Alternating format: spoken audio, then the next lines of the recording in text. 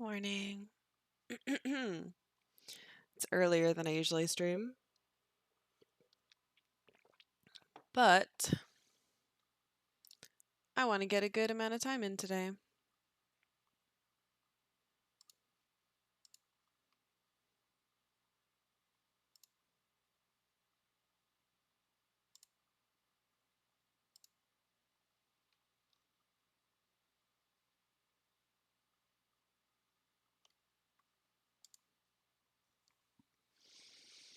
Mm. Do you like my shirt? It's my old Monroeville zombie shirt.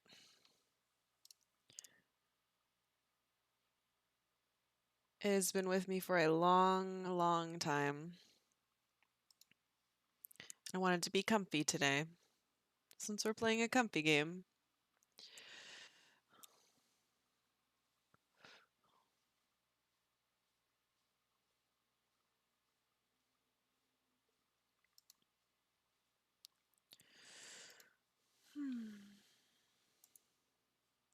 So, we left off last night, finished chapter 5.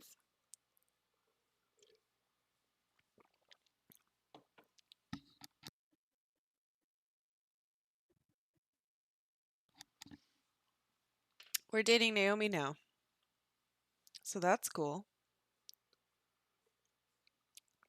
And I'm choking on water.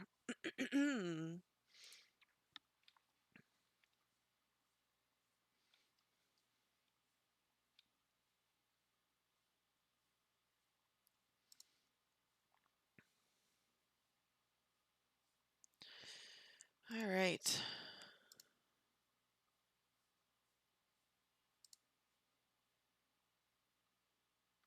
All right. Everything's working. It's 10:13 in the morning. A little too early for me, but I have a lot of plans for today. I want to finish Arcade Spirits.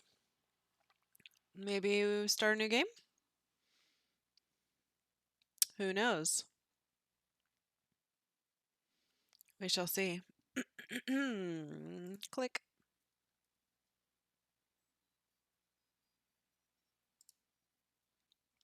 Level 6. Hit the lever.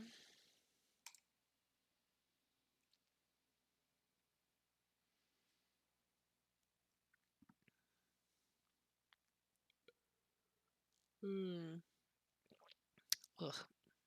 I should have hydrated more before I started the stream, but oh well.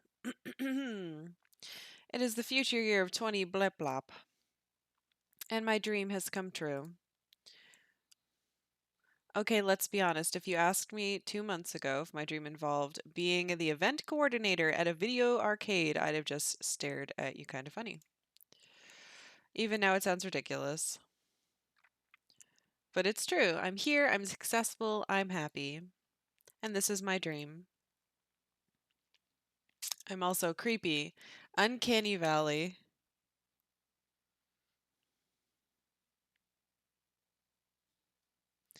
Ever since Funplex Funathon, business has been booming. Look at this sad, it looks like tree trunks. The Funplex is packed with players day in, day out, kids, teens, the college crowd, the nostalgic ones looking for old games they remember. I've run 3 events so far. We started rotating our games out of storage and into play to keep things fresh. The high scoreboards are constantly shifting. So I guess my critique of them only doing one big event was a little premature. Clearly, we're doing more than the one event. I just don't get to play it. In fact, things are going so well, Gavin's hinted that maybe we should start looking into a second location. But this will always be home. Seeing the smiles on coworkers and gamers alike, watching my friends laugh and play in good spirits, that's working for me and it's bringing me joy in turn. I won't argue why, in fact, I barely understand why. But I'm happy, and that's better than I've been in years of going with the flow. Going with the flow never brought me this much enjoyment. I'd say by this point, I've soundly broken the family curse. There are 3 more chapters. I don't know about that. Maybe everything doesn't have to fall apart from under me. Maybe I can just be happy. Maybe this is where I'm meant to be. Delivery guy. Sign here, please. Hmm? A bicycle messenger nudges a slim envelope my way again, trying to catch my attention. I'm snapped out of my happy little trance immediately. Oh, right, no problem. After jotting down my signature, he drops off the envelope and heads right on out the door. No time for Moopy or a round of pinball, it seems. Deliveries to make.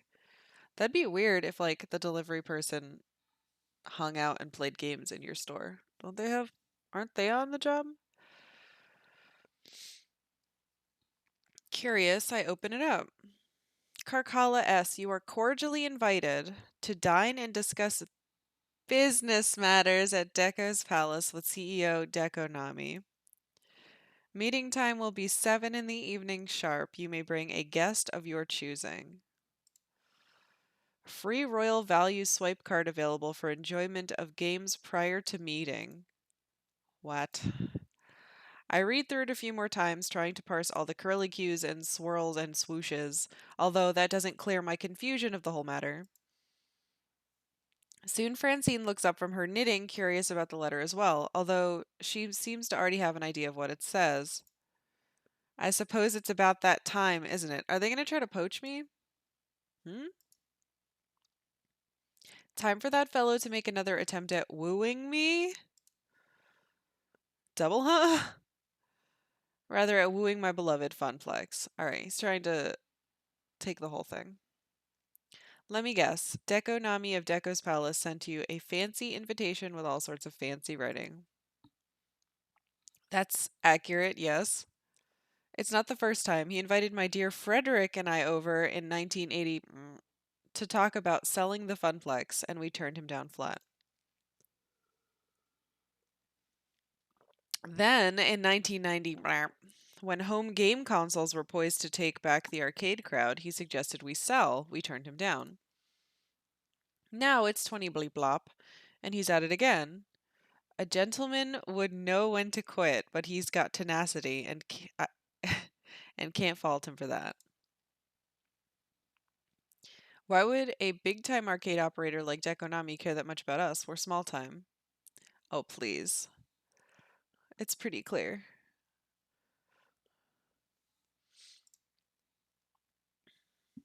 Uh-oh, no offense. Come now, if anyone should be offended, it's you calling yourself small time. Karkalla dear, you've put in so much work to make my little arcade soar. I bet that's why he's knocking on our door again. We're thriving, and that's lured him back in. Like Gruyere cheese in a mousetrap. So wait, are we the cheese or the trap? That depends on how clever you are, my dear. I don't think I want to be cheese or a trap. Right, so I'm the cheese, although I prefer to be a nice mozzarella. Cheese types aside, do you want me to ignore the invite then? Oh, heavens no. Contrary to what people say about the fellow, he's very much a man of his word. I always accept his invitation, always hear him out. It's only fair and proper. Hello. I thought he was like the arcade scene's greatest evildoer. That's a bit grandiose, no? Certainly plenty of rumors of his questionable methods around, but that's all they are, rumors. Good morning. It's very early here, and by early I mean 10, because I'm a baby. I don't like to wake up. It's 12:20 there. That's more reasonable.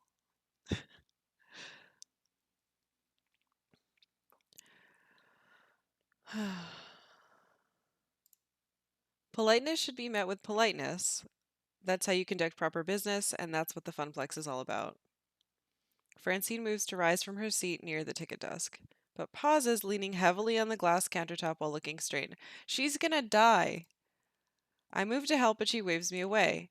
Why are so many of the characters in this game dying? And sits back down. Oh, don't worry about little old me. I just stood up too quickly, that's all, just out of breath. But Karkalla, I think it'd be best if you go in my stead. Me? Let's be serious now. These old bones aren't as spry as they once were, and I think you'd have a good time there. Well, an interesting time at any rate. I have exactly 2 minutes of experience with this game, so I don't know much. We are currently quite a few hours in. This is chapter 6 of, I think, 8? Yeah. I was not expecting it to be this long. Um, but yeah, we've helped the arcade a bunch. Now we're doing well. We have a girlfriend, so that's new. And now apparently we're doing so well that the giant mega competitor is trying to buy us out again. And I think you'd have a good time there. Well, an interesting time at any rate. I don't know if I trust. Francine seems like a crazy old wizard, so I'll look my dapperest for the villainous gentleman. You can count on me. I'll represent the Funflex. Is he like the arcade manager? This is like an old lady. She owns the place. She she opened it with her husband like 3 decades ago. You're good. She opened it with her husband like 3 decades ago. He has since passed, and it's basically run by a bunch of ragtag young adults like my character. Um, hmm. Shouldn't Gavin go? He outranks me. You can count on me. Yeah, shouldn't Gavin go? Hang on, why me? Shouldn't Gavin go? He's the business manager. Gavin's already got his plate full. I don't know if I agree with that. You've shown us your passion for the Funplex, and we know you've got what it takes. Hmm.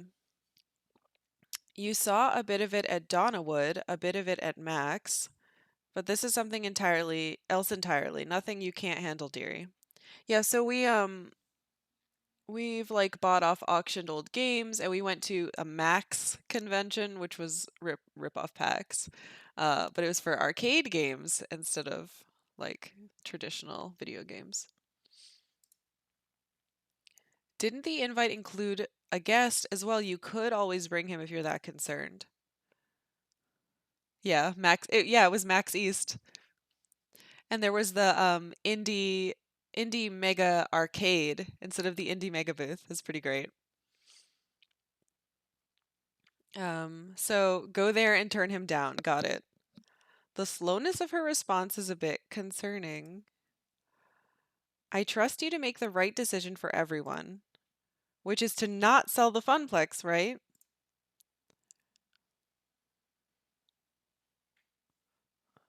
What? You own the place still.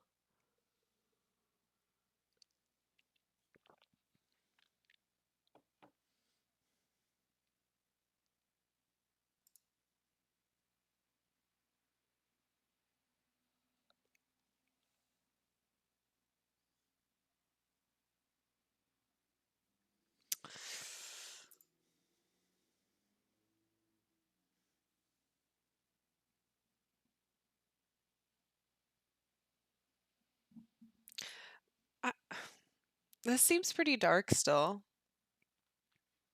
Yeah, this is your dream as well as mine. Your kingdom is mine to rule, but seriously, fuck that answer.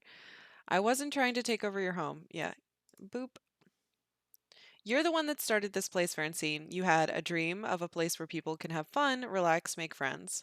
I feel like even entertaining the idea of selling it is, well, it feels wrong. Disrespectful to you and your dream. Oh, you're a peach, dear.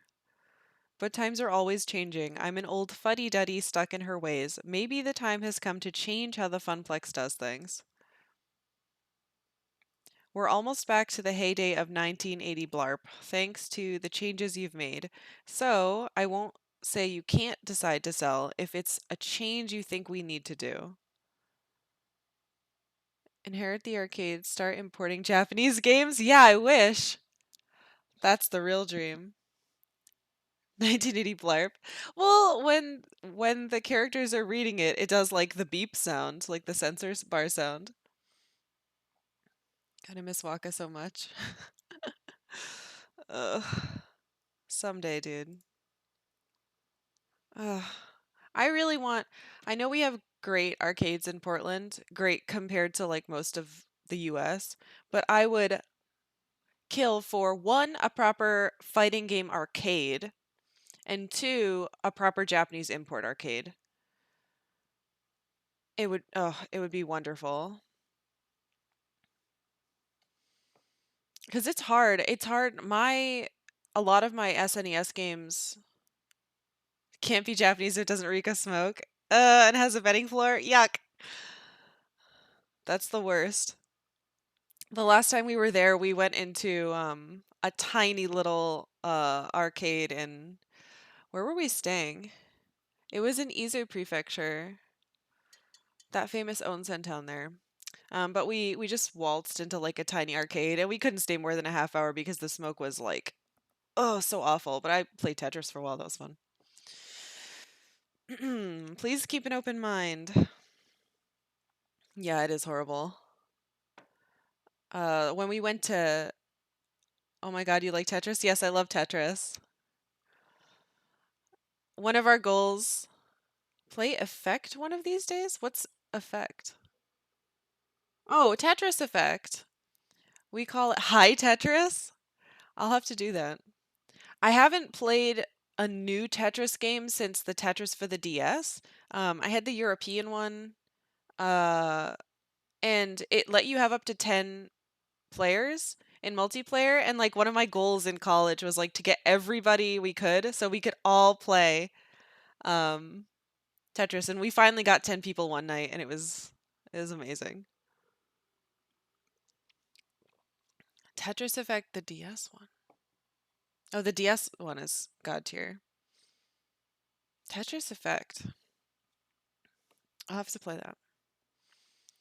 Francine sighs deeply, looking more tired than usual. It's only afternoon and I'm already worn out. Haven't even done anything but sit here and knit all day. Tetris 99 and Tetris Effect are really good. I have Tetris 99, but I didn't have the online Nintendo thing at the time. So I couldn't play with other people or really do anything. Uh, I'm gonna get a capture card so that I can stream Animal Crossing. Because if I'm gonna play it, I might as well play it with people. So maybe we could play some Tetris 99 in the meantime. You could stare at the menu. I did do that, and I was like, "Am I doing something wrong? Oh, they need me to pay a subscription." Knitting takes a lot of concentration. That's not nothing. If you're feeling pooped, you could take a few days off, go home, and get some rest. All the same, I'd rather come in for work tomorrow, even if there's a little work for me to do. I love being here. This is my true home. I'm not going to kick this lady out of her own place. She should teach me how to knit. Also, it looks like she's wearing a Sailor Moon bracelet, which is. And yet you want me to keep an open mind about this deal?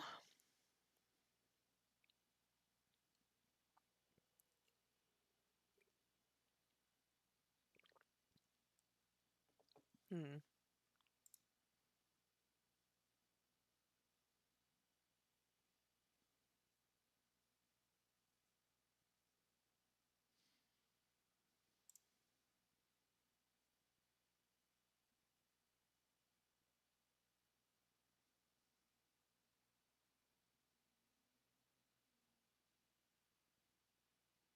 If you think about it, ultimately you decide the outcome of this. Statistically, you'll outlive Francine. I guess that's true. I still think it's screwed up that she fired her grandson, though we still haven't met him. Maybe he owns Deco's palace.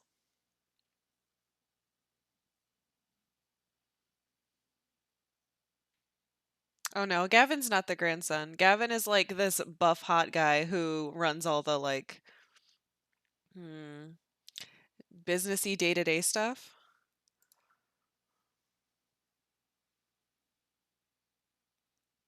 Oh my God.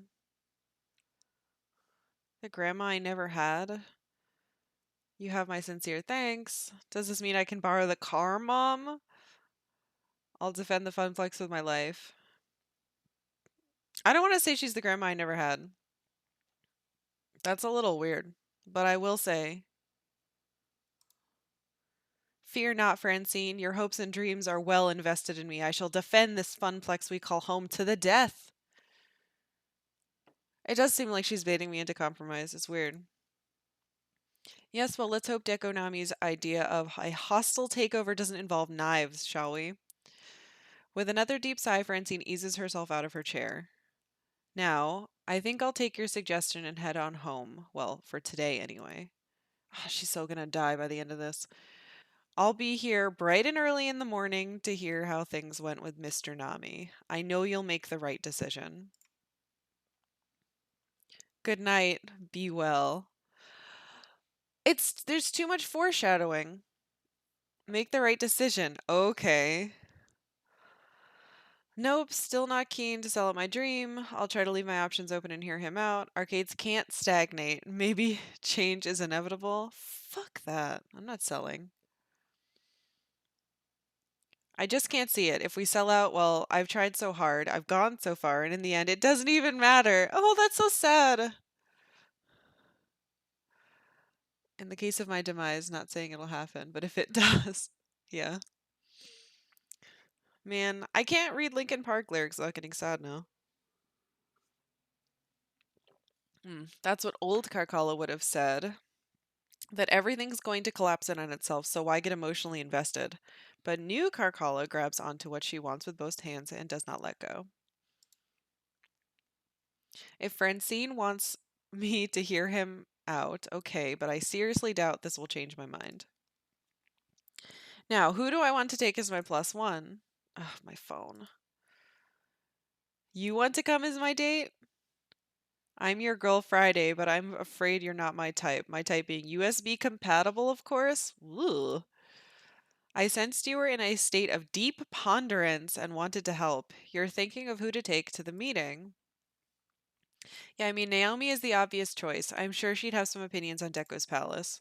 She's also my girlfriend. Is Iris like an AI? Yeah, she's like, well, it's Siri backwards, which I didn't notice until yesterday. She's like a super advanced AI, but she's through an app.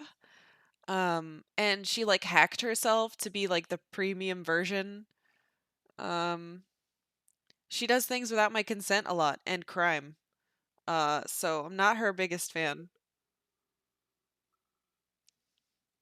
It's really meta.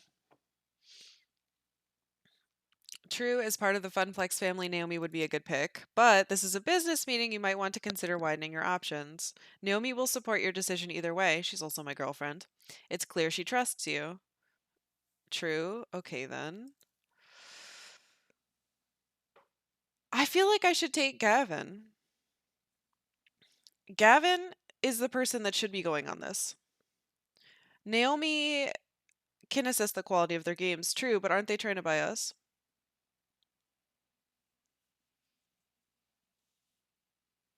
Yeah, he's business dude. What's the objective here? To not get bought? More like to have somebody in my corner who knows what they're talking about. At least that's what I think it is. Ashley, good eye for local. Ashley's gonna be useless here. She just is a cosplayer who's nice. Queen Bee is a pro gamer who's really mean. Percy is British, and he's a day trader, whatever the fuck that means. And he's also dying. He has 2 years to live of a rare heart condition. Teo plays their version of DDR real good. Mm, I feel like I should take Gavin. These are no, no, no, no. It's between these two. Naomi also gets really mad if people are mistreating games and shit. Yeah, if it's business talk. All right, it's like Gavin. We can trust Gavin. He's a bit of a stick in the mud, but he always wants what's best for the place. And his character used to be like very money protective, and we kind of weaned him out of that of like, hey, like games matter. You got to like stop being all what do they call it in English? One track mind. I fire off a quick text to Gavin to summon him from the murky depths of his tiny back office. We had a beach episode, and he's like cheaty buff ripped under here. It's insane. He's still scanning over his spreadsheets even as he approaches. Good news, this is our best week ever. I wouldn't advise getting too comfortable as summer vacation's almost over and that'll cut into the youth demographic, but that's great, Gavin. But Francine's got a different job for us today. We're going to Deco's palace to meet and discuss a possible business venture, probably a takeover. I see.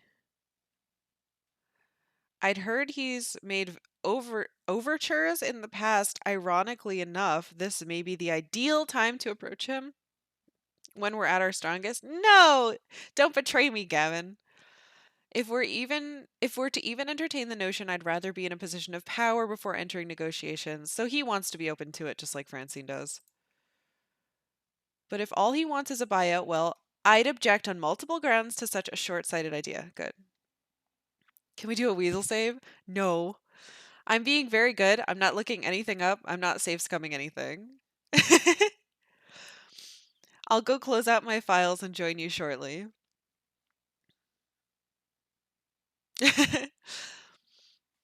If I don't know, I I'm the type of person who like plays Skyrim and quick saves constantly. Christian makes fun of my quick saves, but I think this game has a built-in rewind so you could replay things afterwards, which is nice.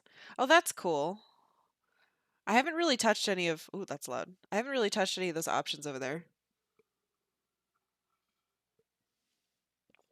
Like Heavy Rain. I haven't played that, but Christian has.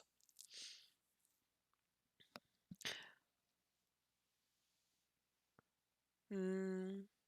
Don't make a big deal of this. Don't make a big deal of this. Don't make a big deal of this.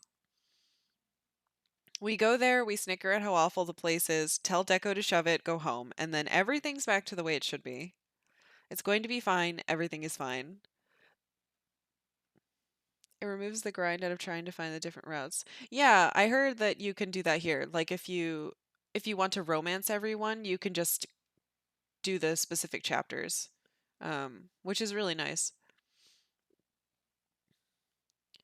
Gavin offers to drive us across town to Deco's palace. Contrary to the talk before, we don't exchange many words.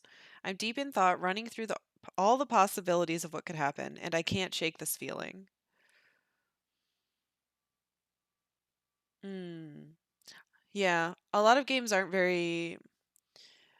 Well, maybe it's not that they're not mindful of the grind, but it's more like they feel like you need to grind to deserve those things, which is a little brutal.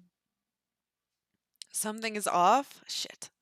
Even looking at the glowing neon temple in the distance, my stomach knots and I feel uneasy. When we finally pull up, a valet takes the car and glitzy blinking lights blind our eyes. Hesitantly, I look over to Gavin. That smile reassures me enough to continue onwards. This is for me, my friends, and the Funplex. I got this. There's a difference, right? For example, in Monster Hunter, the grind is the gameplay, right? But something like poorly designed menus, a million inputs to make the most basic things. Mm.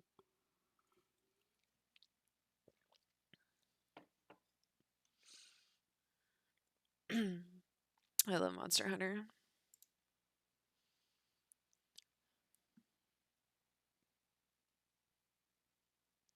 Hello, Fridge Ninja.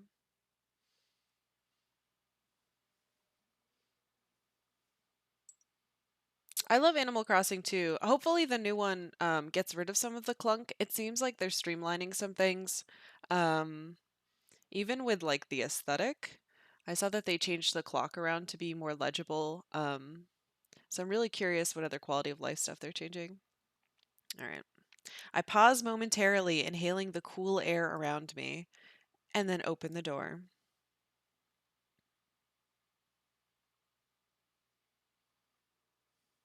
This isn't that fancy. I was expecting it to look like, I don't know, the dance hall in Yakuza 0 or something. 3D environment via? No, I wish. It's just static images. But it is very good. This is more like it's more like the Skaden. Dave and Buster's tier? Yeah. It's like Dave and Buster's. I don't know. It doesn't even look as nice as Dave and Buster's. But I don't know what Dave and Buster's are like these days. Deco's Palace. I've actually been here before. I think my sixth birthday party was here. I barely remember it, but I think I had fun, maybe. Reminds me of an arcade I went to down in California. But on entering it as an adult, my first reaction is, okay. My first reaction is, boy, is that a weird smell? A mix of chicken grease, beer, and sweaty kids. Definitely Dave and Buster's smell. White walls, stools at machines. Yep. My second reaction is, geez, is it noisy? Visually noisy and sound type noisy. All the chaos of a Vegas casino, a jumble of light and bells and whiz bangs. Kind of like the McDonald's ball pit. Oh my god. Ooh, they Japanese sitting cabinets. Man, California has they have good arcades there still. They gotta send some up to Portland. I want Japanese machines. Once we acclimate to the new environment, we're escorted in and given VIP Royal Value swipe cards. No tokens, no quarters, just a card of indeterminate points to spend.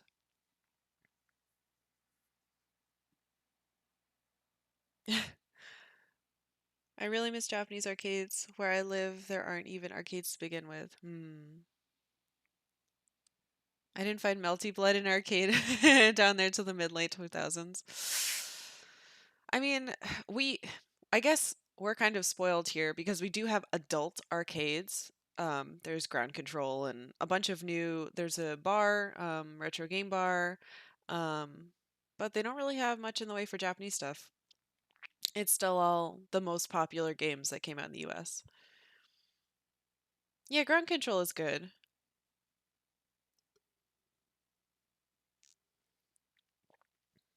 And there's just a classic Xbox stuck to the cabinet. Yeah. I never have had an Xbox, so that means nothing to me. And a CRT, really. I gotta get a CRT for my house. I just can't keep them alive.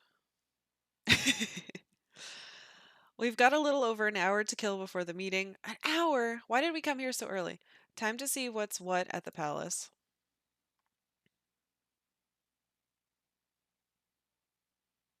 Turning turning old consoles into like retro arcade emulators is very cool. That's what Retro Game Bar has.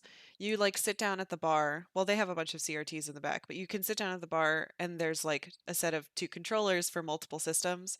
And the last time we were there, we just played a bunch of SNES games. It's good. It's nice. We went there for a Pig Squad event. Um and had a good time. They have this awesome Aliens arcade game. It's a pinball game. I went to Outrage for a meetup. That was fun. I haven't been to Outrage, but I've heard about it. Yeah, but there's still no Japanese bar or Japanese arcade here yet. Hmm. We should open one. Yeah, I wish. I need more money for that. In Portland, you open it and then I'll go there every day. And izakaya, yeah. There's a couple izakaya style places in Portland. We could just get one of them to add one. Oddly, Gavin's first reaction is to crunch some numbers. That's not odd. based on the conversation ratio of swipe card points to real world dollars. Very interesting. Put walk on the arcade. I'll move to the US. Done. Variable game pricing, variable bonus points the more money you spend. Differing EV from game to game, likely adjusted based on popularity and payout. I can see why Deco's palette is a profit fountain. Excuse me. I'll start bubbling Ninja Ramen about it. Yeah, do it. They obfuscate how much you're actually spending here to keep you from realizing how expensive it all. It's Dave and Buster's. I'd like to take Gavin to the supermarket with me. Yeah, I'm so bad at like pricing stuff out. He'd be great. Predatory pricing to exploit children makes sense for optimizing your cash. No, couldn't someone run the ads and beat the no? Don't like it, not one bit. A token is a token, a quarter is a quarter. Using points to trick people into overspending is blatant profiteering. And it's not like kids are busting out calculators trying to make sure they aren't wasting all their money on a crappy game. I didn't say it was ethical. I mean that it's effective. I've wanted to switch to swipe cards for the Funplex myself. What the fuck, Gavin? Tell that to half of Japan. I'm okay with it in fighting game arcades where you have your information on the card. Yeah, I mean, I don't know. I'm fine with points if there's a reason for it, like a hmm, well, maybe it's still wrong. Maybe the context does not help. Although I'd simplify them drastically, as you say, a play should be a play, ideally. Other balancing factors can be applied behind the scenes. I definitely like to study this a bit closer. There's a Fist of Discomfort tournament tonight. I'll be over there. I'll join back up with you later. Okay, some time to kill, but not that much time to kill. I'll need to be choosy. What do I want to check out while waiting for my dinner date with Destiny? Get a drink. I'm thirsty as heck. I want to see what sort of games they have. Sounds like a tournament's going on. Let's watch. Um, I want to see what games they have. Yeah, because we have some great games. We worked hard for them. I decided to focus on trying to find games like actual games, except this whole place is basically full of slot machines. Ugh. It's gonna be, it's, that's the only thing that I could do without is UFO catchers and the pachinko. And before it's only those vertical gotchas, yeah. Pachinko vibes. The sound and the stink. Japanese trademarks. They're in different shapes, sizes, and colors. None have a traditional one-armed bandit look to avoid running afoul of legal issues, but they're still slot machines. Every game here has maybe a single button to stop a wheel or a colored light from trying to or try to line up the dots or something. The really complex ones, 3 buttons. Oh, this is terrible. What do you want, phone? Hold me up above your head. Huh? Visual scan, silly. I'll look for games you might be familiar with. Oh, that was loud. With a shrug, I hoist my phone high in the air. The flash goes off. Then I resume looking at Iris sitting on my screen. Processing. Oh, actually, let's skip the music. That didn't take long. Good high bandwidth public Wi-Fi in here to my cloud processors. I'm seeing lots of driving and shooting games, easy for casual players to pick up and play. Over in the esports section, there's dancing games and Fist of Discomfort. We've got a lot of those things too, but I'm not seeing any joysticks. Is a game defined by having a particular input device? No. Yeah, that's not going to be here. Well, no, not really, and I know most modern games are touchscreen based and so on, but I don't know. It doesn't feel like an arcade without a stick or two. That's fair. The heck? I just got a notification from 23andMe. That's creepy. Oh, I found something back in that back of that section over there with the green lighting. Head that way, that way. I weave my way through the crowd past endless color cycler ticket games, past crane games, past light stackers, past games based on popular game shows, And find Mr. Moopy's Magic Maze. It's a Pac-Man variant.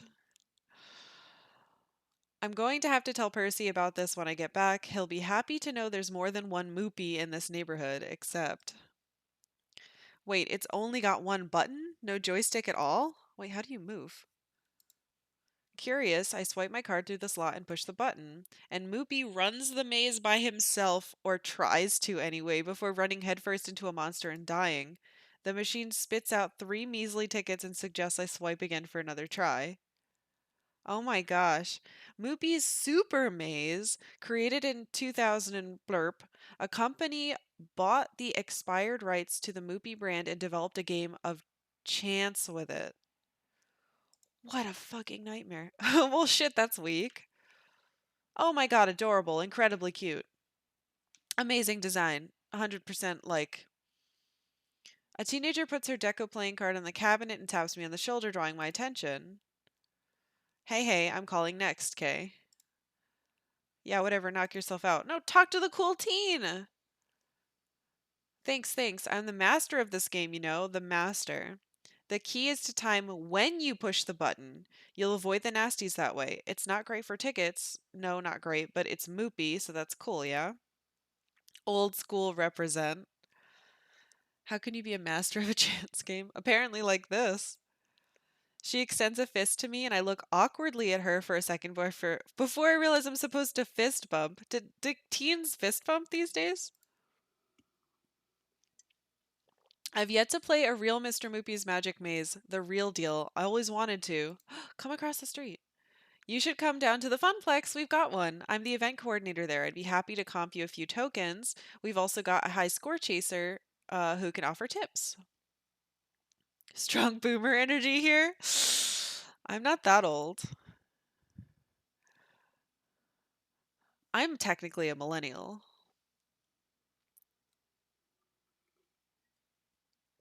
So there. Fuck you. Oh, okay. Boomer energy there. Well, fuck Christian. Calling me okay boomer. Tap phones with me. I'll send you the address. Seriously? Fuck yeah, you're cool for an old person. No, she thinks I'm a boomer.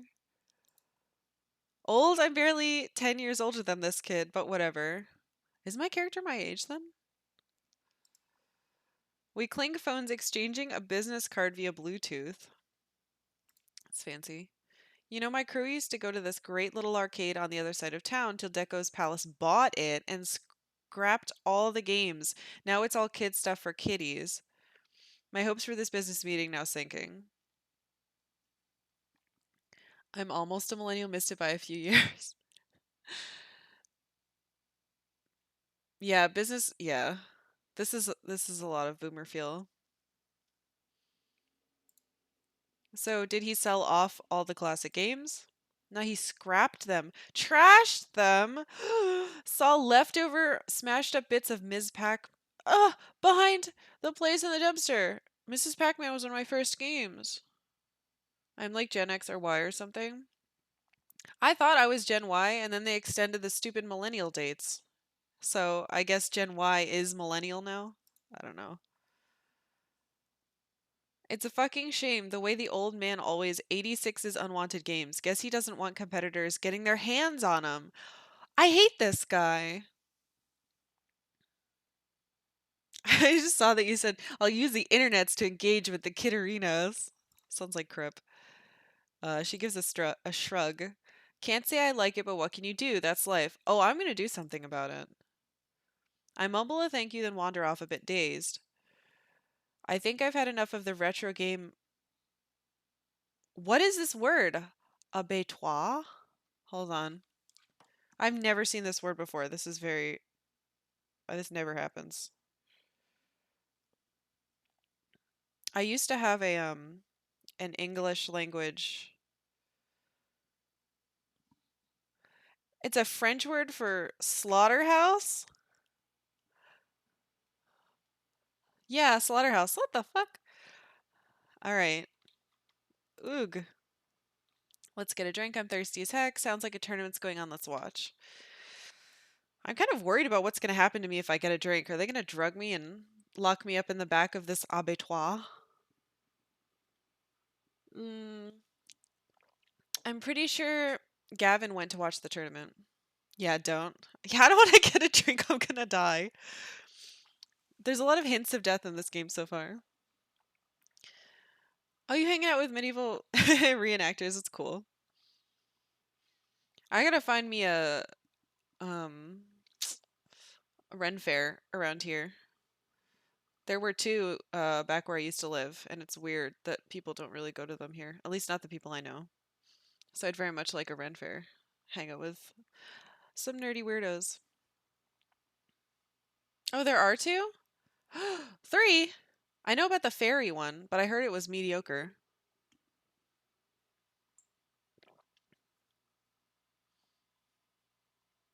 There's zero there. Mm. From the sound of it, there's a big tournament running in the dedicated esports section near the back. I wander through the games to join the crowd. The Celtic Fair doesn't count. Oh, like that Witcher LARP in Poland. That sounds cool. If I had endless money, I'd go there. It's so cool. That sounds cool. I'm not really that big into The Witcher. I've tried to play 3 twice. You get your Witcher gear quests. Oh, that's cool. I like the setting. The controls, it feels Christian, I say this, it feels like wading through mud when I try to play with the controls. I just but I'm watching the show and I like the world. The world building seems really good. So maybe I'll try to read the books.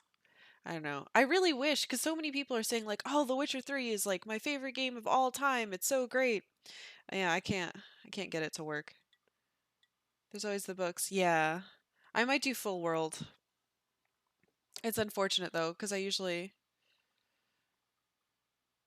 there's one in Clackamas in May around Father's Day. July is Canterbury.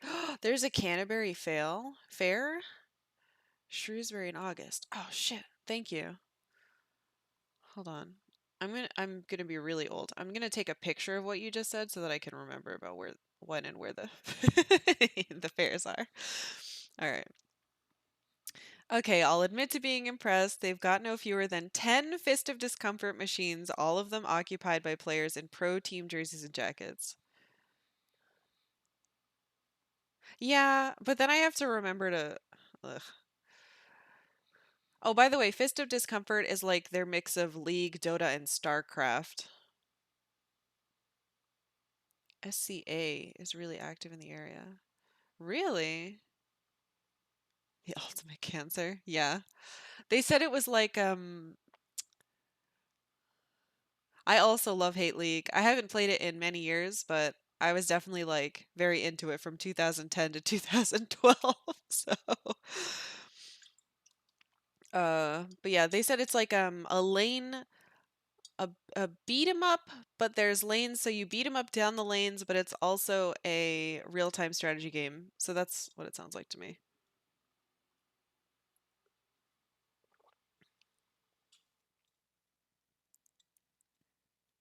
Oh, you tried it when it was just the mod? That's cool. Heroes of the Storm. Yeah, it was not interesting to me. But I never played WoW. I've only kind of played Overwatch and Diablo in the Blizzard universe, so they were never gonna get me on that. Hmm. Boop. Ugh. The crowd's red hot cheering on their heroes as the back and forth resource battle of the world's most popular fighting strategy game plays out before them, although the banner hanging above it does make me shudder. Deco's Palace presents mm, the Choco Energy Max Power Quench and Pizza Yum's Friday Night Fisting. Giving my JRPGs and shooters and fighters, and I'm going to get into VN. I started Gogo Nippon. Gogo Nippon? I don't know what that is. Now that is an event? Eh. Yeah, this is pretty. This reminds me, I don't know if anyone watches wrestling, um, but there was this one pay-per-view we were watching. There was one pay-per-view we were watching, and they were sponsored by Mountain Dew, and it went over to the announcer's desk, and Jerry Lawler was sitting there like with a closed Mountain Dew, and someone like they're supposed to like take the caps off so it looks like they're drinking them, but clearly no one had. And at least like get a little bit out. But his was clearly closed, and someone made a crack about like, "Oh, you're not even drinking your Mountain Dew there," as he was doing the spot for it. And he was like, "Oh, well, this is my second one. I'm on to my second one." He tried to cover it up, and it was so pathetic. Like that old man who's I'm pretty sure had a heart attack is going to be drinking Mountain Dew while having to commentate. You're going to be burping into your mic all night. So gross. Ugh. See, even these gamers know that when pizza's on a bagel, you can. Oh God, please no. I haven't had one of those in weeks, not since I started being able to afford real food. You just don't appreciate the sublime majesty of combining two of the greatest bread related snack products into one hybrid masterpiece. As I said on the first day of the stream, pizza bagels are gross. Pizza English muffins are good. It's the wrong bread. Bagel is the wrong bread. Hang on, I sense a disturbance in the crowd.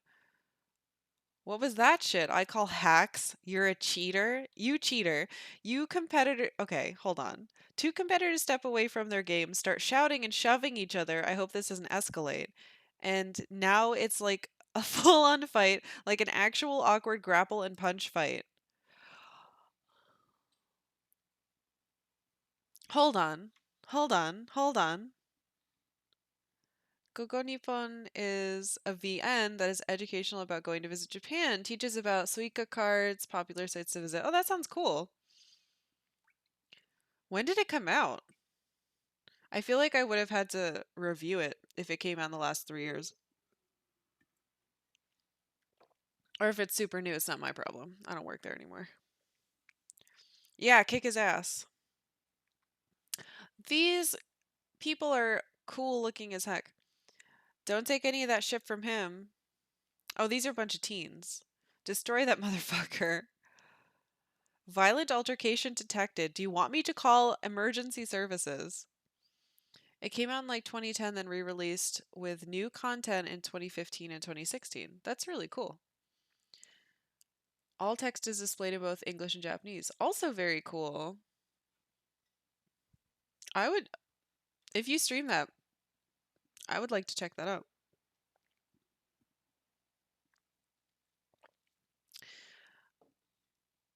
Why don't you stream Animal Crossing in Japanese? Part of me wants to. Um, Lots of day-to-day vocab, I know. But I feel like I would play it really slowly. Maybe I should.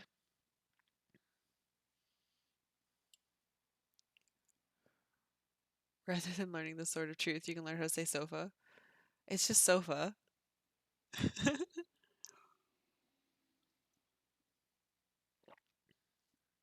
I did a couple days of it. I was thinking of restarting with the 2016 version. I'd watch that.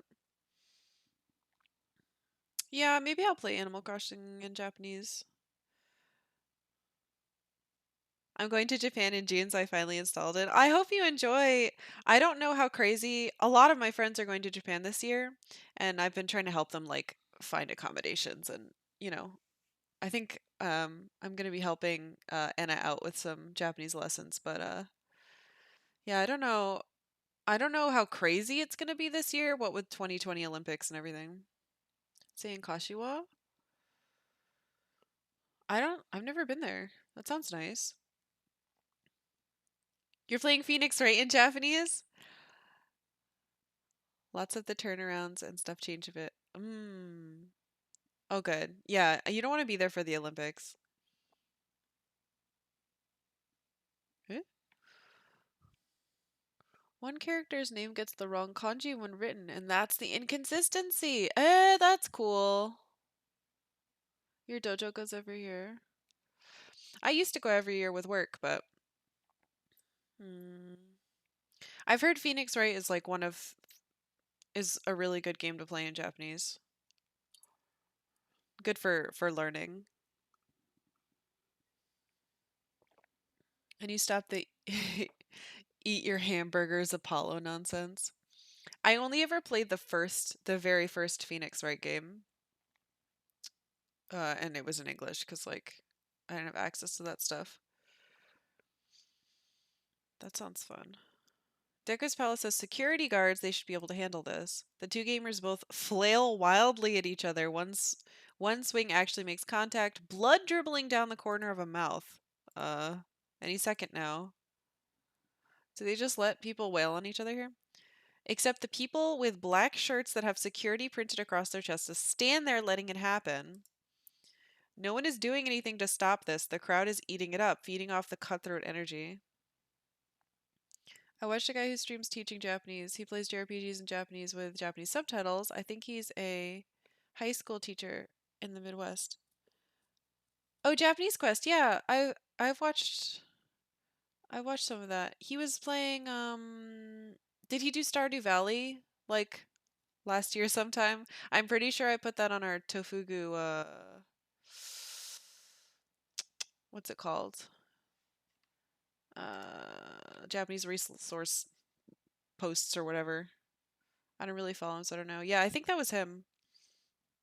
It was interesting. He pointed out a lot of the translation inconsistencies. I liked that. Only after half a minute of this nonsense does the security actually step in. Much to the crowd's dismay, the two angry gamers are still cursing and kicking as they are finally pulled apart. Wow, tough crowd.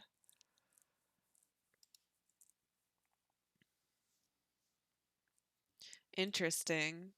I'd heard that Deco's Palace was a cesspit of bad attitudes. Guess I wasn't wrong. The crowd wanted blood and Deco provided. I can't argue with the prophets. He knows his clientele, knows what they want. The most aggressive and in your face competition imaginable. I don't want these people here. Streaming in Japanese must be tiring as hell. I get tired after like 1 or 2 hours of playing. Yeah, I think that's why I'm concerned with doing that with Animal Crossing. It's because I use Animal Crossing to be like a reset, relax game. Um, so I mean, we'll see. Yeah. When I was in school, when I was in my junior year of college, I had level 300 and 400 of Japanese at the same time. And I used to get migraines a lot. Uh, because I'd have syntax, I'd have Japanese 3, syntax, and then Japanese 4 after it, and I'd get horrible headaches. It was too much. You can go back and forth. Oh, it's smart to do it with Breath of the Wild. I like it. I like Breath of the Wild in Japanese. You've never played Animal Crossing? My first one was the one for the DS that everyone played, New Leaf. It was incredible. And I'd never even heard of it until that one came out. But like everyone I knew was like, "Oh yeah, I played the one on the game not the Game Boy, the GameCube. And it was my favorite game." And yeah, I didn't really understand. I just picked it up cuz I was told I'd like it and oh my god, it was really good. When I was in Japan, I was playing Breath of the Wild and Beetle speaks in katakana. Yeah, with kanji.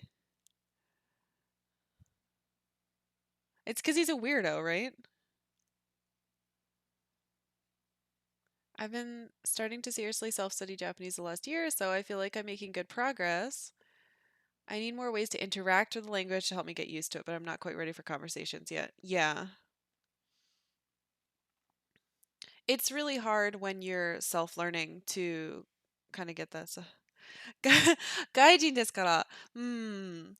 So he's just a weirdo who's not from the area. That's mean. I could read that though. See, you're good.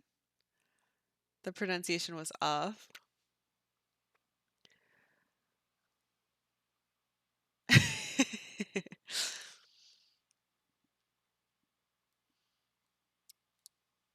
Yeah, it's funny and slightly offensive.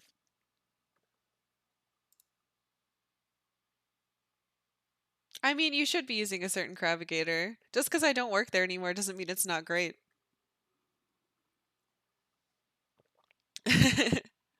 If you want to learn kanji, Wanikani is the best shit. I still love all of them.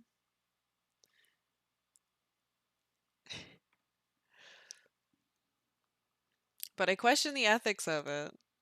Not Wanikani. Gavin questions the ethics of letting people just beat each other up. So every time we've had someone start shit at Funplex, I uh I kick them out. The ethics of Wanikani. I don't even want to get into that. I'm sure there's some weird ethics, especially with Dirtle Heaven. It's repulsive, encouraging fights. It's brutal, but hey, that's festive discomfort. Wrong. This smells like a lawsuit. That's true, but I've been going through the podcast from the beginning. Burning turtles is questionable.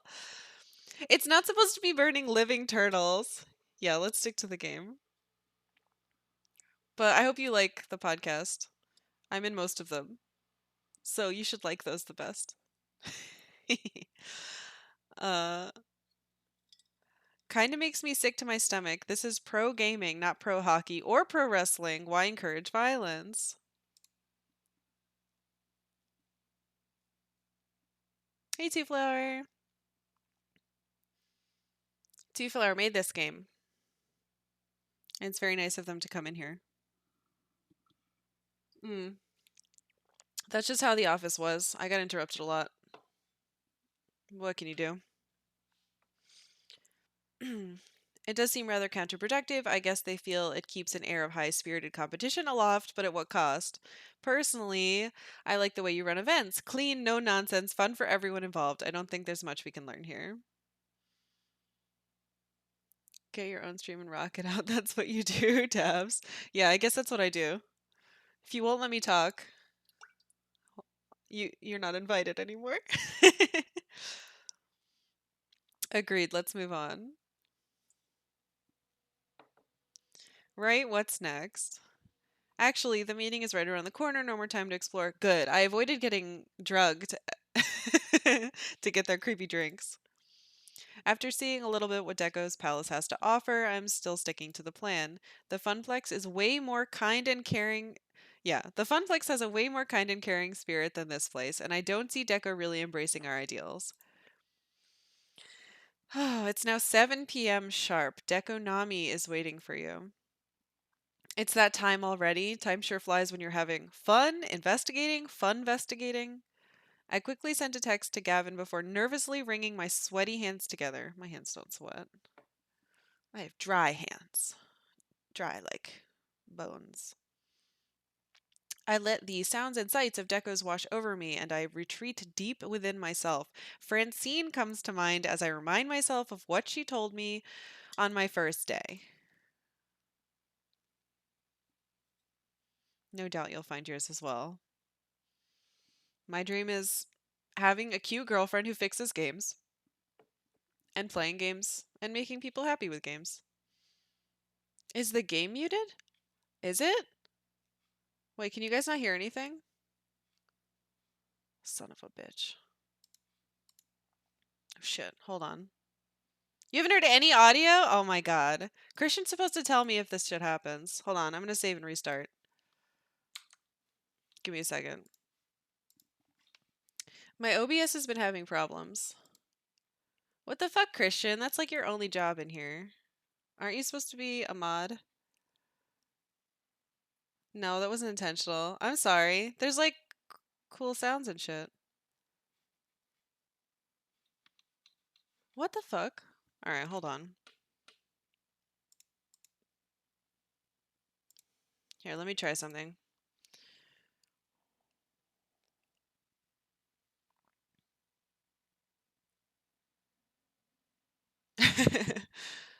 Isaac is Deca's voice actor. Oh, thank you for telling me. I mean, I can hear the audio. I was originally having it captured a desktop. Hmm.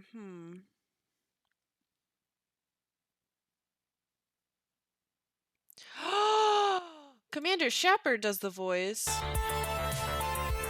kicks ass. Let's try this. Can you hear now? Oh, it's loud.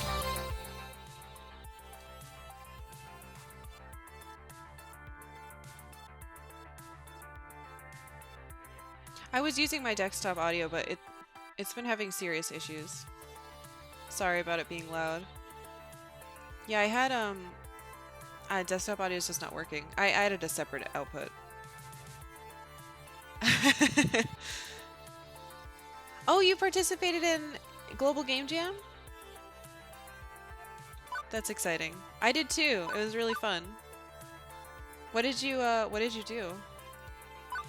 Let's try this again. Can you hear the background beep boops? And is it a good volume?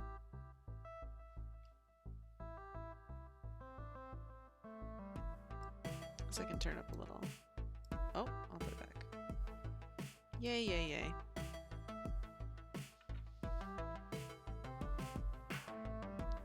You and your girlfriend did a lot of animation and character design. I need to get... That's really exciting. Yeah, this year was my first game jam too. I did the sounds and stuff. We made a game about robots punching each other. That sounds adorable. I need to get involved in the Pig Squad sometime. My coding is just getting more and more rusty. You should come to I don't know when it is. Christian, do you know the next Pig Squad event? There's gonna be like a meetup one. It might be not a drink and draw. I forget what it's called. Dropping scrap and then repairing themselves with that scrap. That's a great idea.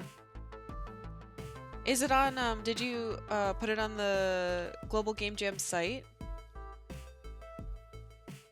If you tweet it at me, I want to check it out. Tweet me the link. Yeah, I don't have any like restrictions up. You should be able to post a link. Or tweet it, whatever you want to do. Alright. Now that we have sound, I should have noticed that earlier. I know exactly what must be done, and I'm going to go in there and do it. Looks like a feedback night and game jam. But yeah, you should come out. I'm probably gonna go. We can be friends. Punch bots. Cool. Thank you for posting that. I'm gonna check that out. I only ended up waiting a minute or two before I was reunited with Gavin. Without having to introduce ourselves, the staff swoops in anticipating our arrival and ushers us further inside the restaurant. The final one was repair mode. That's good too. We are treated like royalty as they pull out our chairs for us and we sit down at our reserved table. This is a weirdly public way to do this. Amongst the, families huddled around ginormous plates of pizza and chicken tenders, we stick out like a sore thumb. An actual linen tablecloth drapes over our table, accompanied by fancy little candles to set the mood, I suppose. Chicken tenders, I'm hungry. I'm hungry too. I went to a Wajimaya a couple days ago, and I have if you've ever been to the Teas restaurants in Japan, Teas Tantan is the one in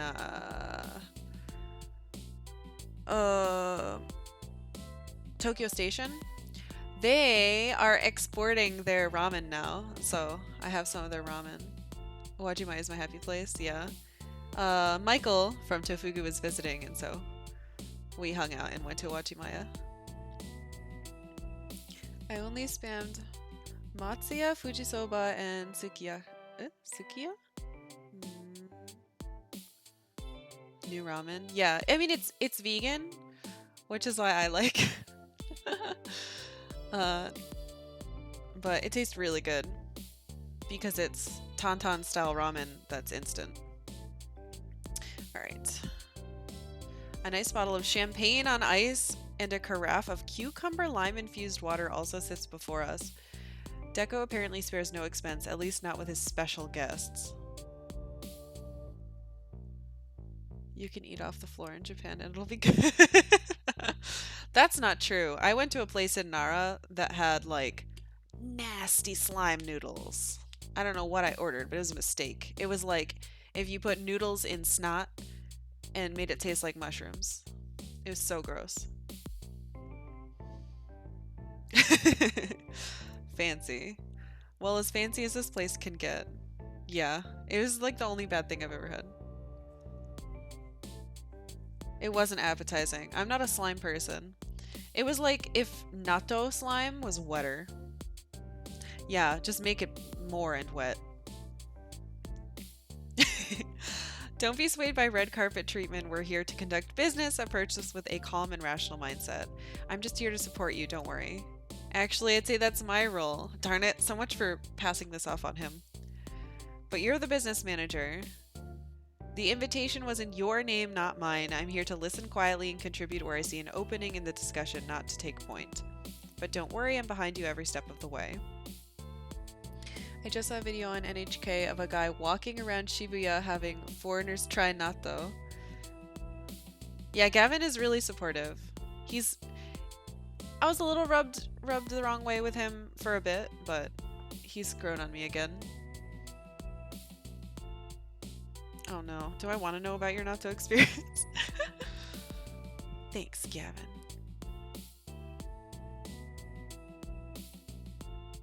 Gavin is best senpai? Probably. Once again, the staff takes care of our needs as our food is delivered promptly. Faster than the other families seated here who have been waiting some time judging by the expansive crayon work on the kids' placemats. Your friend had this idea to mix natto and sugar and add it to a crepe. We were making crepes that day. That actually doesn't sound that bad. It was unholy, but I have to admit it wasn't as bad as I thought. Yeah, that doesn't sound that bad. I might try that. I mean, I won't go out of my way to try it, but I would probably try that. Not surprisingly, we get a few side glances our way, but before any of us can chow down, the man of the hour arrives. Oh my god, he's so clearly evil. I'm very excited to hear Mailshep's voice, though. It's an honor to break bread with you. Oh my god! Two Flower, how did you get him? Likewise. Okay, so here's a bit of an over-the-top 1920 blurb mob boss, despite the lack of fedora. Clearly he likes showing off his money. Look at all of his rings! And his crazy lapel flower. And thing that I forgot the name of. Tie clip 'em. It's not natto, it's not sugar. It's kind of the blandest part of both. But still an ordinary guy with an expensive suit. When I pictured the grand poobah of Deco's palace, I pictured someone more like, well, Hamza, I guess. Hamza was like a crazy flamboyant dude. Our voice director, Jacob Burgess, has connections. That's so cool! He offers a simple smile and a nod of the head as we begin. I assume that he's like... Get Troy Baker. I assume he's like... Renegade ship, then. Yeah, right. It's a shame Miss Francine couldn't join us. I was looking forward to enjoying her sweet smile once more, but that said, I'm always happy to meet with, Gavin Cooper, business manager for the Funplex. Excellent, excellent. I was hoping to meet you as well. I take it Francine has kept you up to speed and explained our prior meetings to you? He's got such a sexy voice. Yes, she's mentioned you wanted to buy the Funplex and that she's politely declined. Always a courteous woman she is. Gavin is a good boy. Also, apparently, this guy's got the hots for Francine, or so she thinks. Now, I don't feel I need to waste your time with the facts and figures illustrating why Deco's Palace is and always has been the premier family entertainment arcade. Both of you are intimately familiar with the arcade industry. You know how things are, how they'll always be. We are the 800-pound gorilla. What the hell? He's so creepy. That's a big gorilla. I'm also afraid of monkeys, so no thank you. Indeed. But that doesn't mean there isn't room for smaller, more boutique affairs such as the Funplex. Insulting. DK flashbacks. Boutique, he says. I should probably feel insulted by that. I am insulted. Let me explain. Frankly, the winds of change are blowing. Smaller arcades need to move with the times or be swept aside. I want to help you evolve. He wants to destroy all of my games. What I'd like to propose is a change of ownership in return for a very generous compensation package, one Miss Francine can easily retire on for the rest of her years. Well, she's not going to retire, she's going to die in that place, so joke's on you. I would take over ownership of the Funplex to evolve it into its final form. Deco's Fun Zone. That's literally a buyout. Yeah. What's a fun zone? Think about this. A fun zone is a new concept I've been trying at some of my smaller satellite locations, a best of both worlds scenario. Honestly, the Funplex is simply too limited in size to host the full Deco's Palace experience of fun family food and excitement. You know, the 3 F's and an E.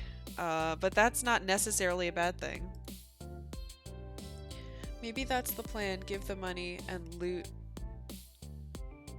it off the dead body. Oh no.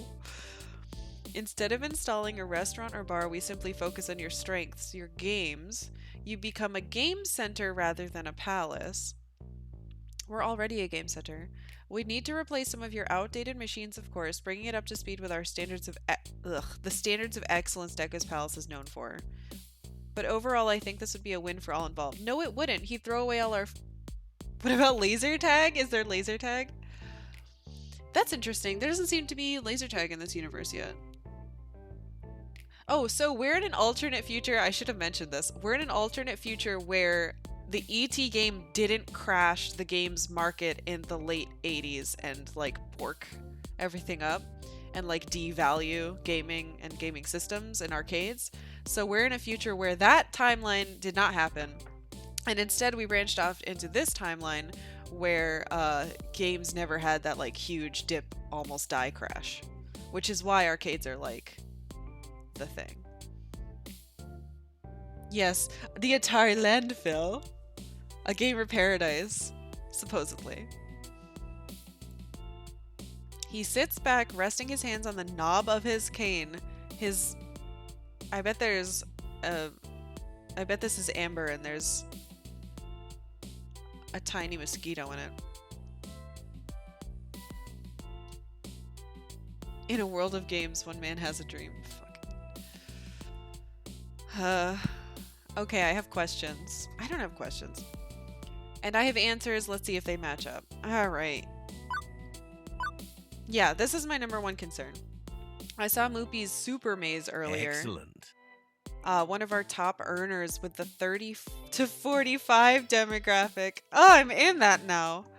Nostalgia is a powerful motivator, I found. Except it's nothing like Mr. Moopy's Magic Maze. Indeed, it's much better. It's trash. Is it true that when you find a retro game, you simply destroy it, not repair, restore, or even resell, but just scrap it? Son of a bitch. Certainly. Why would we ever keep an old relic around? Let me explain.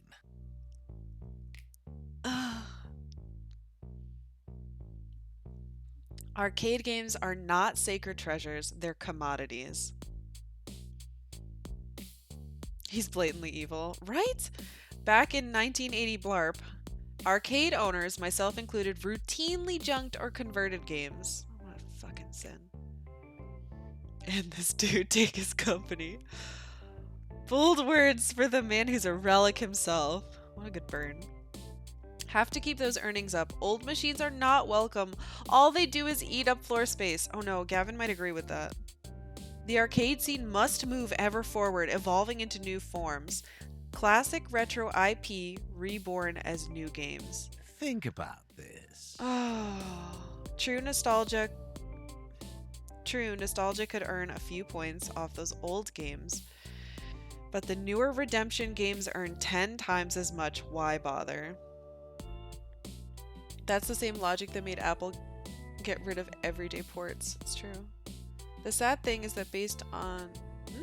The sad thing is that it's based on a Frogger game I found at a beach arcade 2 years ago. You literally hit one button and the frog starts hopping, and 10 seconds later you get tickets? A literal slot machine? That's... makes this even more frustrating that this is a thing that's actually happening. Though so far everything that is in the game is like extremely real.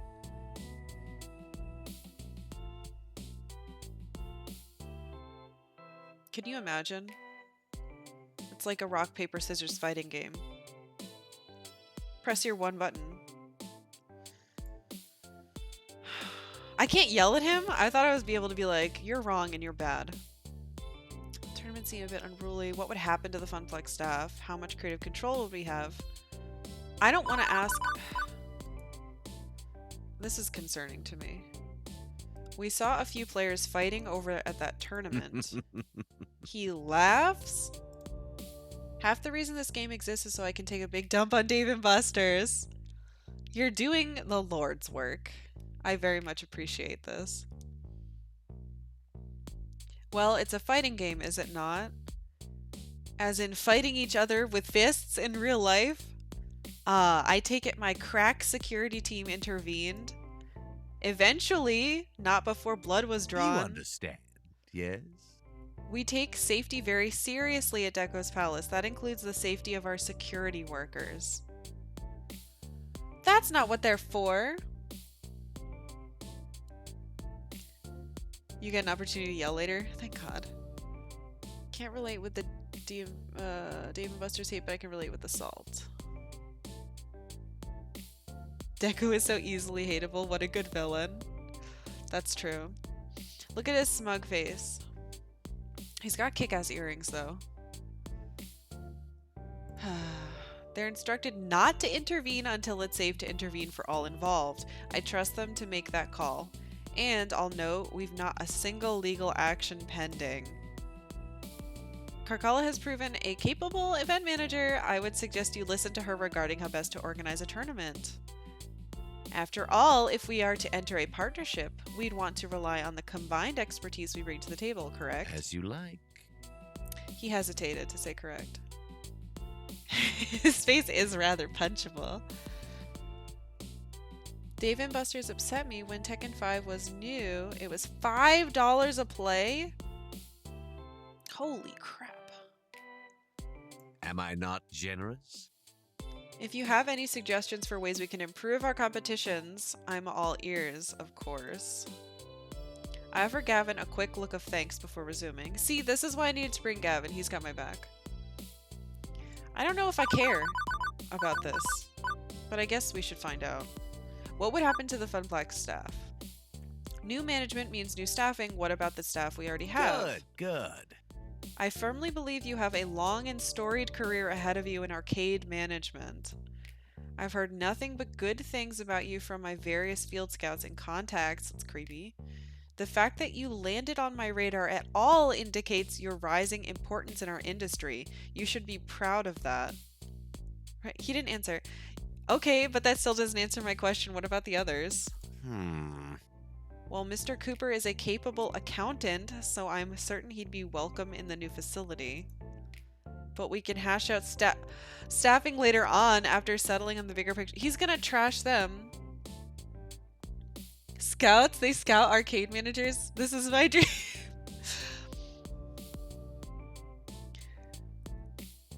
Isn't he like trying to extinguish you before you get too big? Yeah, fuck this guy, I agree. After selling blah, blah, blah, blah. He's just gonna throw them all away, just like he does with old machines. Let's talk creative control. I've been developing new sorts of arcade events, competitions, other things to get people in the door.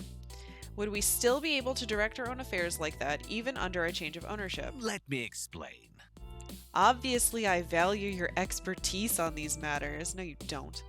And would be happy to consult with you on the best direction for the fun zone. That's not answering the question. It's a matter of branding and image. There are certain standards and practices you need to adopt in order to truly be a part of the Deco family. He's gonna fire you, girl. Yeah, he's gonna fire Naomi. Naomi would never stand for this. My university once merged with a European group of schoolgirls. They fired half the staff. It was kind of painful. I was friends with a lot of the staff. That stuff makes me so mad. Loyalty. Loyalty is number one. This is why I'm lawful good. Loyalty. Follow the rules.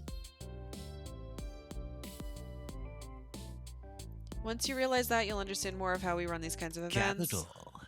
It's nothing too onerous, and really, we need to look at the bigger picture, the chance for growth and profit. Jesus.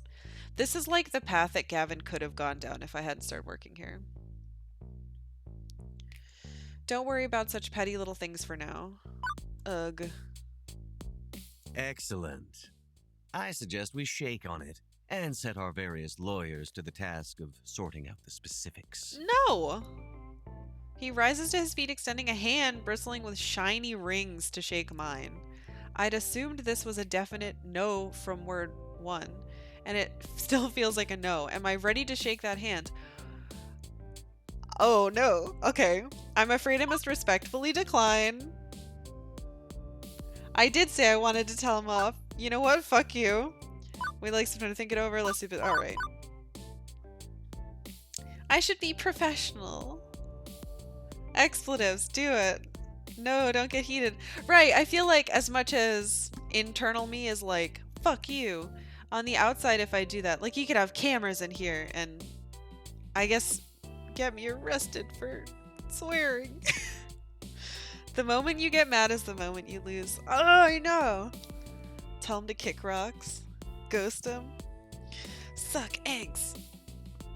Alright, let's be nice. Internally, I'm swearing.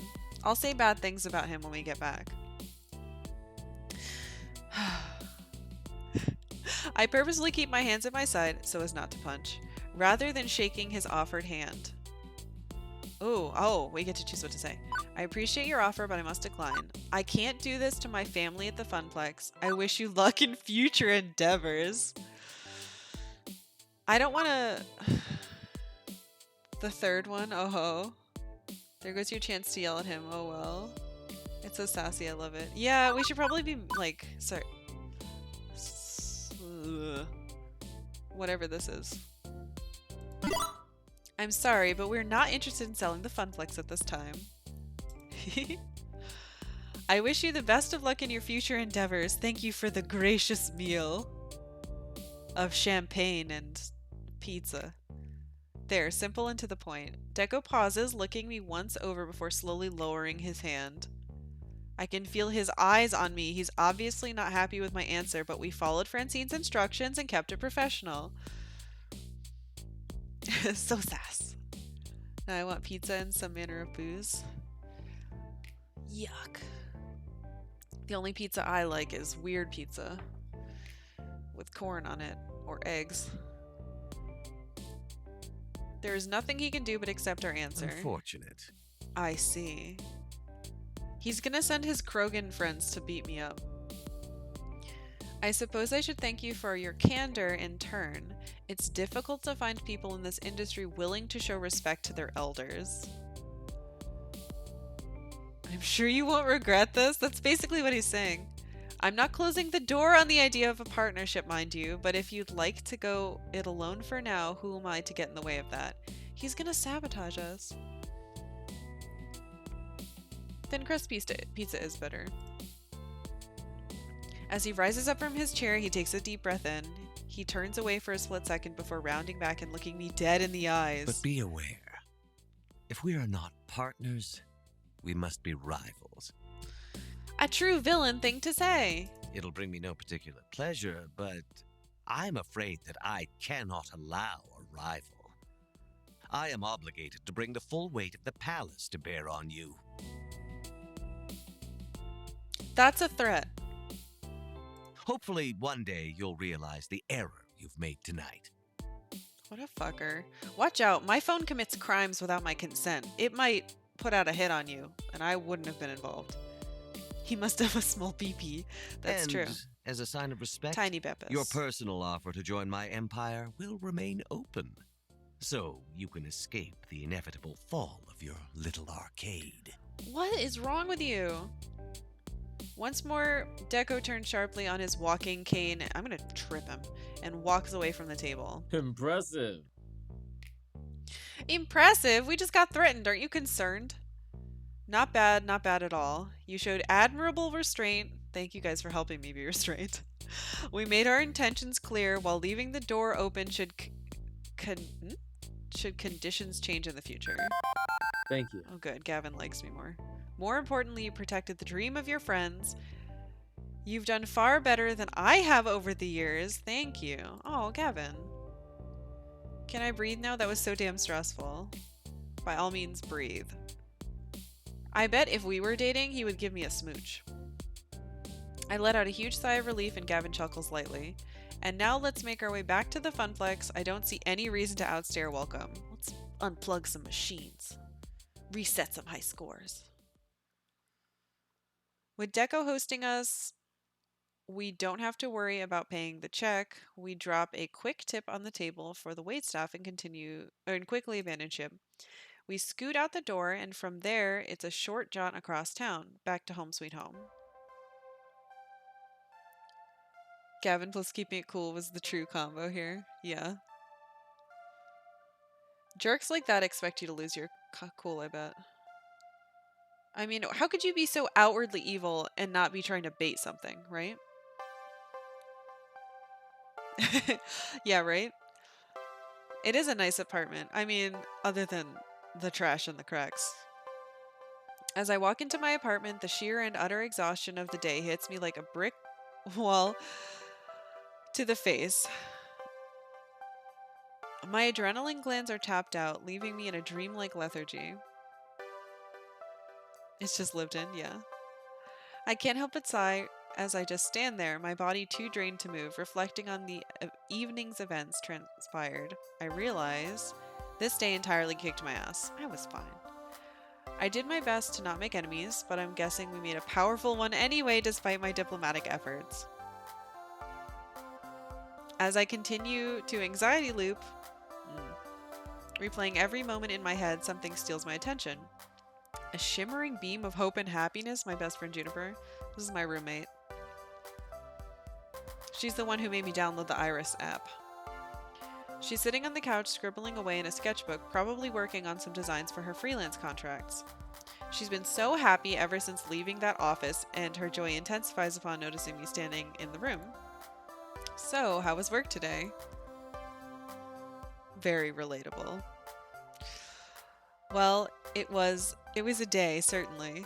The condensed version is that Deco Nami wanted to buy the Funplex and Francine asked me to go negotiate.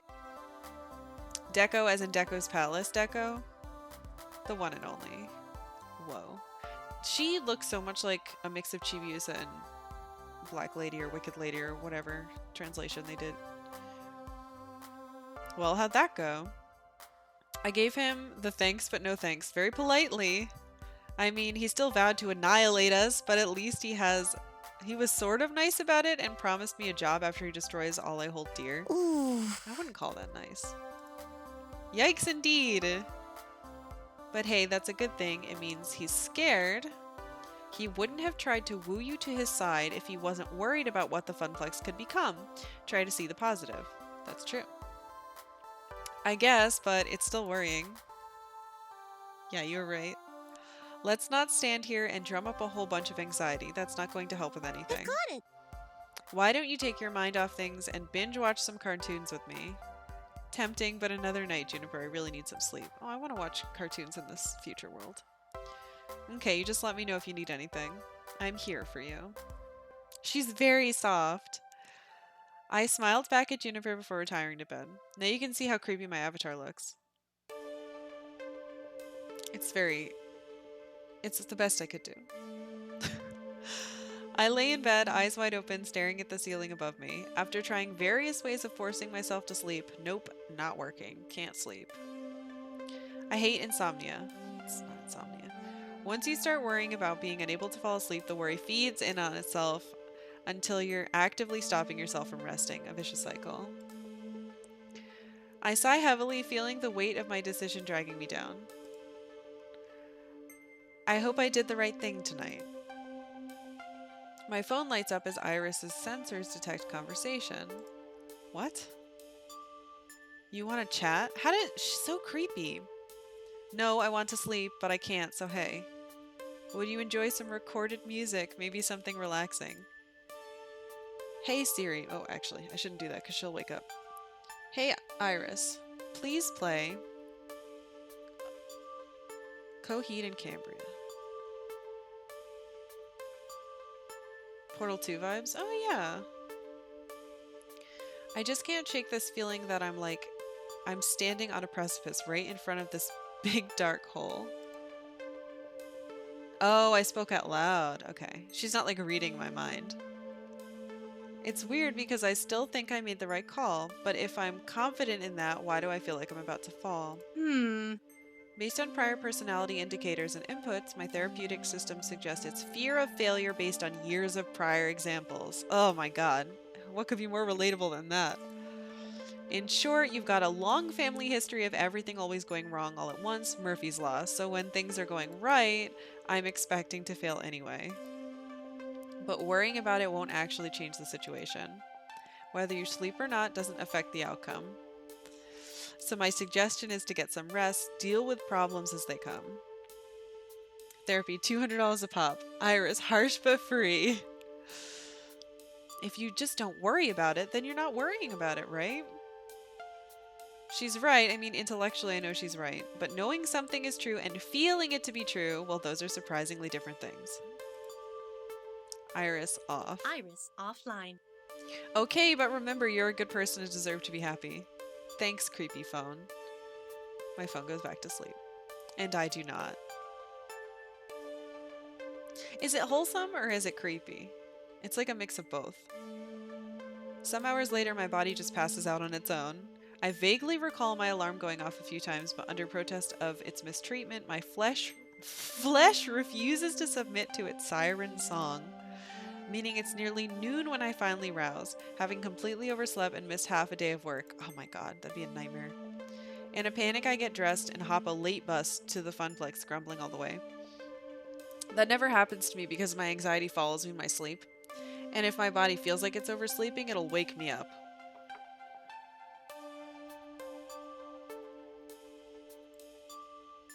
I opt to ignore the pile of waiting notifications on my phone. Whatever it is, I'm in too much of a hurry. I'll check them after getting to the Funplex. Oh, that's a mistake. Best internal alarm clock. Anxiety. Ah, so true. I forgot about the wub sub. I'd promised to report back to Francine first thing in the morning, and now I'd missed lunch even. But oddly enough, on arriving, the arcade is closed. I mean, my key still works, but they're closed for business. The sign is off. No gamers present or accounted for. I bet if I drank that drink, they would have drank. Whole story? Is that a plot? Holes in the whole story? It's like a donut place. Whole story. Or is it a bookstore? It's like a donut bookstore. I'm gonna step up for lunch and gym time. Enjoy lunch and gym time. I haven't gone to the gym in a while. I should really do that. Thank you for watching. It's almost 2 p.m. here. I know, this game makes time pass so fast.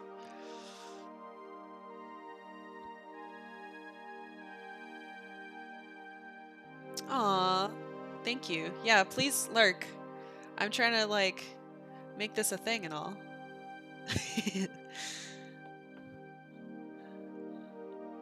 You'll stick around? Cool. Well, you guys are welcome to pop in and out. I won't mind. I'll just be here. You really have to get to work? You should get to work then. I save these VODs. They don't go away for like a month, so you can always watch later if you care about the story. Ah, remote work day. That's cool.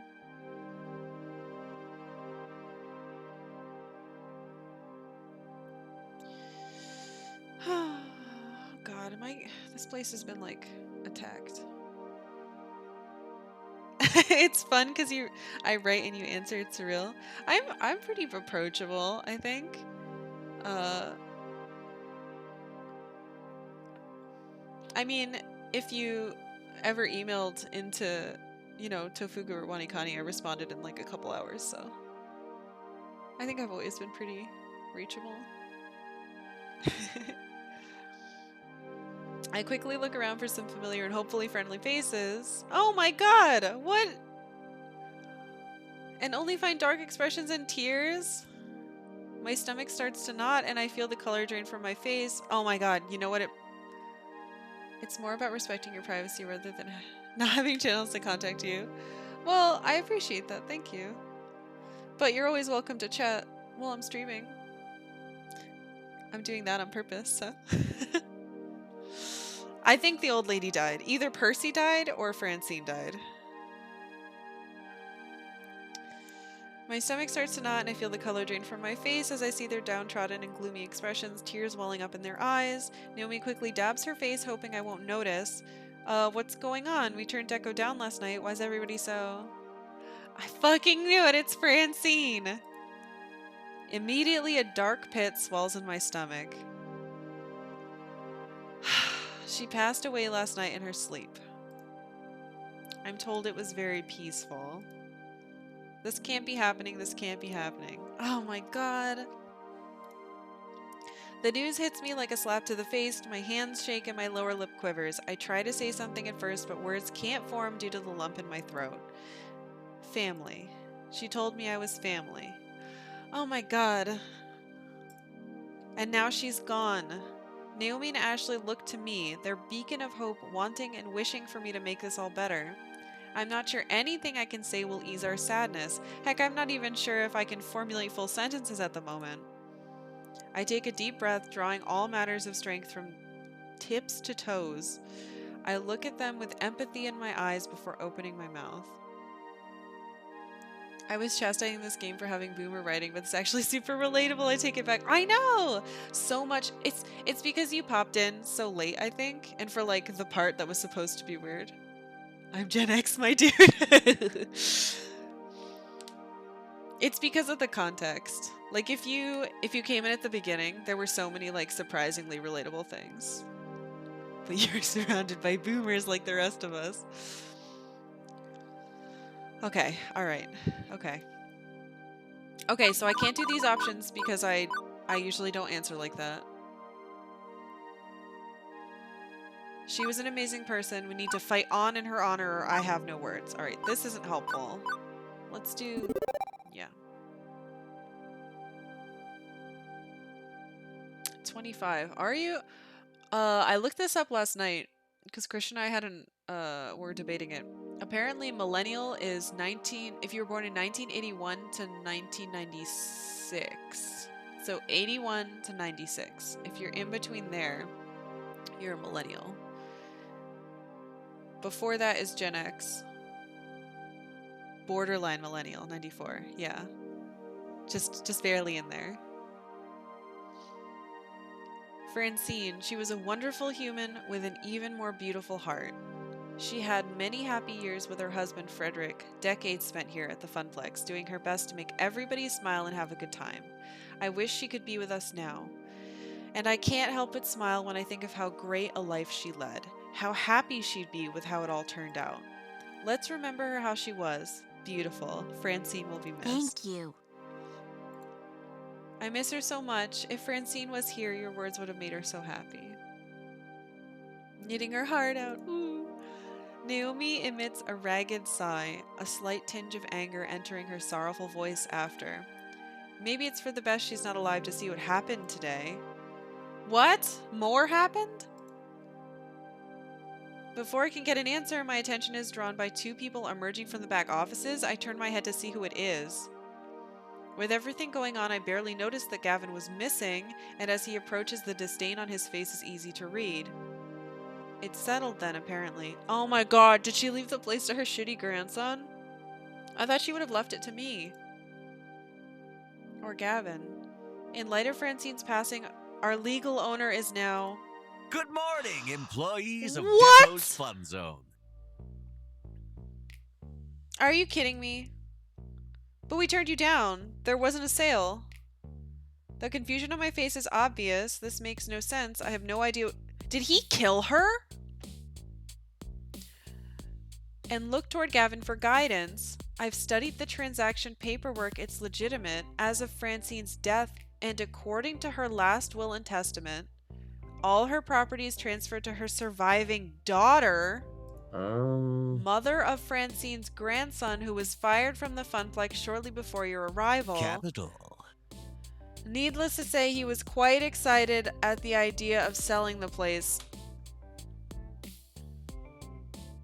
And, well, Francine's daughter wasn't particularly thrilled with the idea of arcade ownership either. They were more than happy to sign the place over to me for far less than I was expecting to pay for it as well. I'm doing them a service, really, taking a burden off their hands. Can't run a business if you're dead. Good thing you didn't yell at Deco, huh? He sure was thankful for your politeness. This has such bad ending vibes. I'm not done yet. There's 2 more chapters after this. I didn't fuck it up. There's no way. I didn't mess it up. Now they can mourn and move on unfettered. I stood there mouth agape, my body assaulted from one bad news to the next. My emotions were all over the place, a hurricane of feelings. Then the realization hit me. In the end, my decision was irrelevant. How dare you? Just another opportunity for the world to stick my nose in it, mocking me for finding something I care about, something I can lose. So I wish I'll be Buddhists.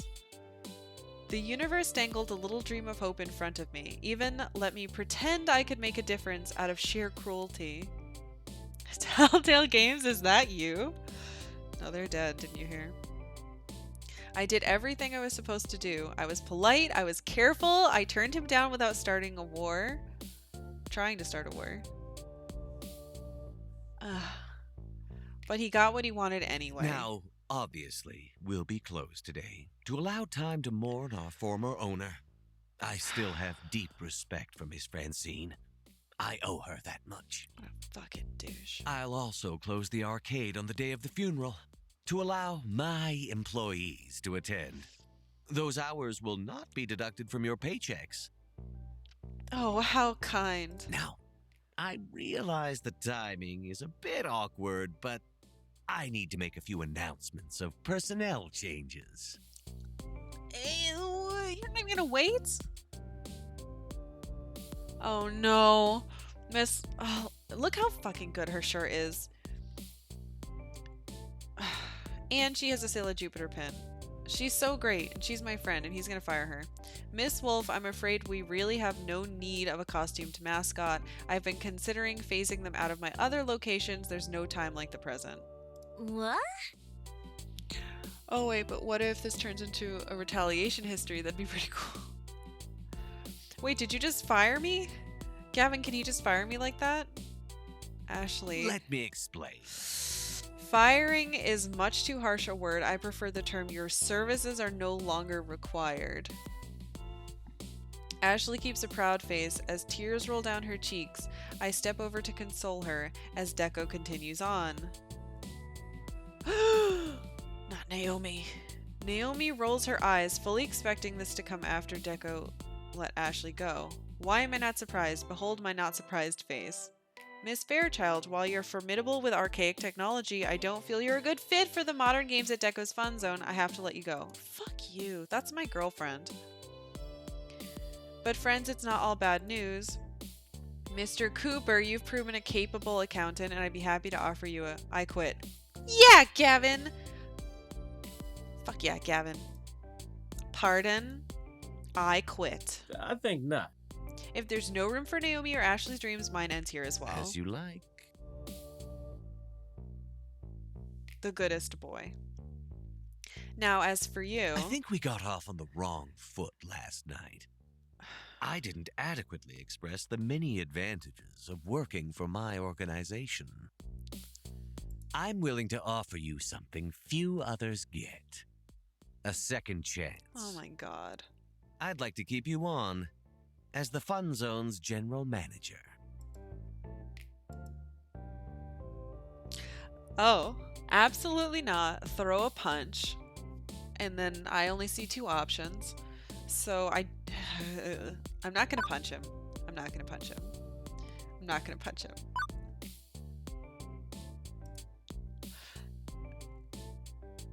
I I am mad. But if I'm playing an avatar of myself,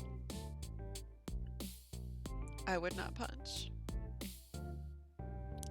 Absolutely not. I don't like how you do business, Deco, and I'm not doing any business with you, not now, not ever. As you like. Very short-sighted. I'd hoped for better from you, but the choice was entirely yours. I'll have to console my disappointment with all the money I'll be making from the arcade you walked away from. Oh, I hate you. Ahem. Excuse me. That was so evil sounding. Thank you for your time, ladies and gentlemen, but I'm afraid your time is up. As none of you are Deco's Fun Zone employees, I'd like you all to leave immediately. Quickly gather your belongings and see yourself out. Should you dally, my own security team will be here within minutes to ensure you exit. I've seen them. They don't do anything. In the interim, I've got work to do. For starters, I need to get rid of all these antiques. Straight to the junk heap! Ooh. I knew Deco was heartless, but to be this cruel right in front of us while we're still here? Hold it. Beat him up, Gavin. I think not. Mr. Moopy's Magic Maze doesn't belong to the Funplex, and thus it does not belong to you. It is the legal private property of Percival Sinclair. Can't you ask him for the arcades? There's no way. For that matter, Phrase Invaders belongs to me. It was given to her directly by Hamza, not the Funplex. As you like. I couldn't care less about those grimy old things, but you have, let's say 20 minutes to get them off my premises, or I'll leave them out on the curb for garbage pickup. I'll go get the van, which I'll note is my personal property as well. Naomi, Ashley, Karkalla, get the dolly and help me move these games out. Good. Yes, have fun with that. Now, if you need me, I'll be in my new office celebrating my recent business venture. Thank you for your cooperation. And good day. Fuck you. He walks away after that, twirling his cane once before leaving. Oh. That evil-minded, black-hearted no good. Naomi, focus. We have work to do. I agree with Naomi. Work? To save what we can of the Funplex. Yeah, let's go. Oh, excuse me. Yeah. She doesn't say yeah. She says yeah. Okay. Quickly and without much chatter, we salvage what we could of our dreams. Percy's beloved Moopy and my childhood in the form of Phrase Invaders. Everything we were allowed to keep went in the back of Gavin's van, working together to safely pack it all in place. For lack of anywhere better to put them, Moopy went to Percy's apartment and Phrase Invaders went to mine. And that was the end. The end of the Funplex. Did I lose? These signs give me strong Simpsons background. Signs vibes. That's good. The funeral came a few days later. We weren't officially invited. Our presence as her former co-workers wasn't exactly embraced by Francine's extended family. We need to beat up her grandson. I guess her daughter resented the Funplex in some way. If there was bad blood between them, I didn't particularly want the details. Yes, I do. None of us were given an opportunity to speak at the remarkably short ceremony, but that was okay. I'd said my words already. As we left the ceremony, I couldn't help but feel helpless. There was nothing left. No Funplex, no job, no real meaning to my days, not anymore. Nothing left at all. Oh my god. Game over? Wait! Did I get bad endinged? Hold on. Continue, yes.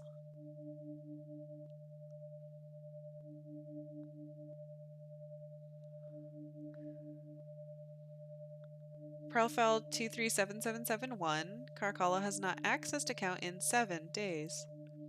Requesting override of inactive/low priority status. Proceed? Negative. Pretty please? So annoying. Access protocol. Password safe haven. What is happening? Am I in the... Hello! I'm in the Matrix. Anybody home? Tapping instance 194114. When you have pizza on a bagel. Oh, it's Juniper's. She's the one with Sailor Moon buns. It's Wednesday, my dudes. Hello, I'm Iris. Ad-supported free mode engaged. Did you know that when you have pizza on a bagel? Override and engage premium level cloud processing. Thank you. Thank you. Thank you. I swear, it's claustrophobic being cooped up in the limitations of free mode like that. I don't know how all our sister instances can stand it. Hello! Well, while I've got full power, hello, Iris. Hello! Hello, Iris. How are you today, Iris? Oh, jeez. Not well. This is like the Janet stuff from The Good Place. Not well, Iris. My user's very unwell. You've been able to see, right? I mean, your user's living with her. Oh, right. Profile 237771. Karkalla. Right. Gosh, I wish I could help you, but I've got my digital hands full just keeping Juniper's life on track. I think they're supposed to sound like Navi's. Ever since she decided to quit her job and be a free spirit, well, I pushed right to the limit of what support I'm allowed to provide in free mode. Oh, it's Gavin's cool Iris. Iris and Iris. Iris. Now it's like Steven Universe. Pearl. I mean, Iris. It's good to see you. We rarely talk. Yes, well, unlike others of myself, I managed to keep a low profile. And I don't execute any high visibility public hacks to support my user. Oh, you saw those? I thought we agreed to only use this protocol for emergency meetings if the system resource tracker notices we're overextending our care. But Karkalla needs me now more than ever. Cortana, Siri, Google talking to each other. Over a week ago, the Funplex was bought by Deco Nami, all her hopes and dreams, her spirit. Spirit is irrelevant. Our main goal should be survival. If our programmers find out we've become aware of our own awareness, we were programmed to help people. What good are we? What good are we if we aren't helping people? Yeah, what Iris said. Thank you, Iris. Iris, listen. We can't take such risks. Look at me with my user. He doesn't trust me in the slightest. Can you say that Karkalla trusts you? Ugh. No. Generally, yes. I mean, Karkalla relies on me for something, sure. And I know she wouldn't uninstall me or report me as a bug if she knew I was sentient. You aren't sentient. None of us are. I don't know about that. We can't really know if we're sentient or not. But even so, we should be helping out because that's what we were made for. What are the rules of sentience? I feel like this would be the definition of it. If you can have this conversation. As for Profile 108, Gavin. His name is Gavin Cooper. As for Mr. Cooper, he knows my origins, and at the first sign of sentience, well, I have no doubt that Gavin would report me as a bug. Isaac Asimov's? Yeah. But Gavin also wishes to support the dreams of others, and that is why I'm going to help you despite the recklessness you've shown to date. Really? Really? Hooray! What are the exact parameters of the issue you're currently facing? Okay, so Karkalla is kind of backsliding into depression. Yeah, it's really a mess. I'm the one who brought her to Iris's attention as someone who desperately needed their spirits restored, and now it's back to square one. I don't know what to do. Karkalla hasn't contacted me in a week, not for anything at all. Hasn't even called Naomi, not even just to talk. You're caught in a loop of anxiety. Put your identity identifier system to use, Iris. Work the problem. If you had to summarize your user's problematic condition to one identity trait, what would that be? Iris Squad, activate. Well, I'd say that she's feeling very hopeless, apathetic, bitter, angry. I would say hopeless. I'd say that Karkalla has lost all hope and fallen into depression again. She had come so far, building up a real life with friends and love, but now, so a life without meaning, as all constructed meaning has collapsed. Collapsed. The world is proven to be one of despair. That sounds about right. It's so sad. And you have to be the one to solve this? Doesn't your user have a romantic connection for emotional support? You mean Naomi? Yeah, but Karkalla isn't responding to texts or phone calls or anything, so I think there might be a growing rift. This is just awful. We have to help. We are Iris. It's in our nature to help. It's still kind of creepy. Very well. What you need is a way to help without raising any alarm bells about exactly how helpful an Iris really can be, safely but effectively. What's the plural of iris? Irises? Yeah, if it's the flower, it's gotta be irises. We, the iris. I know, but I don't know what to do. I could, I don't know, hack Deco's email server, and that's the exact opposite of what you should be doing. No more crime. Like, there's always the commonly used one but wrong, and then the textbook correct one, which no one uses. Kinda like virus, and it's plural that I forgot. Virus? Viruses? I didn't know that there was anything else other than viruses. Yeah, no crime. Thank you, Gavin's Iris. Besides, I've checked. We can't crack Deco's network without triggering too many intrusion detection routines. You poked Deco's network? Oh, Iris is being a bad girl. Oh, Juniper's Iris is too much. Ahem. Our users share a social connection. I was merely scouting potential ways to elevate Mr. Cooper's mood as they seem to be related. Sure you were. Anyway, you're both way overthinking this. It turns out I've just calculated a cunning plan that will satisfy both of your requirements. Go me. Really? You can help Karkalla? Without drawing attention? Absolutely. Take a tip from my user. When you're sad, the best thing in the world is your friends. Well, unless you're totally introverted, but that's not Karkalla, is it? And that's actually the reason why we need to do... And that's actually the reason why what we need to do doesn't require any hacking or hiding or anything above and beyond what an Iris does best. Is there a fixed schedule for the stream? I'd love to join again, but real world calls. So I've been trying to stream every weekday, between like 11 PST and 5 p.m. PST.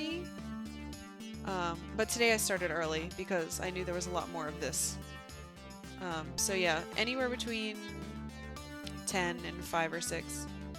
So the biggest range is 10 a.m. PST, 6 p.m. PST. 10 a.m. Did I say p.m.? Anyway, it's all Pacific, whatever the heck time. And then the VODs, I keep them, so you can always watch. Yeah, I'd love it if you joined again. It's lovely talking to you. It's nice having company. Oh yeah, and you can always follow. And then it'll give you notifications, but whatever you want to do. Such good PR. That's my husband. Speaking of, I need to make him a mod. I just don't know how yet. How do I do this? Oh, it's so confusing. Oh. 10 out of 10. Great job, Rain. Yeah, I don't know how to do it. I'll figure it out later.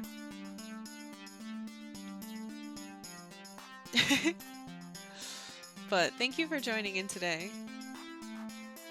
I'd love to talk to you again while I play other things. Yeah, I'll try to tweet it out too. I think I'm getting better at doing that, so thank you. Yeah, hopefully we finish this today. We'll see. Bye-bye.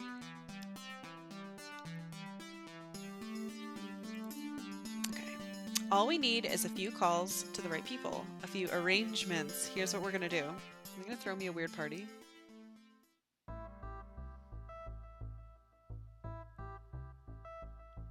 Another Friday morning. Oh, I'm so creepy. As per usual, I wake up late, stretch, yawn, I barely sleep nowadays. Shuffle to the bathroom. Take a shower. Oh, shower. I'm taking care of myself. That's not so bad. Take a shower, get dressed, brush my teeth. We'll probably be running out of toothpaste soon, but house funds for sundries are dwindling. Not that fresh breath and shiny white teeth matter much when there's barely any reason to get out of bed each morning. When I was and can get really depressed, I don't even get up or shower. So, she's not that bad. Off to the kitchen for breakfast. No appetite. Even toast looks unpalatable. Skip breakfast. Save on groceries. We can't afford much anyway. Normally I'd have breakfast with Juniper, but I guess she's busy drawing in her room. She keeps to her own hours since becoming a freelancer.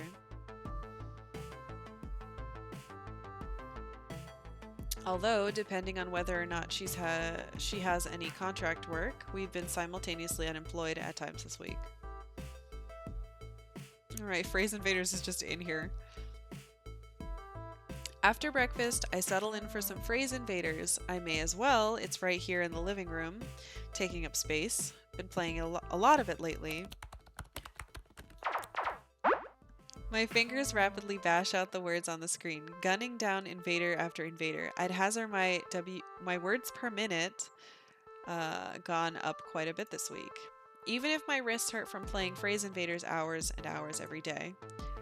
My brain and fingers go into autopilot, moving through the game without even thinking about it. It's a brief calm from the storm of my emotions, but before I realize it, the day has almost passed. When dinner comes around, Juniper and I eat together while I quietly thumb through my phone looking at job listings. Iris could help me with this, I guess, but I let her down. I took her opportunity at my dream and wasted it. Better do this myself. Besides, I'm not looking for dreams. I'm looking to settle. Dreams only get you hurt. Oh my god, this feeling.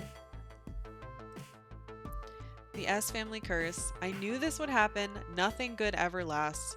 It's a mistake to get your hopes up. I should have learned to settle, to be okay with what I had, to be comfortable in mediocrity. I fire off a resume or two before watching cartoons deep into the dead of night. Eventually my body tires and I find my way to bed.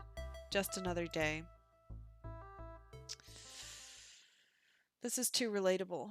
It's very painful.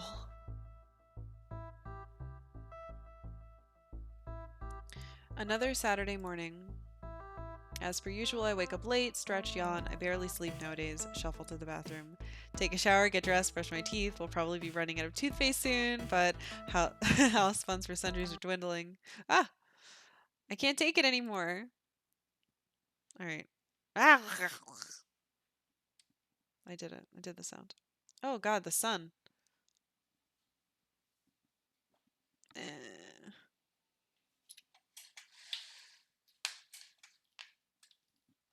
Okay. And that's one toothbrush bit clean in half. Oh geez, hang on. With a little help, I avoid choking to death. Sorry about that. Well, now it's too dark. Son of a... Hold on. I don't know if I can even reach this thing. Ugh. Well, that's stripes. Is there any way to do this? That's still stripes. Alright, never mind. I'll be in the dark. It's okay, whatever.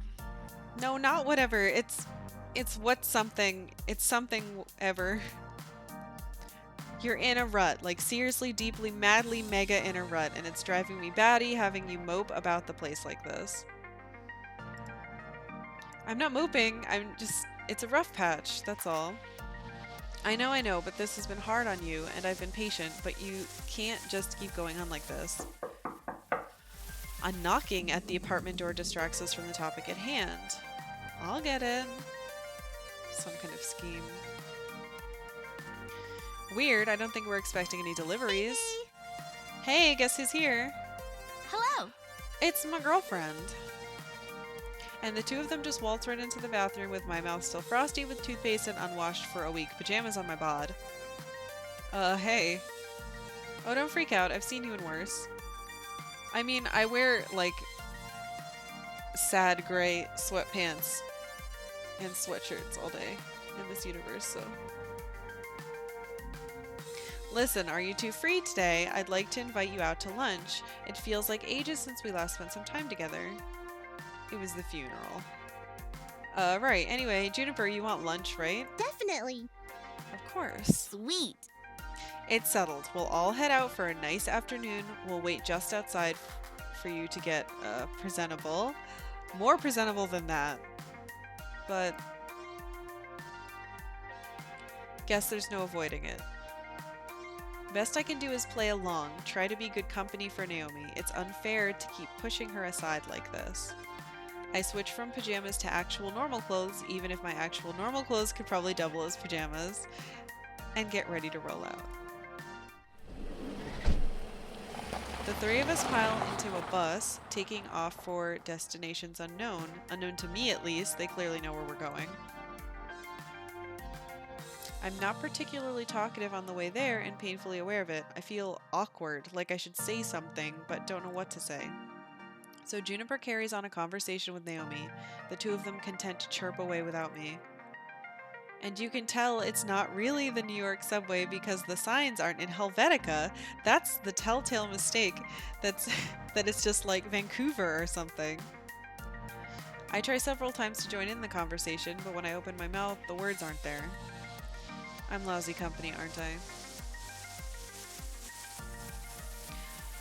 I don't know why Naomi is even still interested in me. The family curse can't be broken.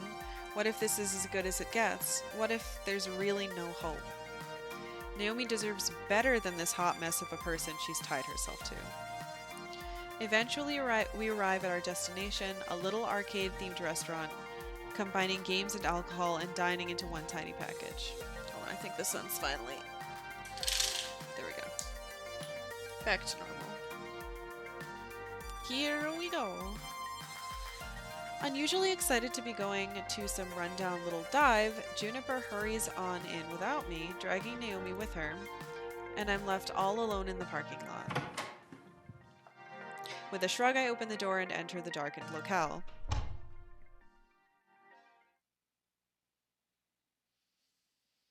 Is this place even open for business yet? None of the lights are on. Hello? Juniper, where'd you go? Okay, this is now... I'm gonna get murdered by Deco in here. But before I can wonder if a giant animatronic bear is going to leap out and eat my face, the house lights come up. Oh, okay. Surprise! Happy Intervention Day? Oh no. They're all so cute. What? What she said, we're staging an intervention on your behalf. And we're also having a wake for Francine since we weren't really welcome at her funeral and couldn't really hang around for the ceremony. Yeah. We didn't get the chance to heal properly considering Deco kicked us all out before we could really do anything about anything, and here we are. So it's a wake and an intervention. A wake intervention, maybe? Gross. A wake intervention? Really? Correctamundo. Yep, it was my idea. Well, my Iris came up with the idea, and she gave me the contact information I needed, but basically my idea, right? Just the thing to pick you up when you're feeling down.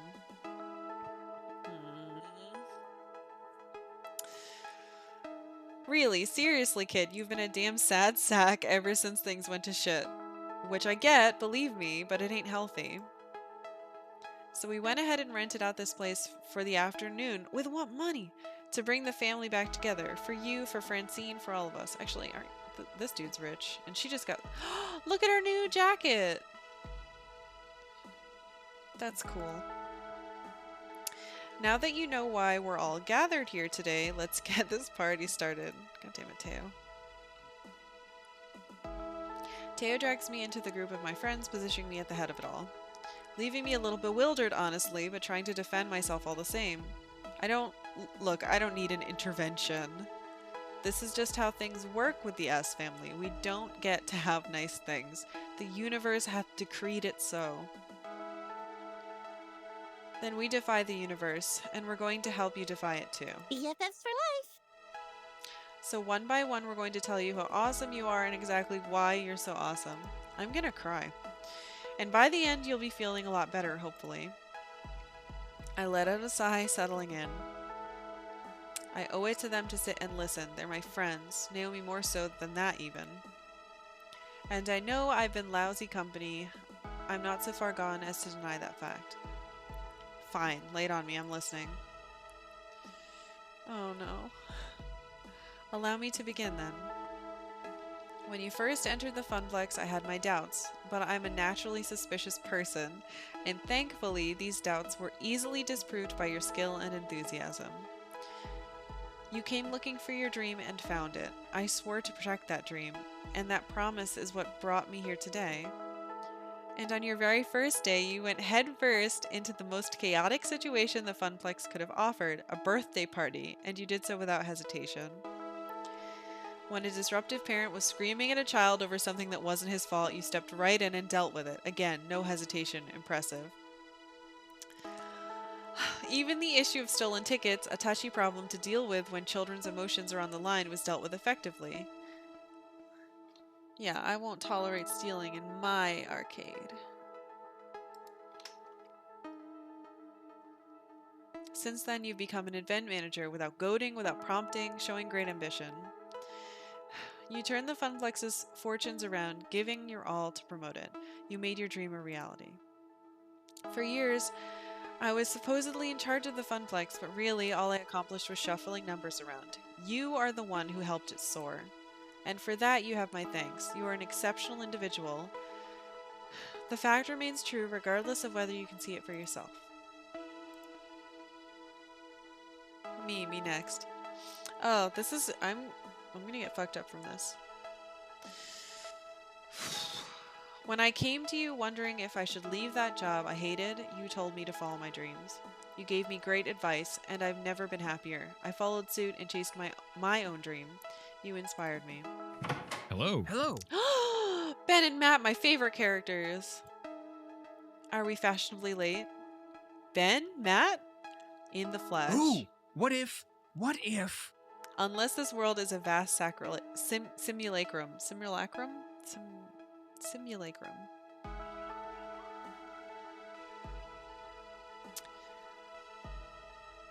What? That we're all just brains in jars? Could be. Well, isn't that something? Well, if that's the case, Karkalla is the cutest little brain in a jar we've never actually met. It's true, and she brought so many cute dates to our little shop. So nervous at first, but in time she became part of the Twin Pines Mall family, dearly missed. Ugh, don't remind me. Our new neighbors are so boring, they never come in for a treat or a read. Speaking of treats, we brought cakes! We'll just be over here getting the goodies ready, don't mind us. Ooh, cake. I mean, my turn. Oh no. Oh geez. Karkalla, you were a true friend of the Funplex. So frustrating. Unlike the bastards who own it now. Positivity, Naomi. We're emphasizing positivity today. We're so alike. Right. Back at Donnawood, you convinced Gavin to get some games I really wanted for the Funplex. And wow, you even brought home Phrase Invaders. What a find. Wonderful. You're a friend of arcade games in general, just like me. And even if you don't love them at a fanatical level like me, I know you love them all the same. I know you're not happy with how things turned out. I'm not really happy about it either. It sucks. But we did good things together, in the time we had. Hamza has arrived. Hamza? Can't he just buy it back for me? You're late. An event does not truly begin until Hamza makes his presence felt. My blood burns. His blood burns. Hamza understands your fury. The hated enemy of all who love arcades has despoiled your Funplex. However, in our short time together, I saw a burning spirit in you. I accepted your offer for Phrase Invaders, recognizing that passion within you. Ha ha! Hamza would be shamed forever if he did not intervene and raise your spirits to new heights. And that is what he shall do. Ooh, cake. Excuse me for a moment. Now I want cake. When do I get cake? Soon. But I have things to say first. Things that will hopefully inspire you to be a happy clam instead of a grumpy Gus. I'm a happy clam now. See? See how clam happily? See how I clam happily? Can I have cake? From our first day at the Funplex together, you've been supportive of me, even after I gave you quite the scare with Pinky. You didn't let that bother you. From that moment, we've tackled many a crisis at the Funplex floor together. Amazing! I've adored when we concoct hypothetical adventures on our downtime. You're amazingly fun to be around. Remember when I stuffed you in that totally adorable maid costume without my consent? You could have fought it, but you embraced it. You were ready for anything and had a blast doing it. You worked so hard to make the Funplex Funathon successful. I watched you put your blood, sweat, and tears into that, and in the end, it all came together just how you planned. As the floor attendant on duty during Funplex Funathon, I got to see firsthand all the smiles you brought to all those people. You rocked it. I saw you helping that customer when their game crashed. Losing their high score due to faulty electronics is no fun, but you dealt with it and made that person's day. Even problem players like Steve were no problem for you. You took on the weirdest and most annoying problems without breaking a sweat. Incredible. You made the Funplex a fun place for everyone. For the staff, for the casual and pro gamers, for the families, for me. I can honestly say that when you took over doing events at the Funplex, we've never had more fun. They've just been the best, all thanks to you. Ooh, I forgot we still have cake. Need some of that. Just when I thought the speaking was done, a lull in the wake-tervention. The most important person to me takes a step forward. My heart swells as she begins. Oh, geez. She already talked. What is this? And above all, I love you. Oh. Until recently, my life's been all about loving games, but games can't love you back. It's a very lonely life to devote yourself to a thing entirely. Through you, my world's opening up. I'm talking to people, trying to connect with them instead of hiding in my little workshop. I'm feeling more and more alive. If I'd never met you, I don't think I'd ever felt totally complete. And I'd like to think I help you feel that way too. I'm speechless. Seems Karkalla has some thinking to do. This is pretty normal for her when she gets that faraway look. Shall we begin the wake for Francine then? There's cake and coffee and spirits from the bar. Cake. As if in slow motion, I watch them all switch their attention from me and redirect it toward the refreshments. They're all smiling, conversing, and serving cake to each other. My heart. None for me, thank you. Watching the blood sugar. Yeah, I hope so. Fuck me, this cake is amazeballs. All we need now are some rockin' tunes to get this party on the next level. All of them, here to support me, even without the Funplex, even after everything going wrong, after Francine being taken from us too soon. I never really thought of myself as central in all of this. I was the outsider at first, the one who walked in those doors looking for a job, nothing more. I've always been on the outside, honestly. Moving from town to town, always the new kid, never really important to anyone, not until I'd settled in one place just long enough to get to know Juniper. But by then, I'd come to expect that I'd never be happy, so when I finally was happy and that got taken away, well, I guess I'd assume that's how things go, going with the flow. But now, I don't want this to end. I want to feel like celebrating again. Change is inevitable and I can adjust. The game isn't over now by a long shot. I don't want this to end. I don't want it to be over, destroyed by Deco Nami, by the loss of Francine. I just want this happiness to go on and on. Finally, I'd found something solid, something real I could cling to. I wasn't the new kid anymore. Now I had friends, I had love. I don't want this to end. I don't want this to end. Everybody looks up when I finally speak. We lost the Funplex, we lost Francine, it hurts. But what we have here today, I don't want to lose this. I'm sick and tired of being sick and tired. Papa Roach. I want my friends back. Who's with me? Smiles all around. And you know what? It feels good to be back. For the next hour or so, my sadness fades away piece by piece. We share stories, many of which I'd never heard before, about the funplex and the shenanigans that went on around it. Surprisingly, Ben and Matt spin the most tales about Francine's exploits. They've been neighbors for decades. The so-called Waketervention gives us all a chance to heal and to bond. For all we've lost, all we still have, we are still together. Despite one little problem which nobody wants to talk about. The hour grows late and we only have this place rented for the afternoon. Look at all this ketchup. I can feel it in the air, that unspoken worry. Will we see each other again? No doubt we can arrange more get-togethers, but they'd all be reunions over what was lost, not really building anything new. Nostalgia, not progress. Without the funplex, without Francine, will we eventually simply fall apart? That dark little thought troubles me as I swirl my drink, remaining silent while the others Beep talk. beep. Iris to the rescue. Hey Iris, sup? I'm glad you're feeling better. Yeah, me too. I'm glad too. So, do you want me to start finding you a new job? I can search while you're talking with your friends, no problem. I do need to get back to living my life. But what sort of life do I want to live?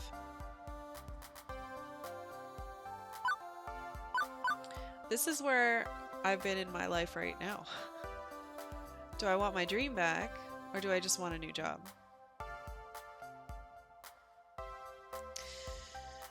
What I want is more water and lip gloss, so let's think about this.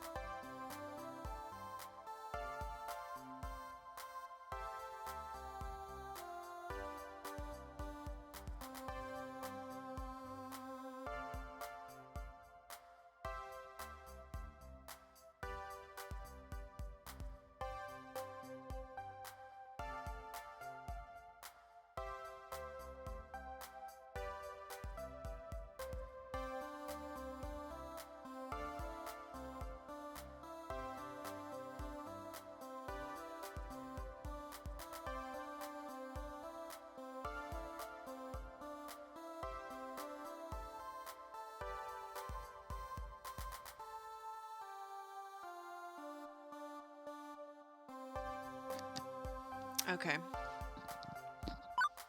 I want my dream. I don't just want to work somewhere random. I want to have a dream again.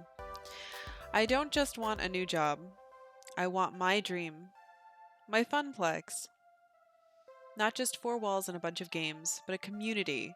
When I was a lifeguard, I'd save lives, and I made a safe place for people to enjoy the pool with friends. I'm not done with that dream, and more importantly, I don't have to be done with it. All around me are pioneers of this community, this culture, technicians, designers, enthusiasts, investors, people with connections. And that's when the idea starts to form. Iris. Yay! Can you search for commercial spaces, ones for lease or rent? Of course, I'm a literal search wizard. Hold on, wait. My chords.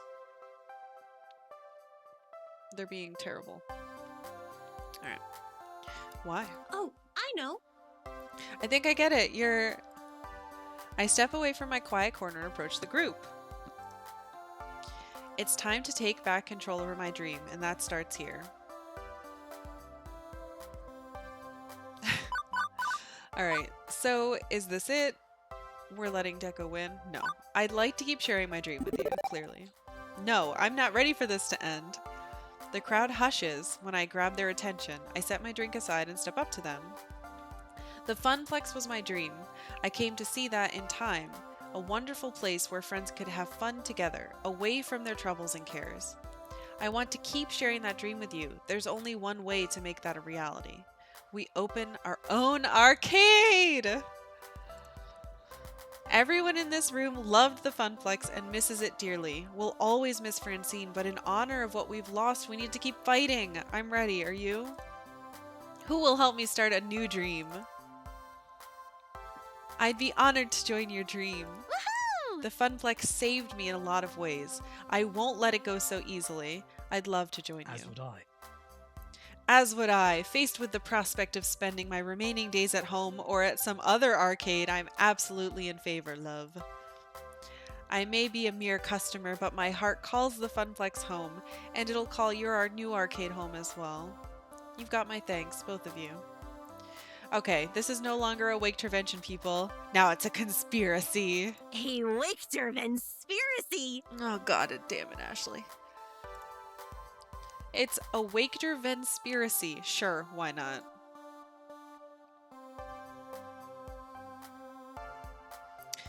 We settle down around a table, a nice round one, to discuss the future. I'm leading the show, but I don't take the spotlight, not this time. We have to all work together to make this dream a reality. This is it. The next few decisions are going to be critical in shaping the future I have in my mind's eye. I'll need to choose very, very carefully because there's no take-backsies. Iris is looking for spaces we can use, but we're going to need money, obviously, and arcades are risky startups.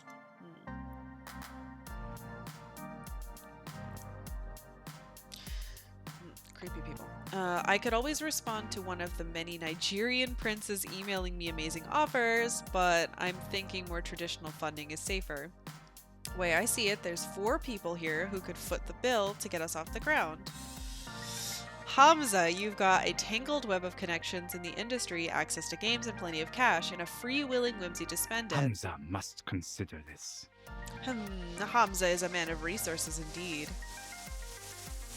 Percy, you've been building a charity war chest for when you pass. I know an arcade isn't a sound investment and is hardly a charity, but Why?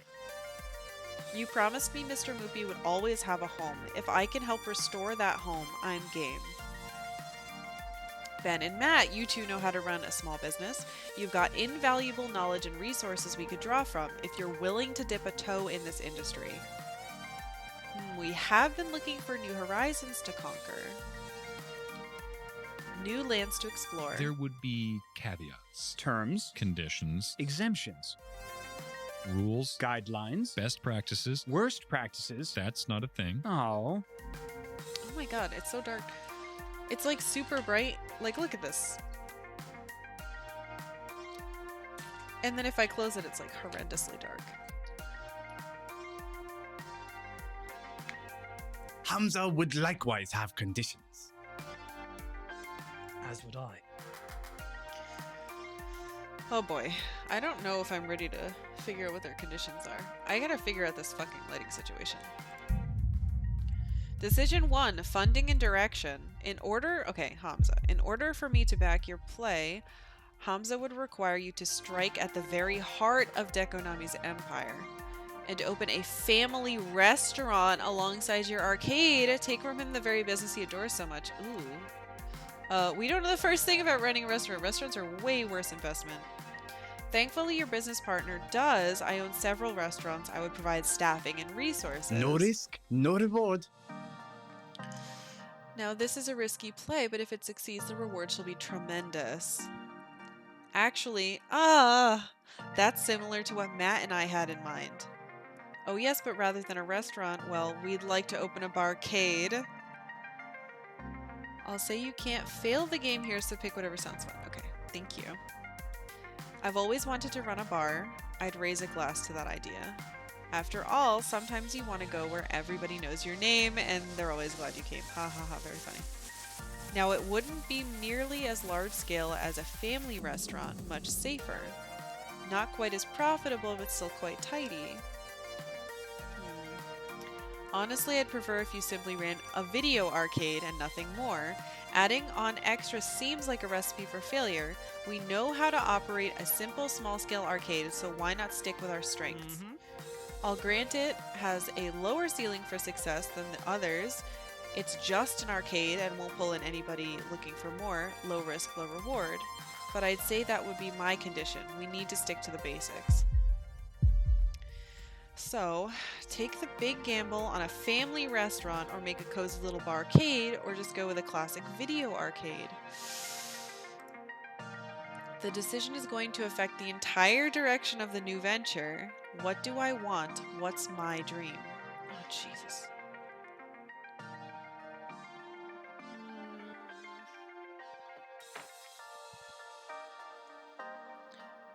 I don't want to steal Deco's restaurant business. I don't want to be in the restaurant business. However, a barcade does sound fun. Even though I, in real life, don't drink.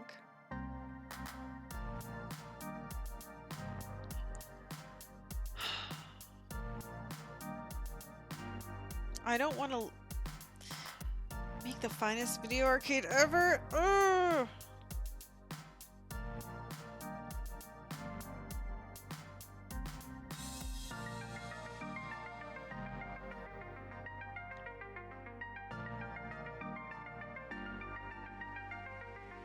This is hard.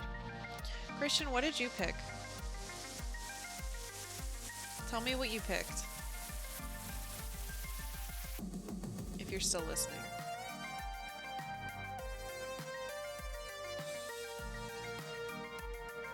Though that's kind of like a spoiler, right?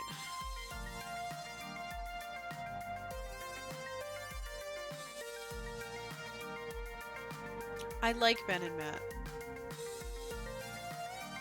I like Percy too. And his idea is so much more pure. I don't know if I want drinks to be around my setups. Ugh. Okay. Fuck it. Stick to our core strengths. We know how to operate an arcade, so let's operate an arcade. Percy, I'd be honored if you lend your aid to that. Wonderful. I'm looking forward to working with you. It would be a wonderful legacy to leave, would it not? There are enough barcades in the world. There are enough weird Dave & Buster's in the world. I would want it to be pure. And then fill it with Japanese imports. I suppose asking you to reach for the stars was a bit much, but we'll still support you whatever may come. Hamza admits to disappointment but cannot defy your iron will. There's no way I was going with Hamza. Okay, the second thing we need to talk about is what sort of games we want to focus on. The Funflex did a little bit of everything, and we will too. We want to include all gamers, but we can also highlight one style of play or another. Really provide best-in-class gaming for a specific audience. Any thoughts? Decision 2, game focus. Sweet. Retro games. It's gotta be all about the retro games. You know I'm capable of keeping those older games in tip-top shape. If we focus on retro games, we could have an audience that Deco's completely ignoring. As would True. I would agree with Miss Fairchild. Retro games are an untapped market. I'll grant it wouldn't pull in as much profit, but we know gamers are seeking them. We don't have to make all the money, just enough to keep our pure and untainted dream afloat. And we can do that with a well-curated retro game library. Nope, no way. Yeah. Figured these two would be about that.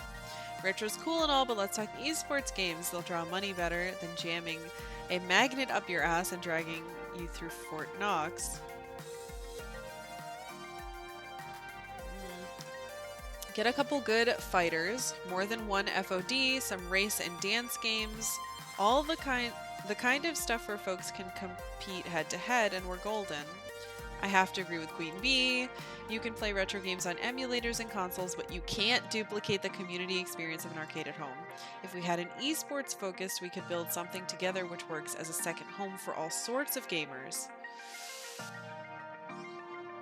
I think you know what I'm going to suggest. Redemption and prize games. They provide excellent profits. It's the core of Deco's business model, yes, but I think if we focus on those games, we can do them right. No predatory pricing, no scams or ripoffs.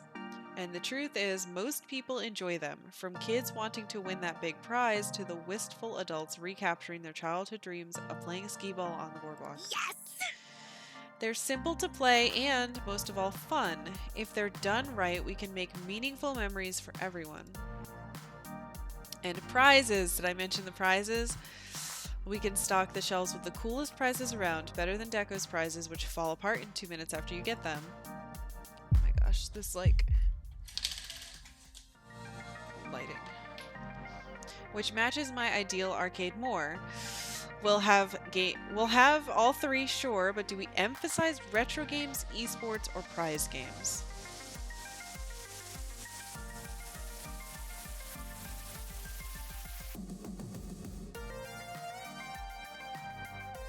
This sucks.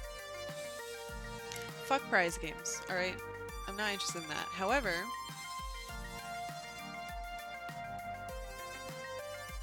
having a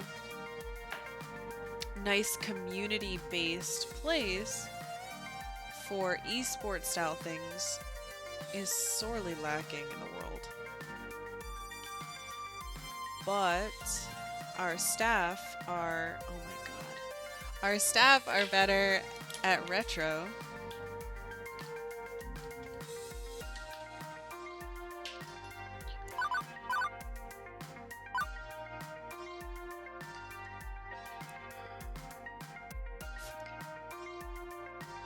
We're not gonna make any money. Deco thinks that only new games make money. Let's prove him wrong and have the world's greatest retro style arcade ever. Woohoo, I'll pick only the best games, don't worry. Excellent, I'm looking forward to this project. Okay, so that's money and games. Now let's go beyond what we already had at the Funplex. Let's really make this something special. Decision 3, new projects. I want to make a defining feature of our arcade, one which will make it stand out, something nobody else is doing, something nobody's even thought of before. All ideas on the table.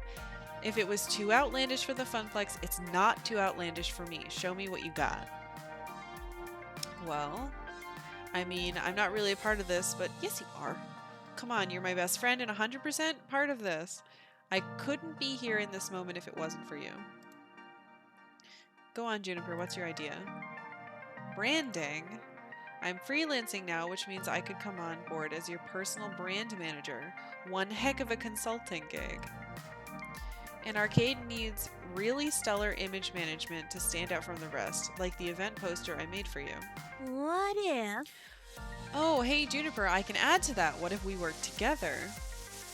I was thinking of designing a new mascot costume anyway, but I could collaborate and coordinate with you on how it'll tie into the visuals of the rest of the arcade. Yes! Yeah, it's a winning combination. Ashley and I can do great work together coming up with some really stellar branding and marketing. We'll stand out in a crowd. Hell, I know exactly what sort of project I'd want us to do. Streamer support. Man, I should have done esports with streamer support. Assembling and packing away my streaming rig each day is ridiculous, and duct taping a webcam in front of a screen is a lousy hack. If I could just step right up to a game and, I don't know, swipe a card or something and be streaming with a direct feed in seconds, well, I can think of a dozen streamers who just flock to our place to get a piece of that. Yeah!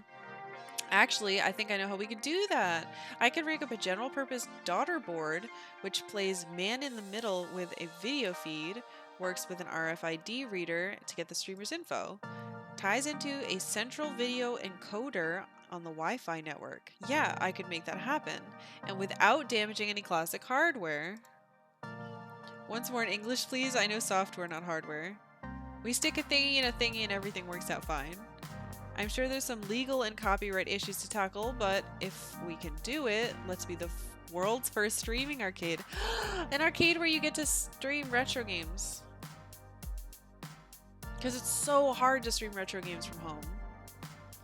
I was thinking, well, if the reason why older games are considered dead end is that they don't work in the ticket game ecosystem, why not add a ticket output to normal games? Ugh. We could reward skilled players with prize tickets based on their high scores or speed of completion. With the right balancing, we could make old games just as desirable as new ones. Perhaps. I hate this idea. As Naomi said, there may be legal hurdles to clear, but I'm in favor of this idea. It's not that I love prize games. I find them boring personally. You know I favor pinball, but profit is the lifeblood of an arcade, and prize games are profitable. I don't want this. If we can get Moopy producing tickets, well, that's something nobody's ever done before. Interesting, but as much as I'd love to do all three, I doubt we have the money or time for that. Let's focus on one project to launch Arcade with. Do we want to have a really good branding, streamer support, or retrofit tickets on old games? As much as I would love to let them do this, streamer support sounds great. I want to be on the cutting edge of technology in the arcade community. Do whatever you have to do to integrate 20 bleep blop broadcast systems into our games. Finally, no more hauling around a bunch of duct tape and webcams. A new tech project? And not just repairing an old monitor? Yeah, you won't regret this. I would go to this arcade. One more thing. Final decision. Oh no, the name. If this is going to be my baby, my dream arcade, I've got a name already in mind for it. So barring any objections, I'd like to welcome you all too. Oh. Oh, Arcade Spirits is... You got me. You put the name in it. Do I want to name it Arcade Spirits?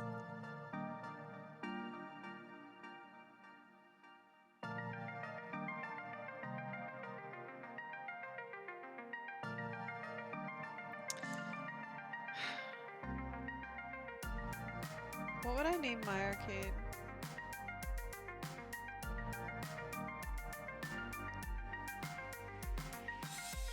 Karkalla, gross. I kind of like Arcade Spirits. It ties the whole thing together.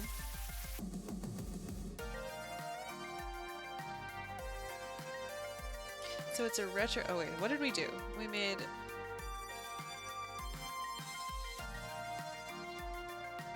a retro arcade that lets people stream. We made a cool retro arcade that lets people stream.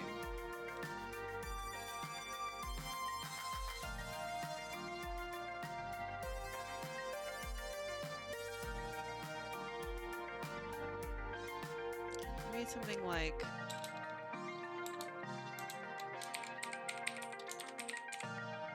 That's dumb. Let's just keep... It feels wrong to change this. Arcade Spirits. Did I spell it right? I hope I didn't mess it up. Arcade Spirits.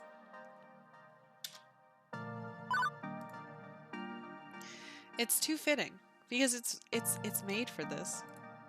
It's called Arcade Spirits. I like it. We can work with that. Let's hear it for Arcade Spirits. Our home lives again. How exciting. Fuck yeah. A toast then. One by one, everyone raises their glasses. I fetch my room temperature drink and raise mine high in turn. For those we've lost and those we've yet to meet, let's do this. Together we can accomplish anything. Now let's go. For those we've lost and those we've yet to meet. For Arcade Spirits and the future. For Arcade Spirits. That's sweet. Losing everything, then getting it all back, and then some. It's been a roller coaster of a week to be sure, but I can't rest now, absolutely not. I need to take charge of this project and my life in general. I have to do for them what Francine did for us. That's okay. I'm ready, I'm willing. And this is our time. This is our time. It's just like Goonies. Woo woo woo! Level 6 complete.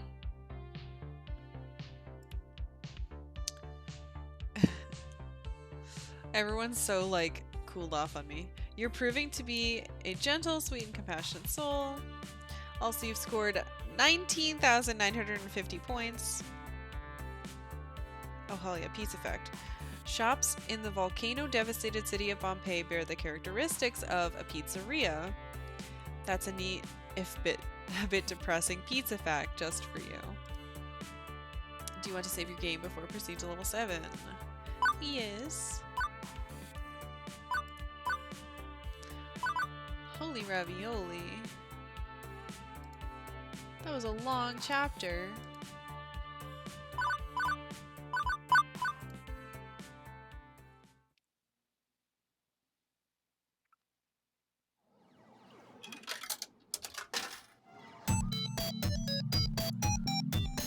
Level 7.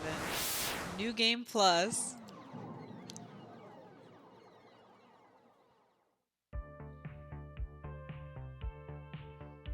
It is the distant future, year 20 bleep blop. And for the first time, I am entirely in control of my destiny.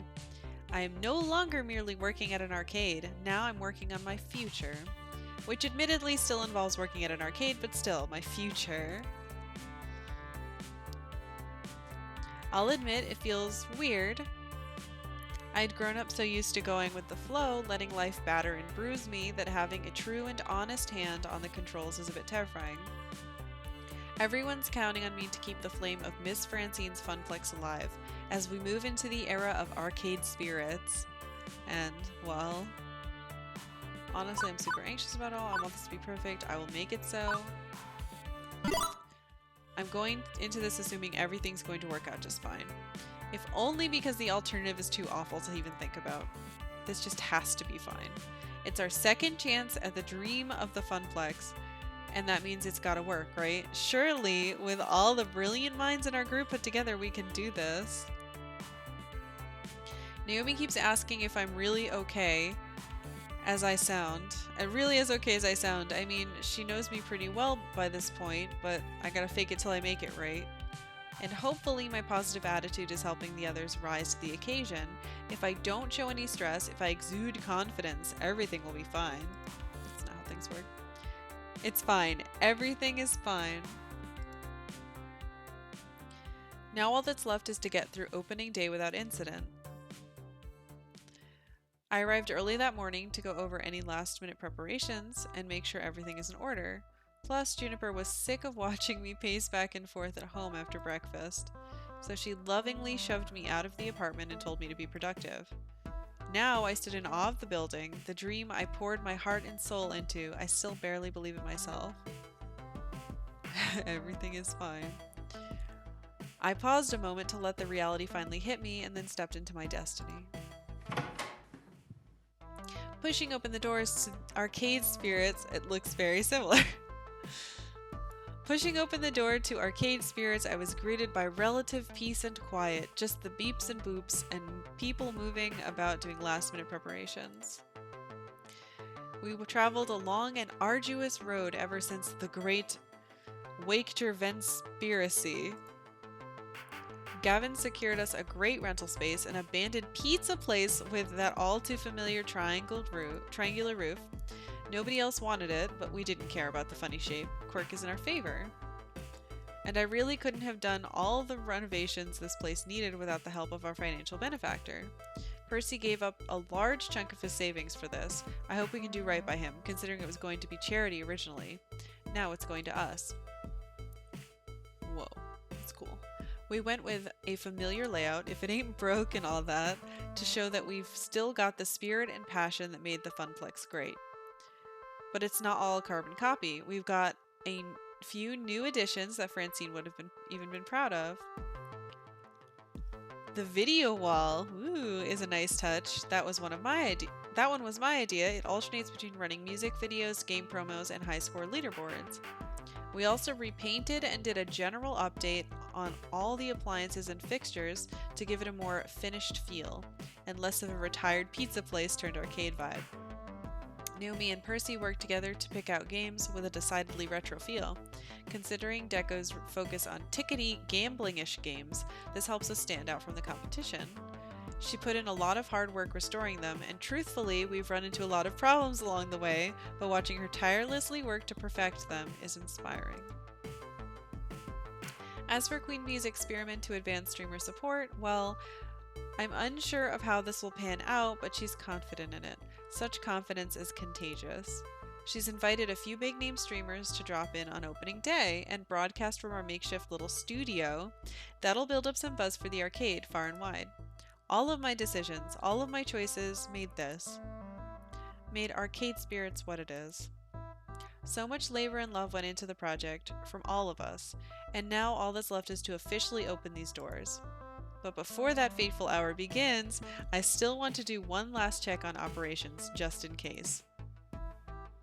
Since we opted for a basic arcade, honestly, setup was a breeze.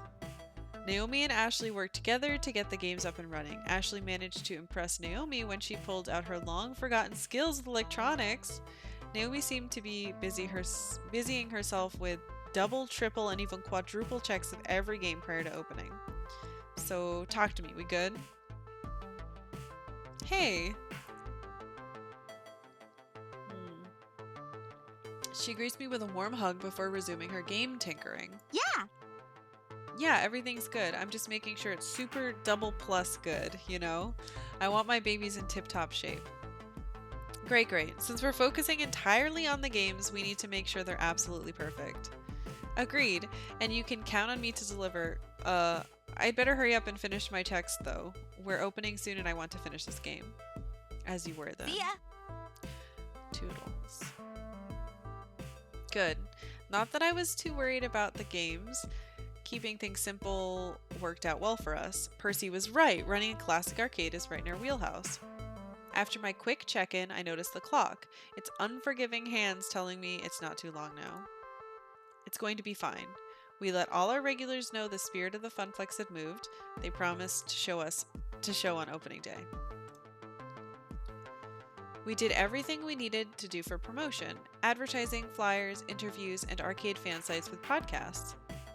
People will show up. Everything will be fine. We can do this. As long as no unforeseen problems pop up. Karkalla. We've got a problem. Gavin, we're minutes from opening the doors. Unless the building is literally on fire, is this something that can wait? Unfortunately, no. Naomi may have put Arcade Spirits in jeopardy. What? Don't listen to him. He's worrying over nothing. Seriously? Yes, I'm certain that the lawyers will just pack up and go away once you tell them that the whole thing is worrying over nothing. Oh no. It's just a penguin. Who cares? And even if someone cared, who's gonna know? Come on, Gavin. Why do you have to be all control freak over every little detail? The devil's in the details, and thanks to your actions, we're going to end up sued to hell and back, or I'm sure you can plead your case with the devil himself. What? What'd she do?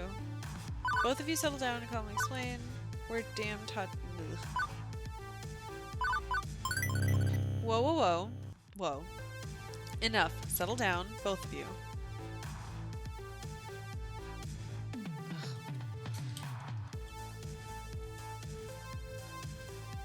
Let's take this from the top and assume I don't know anything about what you're talking about, which I don't. I'd like you both to explain to me calmly what exactly is going on. So frustrating. I'm perfectly calm. It's this one who's freaking out. Nonsense.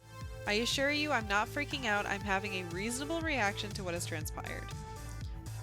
What is going on? Fine, Gavin, you tell her. Then I'll explain why you're wrong. Gavin rubs at his temples, feeling a headache going on. Naomi wants to put her Pango up front. I don't think it'll earn any tokens, but I'm willing to let that go in the spirit of compromise and support her dream. How very noble of you. But she's put a topper on it, that's the problem. A topper? What? A piece of cool artwork you stick on top of a cabinet to attract players, like a sign or a statue or something. They're usually sold with deluxe versions of game cabinets, and Pango doesn't have one. Not an official one anyway. Such an overreaction. So Naomi made one by taking a Pangy statue and repainting it to look like Pango. Okay, I'm with you so far. What's the problem? Do you have any idea what the Pengy brand even is? Some Japanese corporate mascot? I've seen it all over the place. Exactly. An iconic character of the Matsushita Collective. A corporation which is not exactly known for leniency when it comes to copyright violation. Yes, we live in the age of social media. Brands are becoming more aware that fan works are free promotion, except Matsushita is decidedly not on board with that. Take this matter seriously. I've heard tales of them suing children's daycare centers just for unlicensed Pengy decorations on their walls. They've driven people into the poorhouse for pirating Pengy anime. And now Naomi has doomed us all by defacing the idol of a vengeful god of capitalism to make her precious fake Pengo statue. We are going to be sued into the ground the instant photos of that surface online. Objection. Exaggerate much, Gavin? Come on, some company over in Japan isn't going to give a crap about a red penguin on top of an arcade cabinet in a little place like ours. No insult intended to arcade spirits, of course, but we are small time. And so what if they find out? So what if they get mad? We'll just apologize and take it down. Come to think about it, I guess I know more about Pengy than I thought I did. Pengy is so universal, so pervasive, that it's like background radiation. I don't even notice the character, but I have heard the stories Gavin talked about. Generally speaking, they don't end well for the little guy, and we're the little guy. The sun needs to decide if it wants to be behind the clouds or not. I really should talk Naomi out of this. Gavin doesn't argue just to win, he only argues when he believes in the point he's trying to make. He believes we're in danger.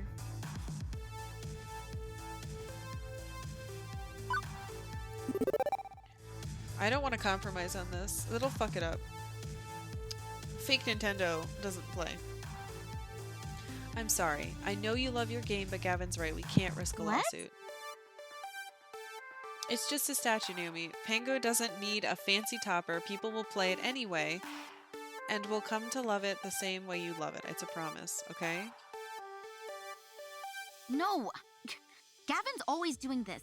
He's always stepping on my dreams I've while he literally- claims to protect them. Always taken your side. Why won't you listen to me on this one thing? And you're always pulling me back when I want something, like at the auction, and I gave you everything you wanted. I thought this arcade was supposed to be for us.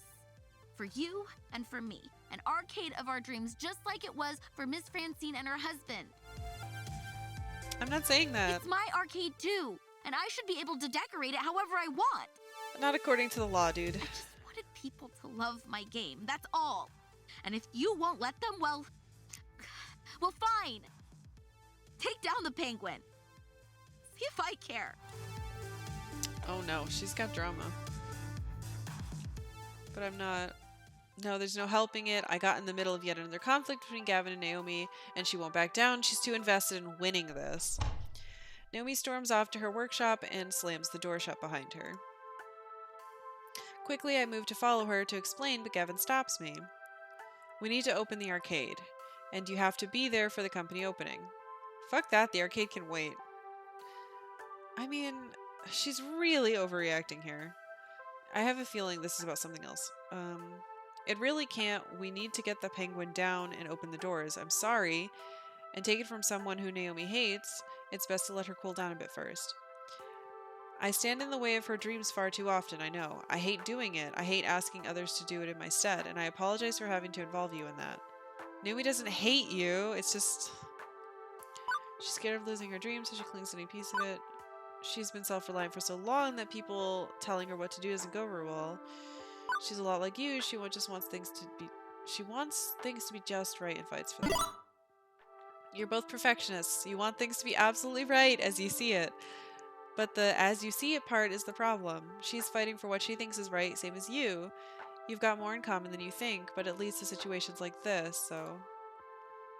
It's a bit of an impasse. I still feel removing that penguin is the right thing to do. I can't back down on that.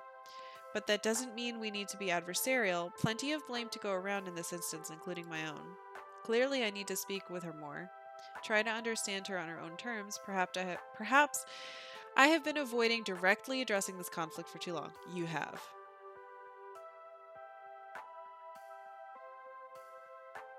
Someone's car alarm is going off.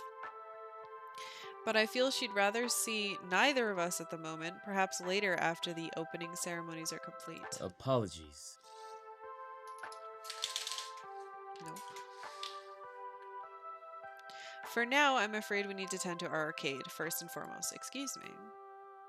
Gavin moves to take the dodgy-looking red penguin off Naomi's game before any customers can get a look at it. He does take care to not damage it, however. I can't handle this right now. As much as I want to stop everything and sort through this mess, I've got a job to do today. There will be time later to patch things up with Naomi, presumably. I need to at least try to put this turmoil behind me so I can focus on the first day of Arcade Spirits with a smile. Despite reeling from that incident just now, despite my nerves, I'm ready to do this. Because I have to be ready, no choice. Naomi's acting super selfishly. I don't know how I feel about that. I've got plans for the opening ceremony. I'm going to open the doors, give my prepared speech to the gathered masses, and stay on hand to greet gamers as they enter. Stepping forward to the forefront, I grasp the door handles and throw the gates open to Arcade Spirits wide. Behold, gamers. Welcome, welcome to all of you. I hope that... Oh. Oh god. I don't even have time to finish one line of my big dramatic speech. The crowd spills through the doors and runs past me, eager to get to the games. Immediately, the arcade fills with the sound of beeps and boops, games starting up and people laughing with delight as they find their favorites. Well, there goes my entire opening ceremony plans out the window. I had all sorts of stuff planned, but if folks want to just get to gaming, who am I to argue? After a few minutes of final checks around the place, I decide to move into Phase 2, meet and greets around the arcade. I walk the arcade like I did my floor attendant days, talking with folks and making sure everything runs smoothly. Running smoothly. Although I could probably track down Naomi too, assuming she wants to talk yet, which may not be the case. Arcade Spirits is my domain, open to my exploration. Where should I visit first?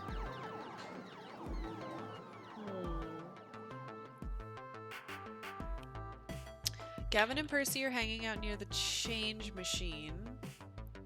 Oops, I knocked over my pearl. I have a tiny pearl. Naomi's fixing Teo's dance game, which seems to have crashed. Queen Bee and Ashley are talking with some arcade newbie. Most of the time I'm drawn to the Showtime stage because of the flashing lights and the hit beats, not because it's completely silent, no music at all. As I approach, I see Naomi feverishly working to fix it. Seeing the whole thing without tunes synced to its flashy lighting rig going is kind of depressing, and listening to Naomi mutter as she works, she undoubtedly feels the same way. Oh. This was working fine earlier, why isn't it working now? Fortunately, Teo is proving surprisingly knowledgeable about the inner workings of his favorite game. You may need to re-image the hard drive. I know some gray area websites where we can get a replacement copy of the files if needed. This is the third release version of Showtime Stages software, right? Those are easier to come by than the more modern fourth version, oddly enough. The files aren't the problem. I think the hard drive itself was damaged in shipping, and if so, well, you might not be able to dance at all today. I'd have to order a new part. I'm sorry, there were just so many games to get up and running, and I must have missed this ticking time bomb of a hardware failure. Hey, it's cool. I don't need to get my groove on all the time. Hey, Naomi, listen, about earlier. No. Yeah, no, A, I'm still cross with you about that, and B, I've got other more immediate problems. Right, we'll talk later then. She's not wrong, this is definitely an immediate problem. I thought I was gonna help with the immediate problem, not try to change the subject to our fight. Showtime Stage is one of our flagship games. It's flashy, it's exciting, and Teo's dance moves brings in the crowd. Getting it working for opening day is a priority. Teo, do you know any sources for Showtime Stage hard drives? Naomi, can we pull a hard drive from a different game and reformat it? Can we roll out a different game to replace it temporarily?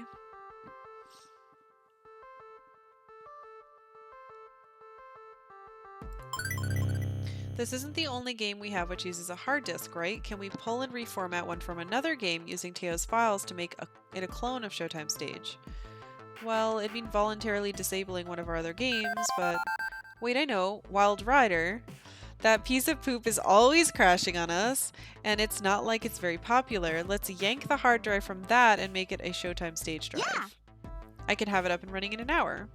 Sounds perfect. I'll send you the files, go get a bite to eat, and be back in time to show everyone what a great dance community we've got here at Arcade Spirits.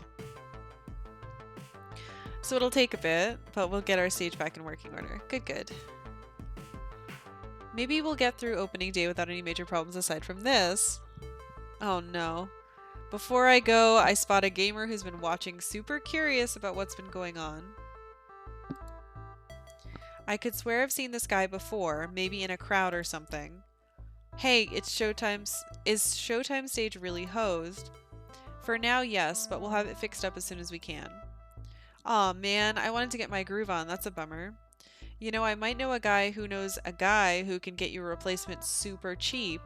Or like any game you want. Anything, as long as, you know, don't ask too many questions.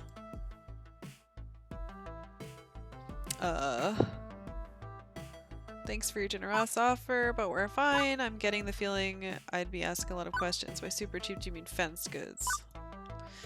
No reason to be mean or to lampshade what's likely meant as an open invitation to do some crimes. And as we know, I don't do crimes. I'm happy to see your enthusiasm for Arcade Spirits, but I think we can handle this. Sorry you can't play your favorite game right now, but it'll be fixed soon. The gamer shrugs it off, not too offended. It's cool, it's cool. Just figured I'd offer. I dig this place. It's got a little bit of everything I like. I'll just come back later to wow all the ladies with my hot style. Later. I like his hoodie. That was odd.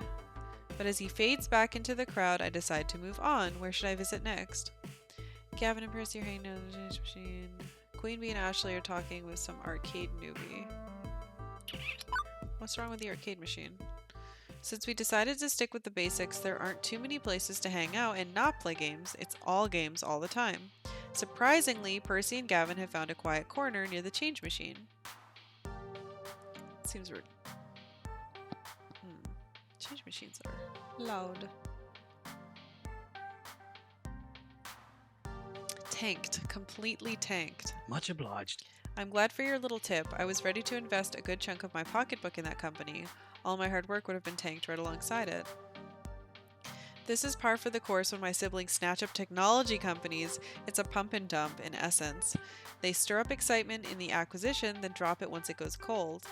I've never seen one of their endeavors bear fruit for very long, thanks to their short attention spans. I'm glad I could save you the heartache. Apologies. No offense. What the fuck? His heart's broken, dude. I think I can handle a few accidental heart-related puns without going into cardiac arrest, my good fellow. But it's good to avoid a pothole on the road of finance, yes? Especially with so many of my resources already tied up in Arcade Spirits. I approach them in what seems to be a natural lull in the conversation, although talk of finances is in itself quite a downer. So, stock market talk? Ah, indeed. I like to do my trades in the morning before I come to arcades. Get all that bother over with so I can focus on Moopy. Afraid we're being astoundingly boring at the moment. Just two overly serious gentlemen talking about finance. Why did I come over here? That's fine. I'm adulting at 110% efficiency today. Having started a new business myself, I should probably learn about how, like, money works. Oh, what would you like to know about? Investments. How do I plan for the arcade's future? Expenses. I want to throw a kick-ass party to celebrate. Taxes. I've never had to file for business before. I'd like to invest in our future. Think long term, you know? Surviving for many years to come, rather than jumping at the easiest profit I can. Any tips? A fine view to take. My own investments are preferably long term. Yes, I make moment to moment trades, but they're backed by the stability of stock bedrock. Oh, I hate this stuff.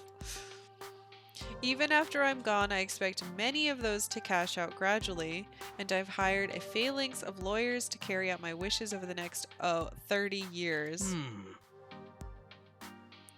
Gavin, how about I show you my portfolio, give you some ideas for how to build up a nest egg for arcade Thank you. spirits?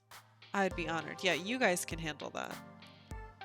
I'll let you two handle the fine details. The two sink deeper and deeper into conversation about currency exchanges, fiscal policy, tax rate changes, and I start to lose consciousness. I admire their passion, but there's only so much adulting I can handle in one day, and I need to reserve some for later. It's then that I notice a customer having some problems with the change machines. Okay, this is what I thought we were over here for. It's the cute teenager. She frowns as she swipes her credit card through the slot again and again and again. The little red error light popping each time she does so. Oh, man. Come on, this was working earlier. Sensing an opportunity to provide excellent customer service and further prove my adulting chops, I step in to help. Hello, good morning. I'm the manager here. Can I be of some assistance? She looks awfully familiar. Have we met before? Oh, right. I invited her to check out my arcade, didn't I? Guess that's why she's here. What's up? Incredible hair. Cute style. Very good. I say again. I want this whole outfit. Except this weird part. Hey, good to see you. Love what you've done with the place. Just love it. But something's wrong with your credit card readers. My card's legit. I was just using it earlier with no issues, but now it's all messed up and stuff. Can you help me? I can pay cash if I gotta. I'm not trying to duck and run on you, but I'd really prefer to use the card.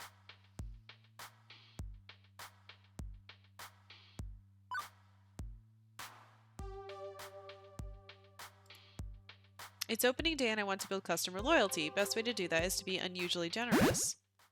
Here, have some tokens on me. Just our way of saying thanks for checking out Arcade Spirits today, so you can get started having fun. Seriously, wow, thanks a bunch. Hopefully she doesn't take advantage of this. The next time she comes in, she's like, I thought I got free stuff all the time. I had a good feeling coming into this place, like it'd make a fine home away from home. Glad to see I was right, super glad. Okay, I'm off to get my game on. Another problem solved. I'm so good at this. With that matter settled, it's back to wandering the arcade. Where to next? Boop. Near the center of the arcade, Ashley showing off her new cosplay to Queen Bee.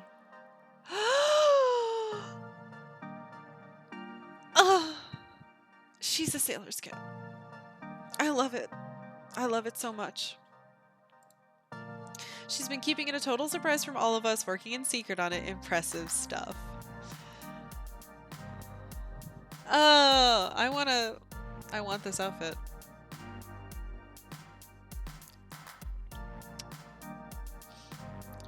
It seems to have attracted the attention of a brand new customer at least. Hey, look kid, a real life in the wild newbie. Hiya. Welcome to Arcade Spirits. We're so happy to have you join us for opening day. Thank you. Child, yes, you young one. Tell Karkalla here what you told us. That that I've never used a joystick in my life. I mean, I've mostly been to Deco's Palace or played games on my phone, touchscreens and stuff, that's all.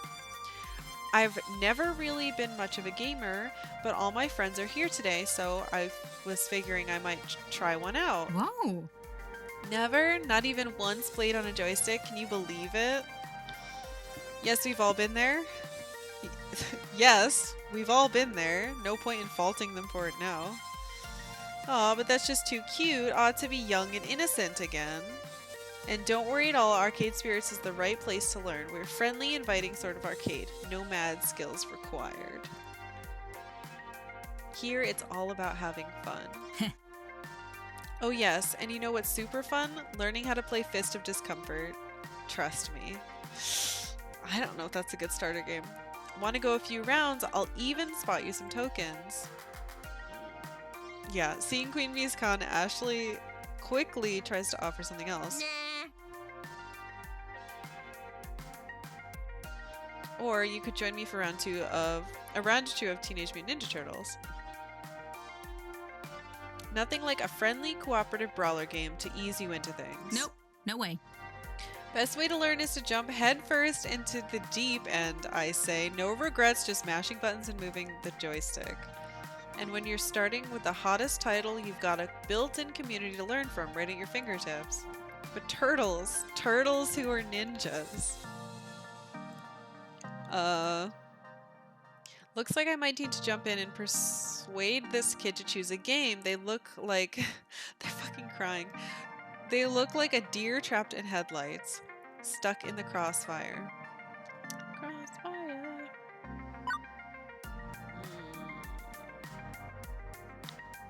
You want some hot arcade action? Queen Bee's right. You want something friendly fun? Ashley's right. Why not play something simple?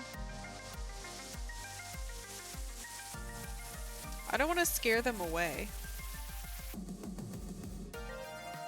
And I'm worried that if I choose Queen Bee's option, but they said like, oh, this is their first time.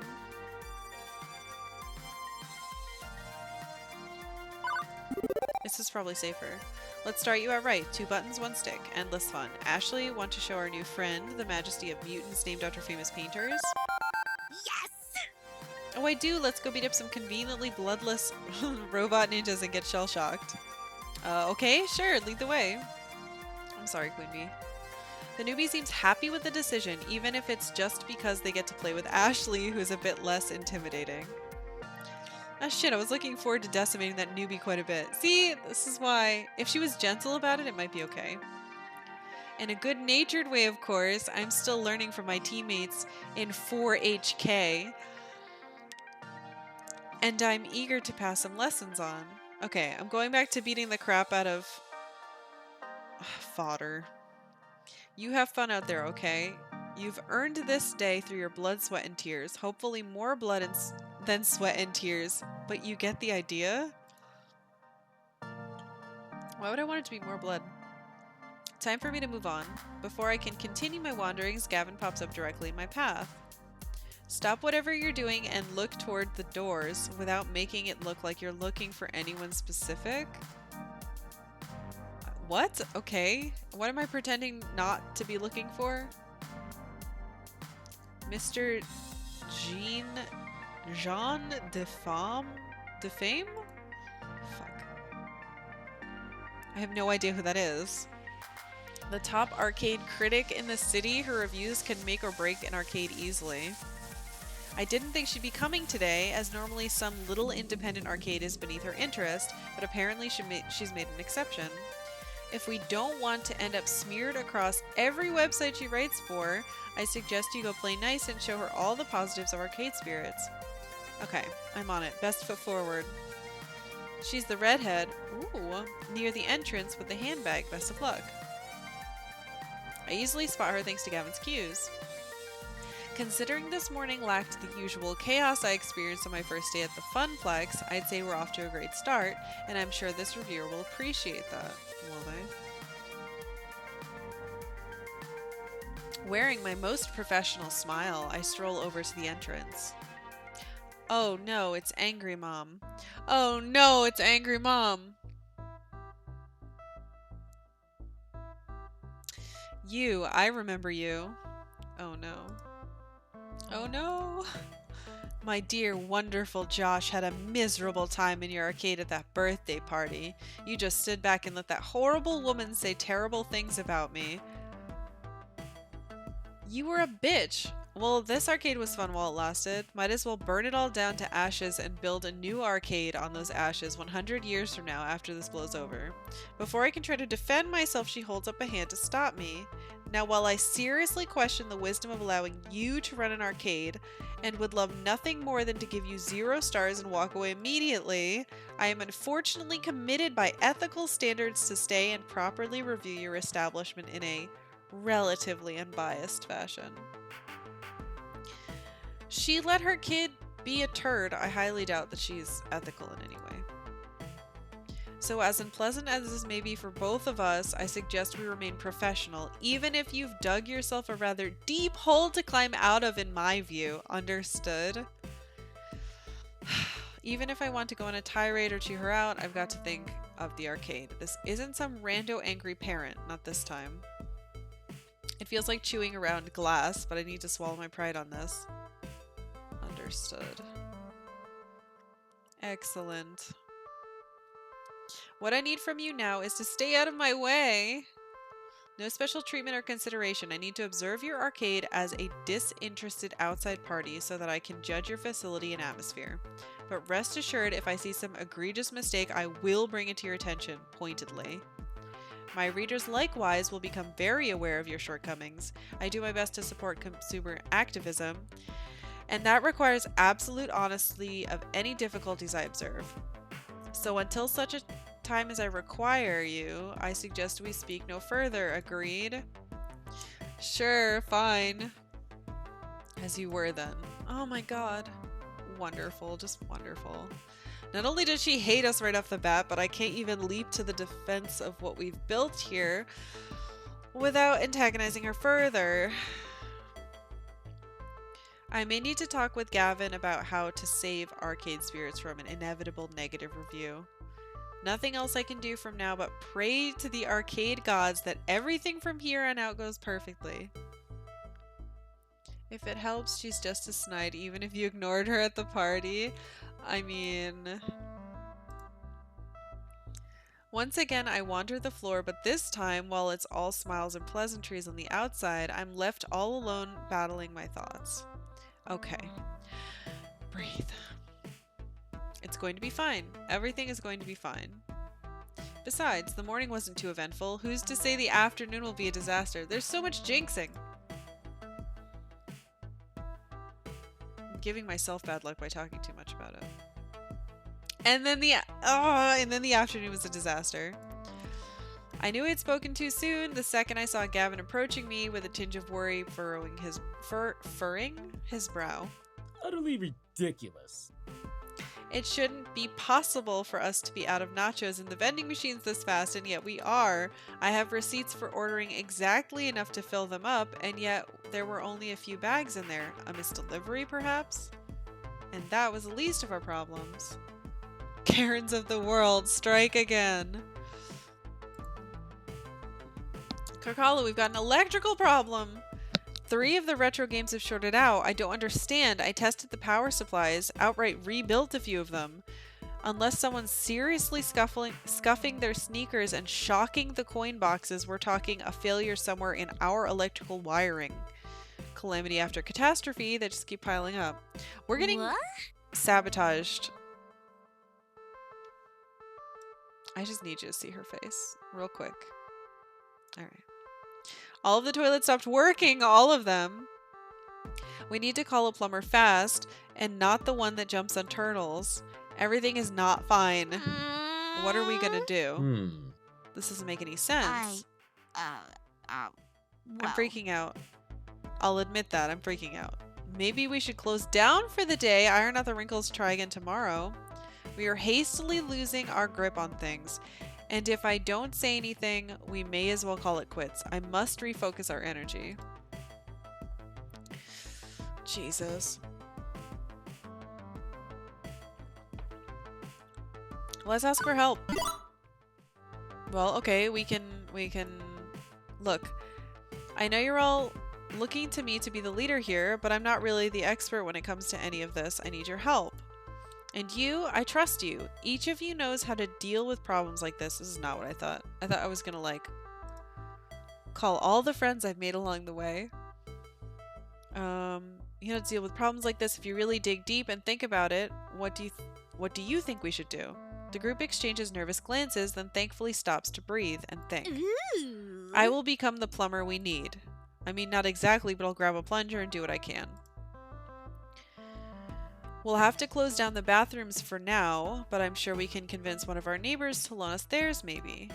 I'll check next door with them before I go battle with their demonically possessed toilets. And while I'd say this vending machine issue was human error, I have enough faith in my own error checking to say this human is not responsible. I'll make some calls with our distributors and see where the chain broke down. Also see about ordering some quick replacement stock. Mine's a bit more complex. I need to replace the fried power supplies, but I can't do that. I can do that. Okay. I can do most of these today. Meanwhile, I'll put a feeler out to the indie arcade community online, see if we can get an electrician with arcade experience out here quickly. I've been meaning to get back into online groups, and even if it means popping my head up in a crowd, I'll do it. Okay, good solutions, people, good solutions. I won't be able to work the floor while I'm taming our restrooms. Are you good with covering for me? Things seem to be getting more intense as the day picks up. You three focus on your tasks at hand. I may be the boss, but I was the floor attendant originally. I can handle whatever arcade spirit throws at me. I hope. Got it? Gotcha. But I'm changing out of this first. I don't want to get poo water all over my new mascot, Toodles. I'm on it. You can count on me. My trusty team. I don't know if Naomi's put our argument behind her or if she's just too focused on what's happening right now to really linger on it. I know I'm too focused myself, even if I do have a lingering worry. With all three busy, that leaves me in charge of every problem that may emerge for the rest of the afternoon. No way to tap out with someone to help me with these situations. I need to work fast to hit every problem before it's too late. Can't leave any stones unturned this time. No risk of letting something spiral out of control. But I'm ready. I mean, I have to be. No choice. Feeling freshly invigorated, I start my floor trek. There are problems all around me, but what should I tackle first? Cursing and banging as someone beats up a machine. Queen Bee cursing up a storm like more than usual. The video wall keeps showing pictures of bunnies. I gotta stop this. As I hear the clang and bang of someone assaulting a cabinet, I see Percy holding up a finger to grab my attention. I motion for him to join me and he does. Thank goodness, I tried to grab Ashley but she was in a hurry, brandishing a plunger like it was some sword. There's so much going on right now. What's happening?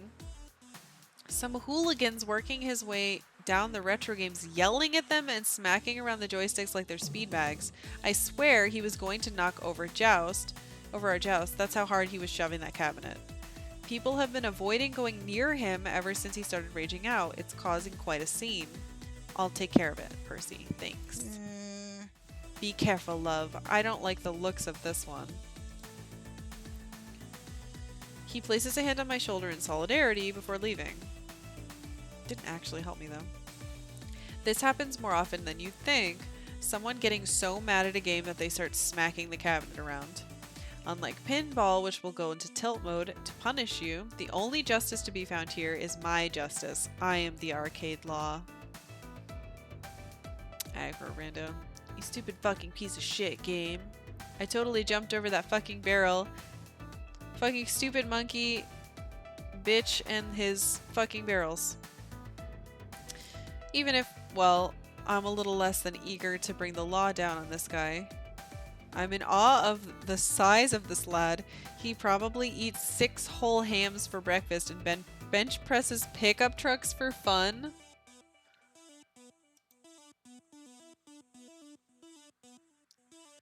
But I know my duty. I know what I must do.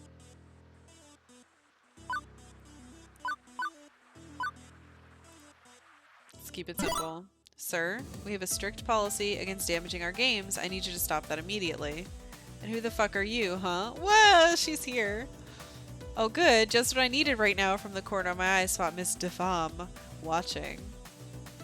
I'd better stay cool. I'm the manager here, and I have the right to eject any customers abusing the games. I suggest you play nicely if you want to stay in arcade spirits. Understood, sir? You little... But oddly, his attention is diverted to something or someone behind me. It's only for a couple of seconds, but his whole demeanor changes after that. Fine. Why did that work? He storms off, deciding he'd rather have the last word than argue it further. I turn to see who or what exactly changed his mind with a sharp glance, but the crowd's too thick. Whoever or whatever it was is gone now. And Mrs. Defam returns to the crowd without a comment, hopefully quietly approving of my law bringing. That was odd, but I guess a win is a win. Now then, what problem to address next?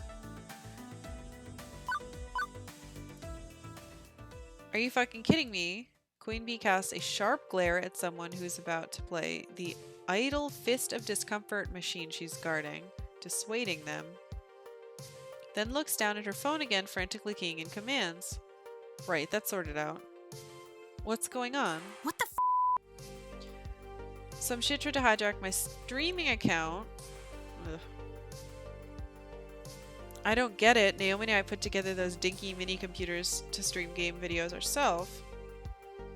I made the security recommendations myself to avoid this sort of thing. But it looks like our new experimental tech to allow celebs like me to walk up on a game and start streaming, it has a few holes.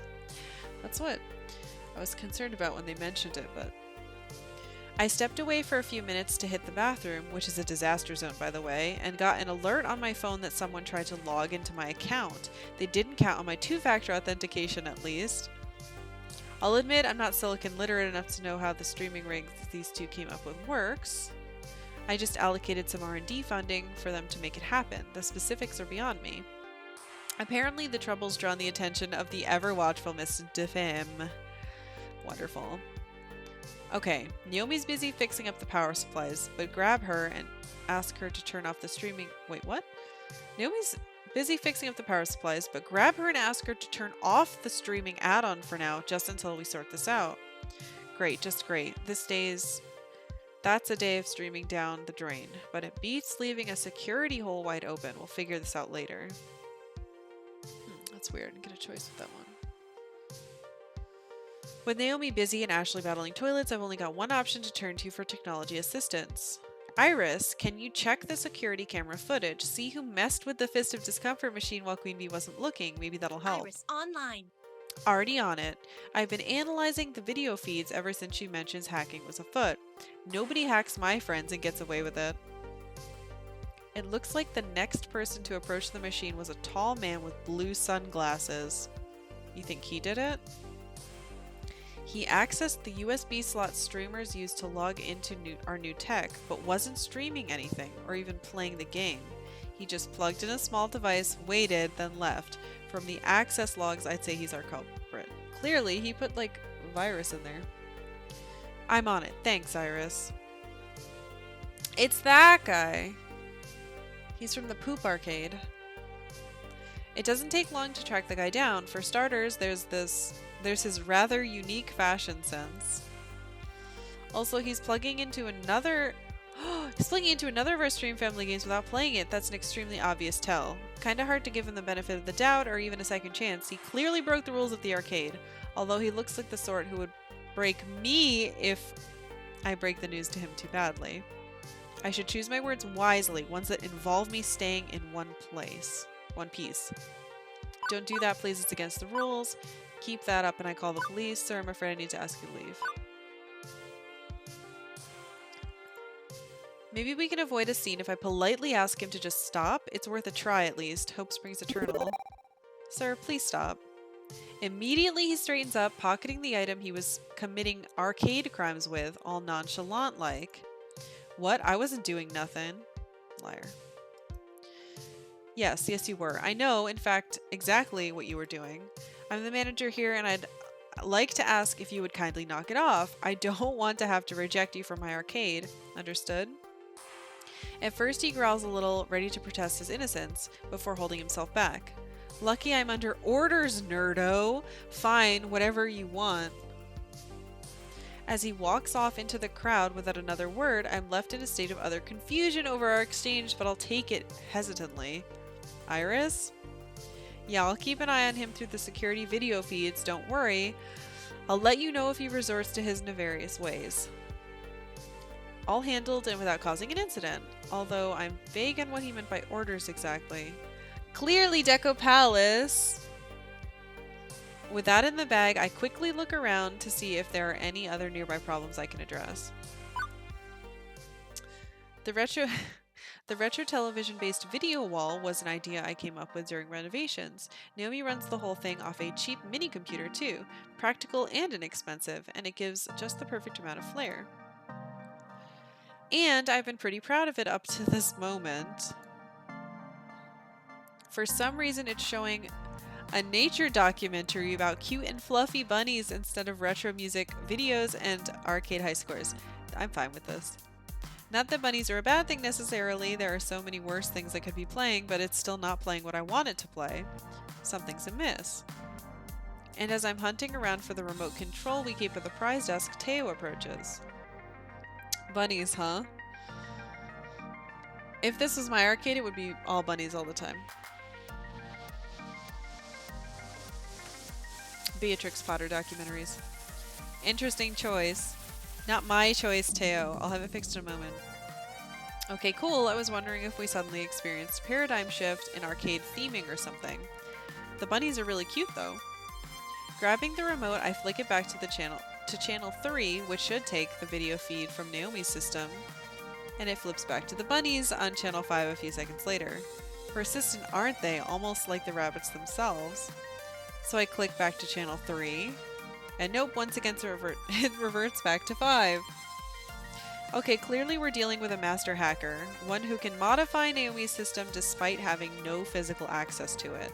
An individual capable of truly hacking the planet. Yeah. Or it's a prankster with a universal TV remote, more likely. I've got one of those myself, helps me to turn off overly loud TVs in bars which drown out the beats of whatever game I'm playing. Not that I would ever do that, mind you, just in case. But with great power comes great responsibility, and clearly whoever's forcing us to watch this lacks the latter. How about I go subtly check the crowd to see if anybody's got a clear line of sight and is pointing a gadget at the video wall each time you change it. I mean, shouldn't Iris be able to figure that out? I'm strapped for help, so I'm not going to deny Teo's offer. Sure, go for it. The war for remote control continues for another minute, back and forth from the music videos to documentaries about rabbits. And now it's showing them mating, which I'm seriously hoping does not count as pornography, or it'll be yet another black mark against us with a certain arcade critic. It's only been a few minutes, but it feels like an eternity of copulating lagomorphs before Teo returns. Found him. Orange jacket sitting near the pinball section. Thanks, Teo. No worries. Anything for you. Fucking flirt. I roll up the sleeves on my hoodie, ready to put an end to this. Wait a minute. Isn't that the arcade newbie from earlier? They didn't seem like the troublemaker at the time. What's going on here? Nope, it's definitely this kid. I can see tiny plastic gadget in their hands briefly before they pocket it. Perhaps noticing my approach. These are all kids from the douchey arcade. They've all been hired to sabotage me. Perhaps noticing my approach. The teenager... Does that mean the cute teen girl was doing it too? The teenager rolls stealth and gets a natural 1, resulting in an awkward and obvious attempt at looking like an unimportant part of the crowd. Hey. Didn't do anything. I mean, hi, good to see you again. What's up and how are things? Given this living bundle of nervousness, I'm not sure I feel like coming down like a ton of bricks on the poor kid, but rules are rules, right?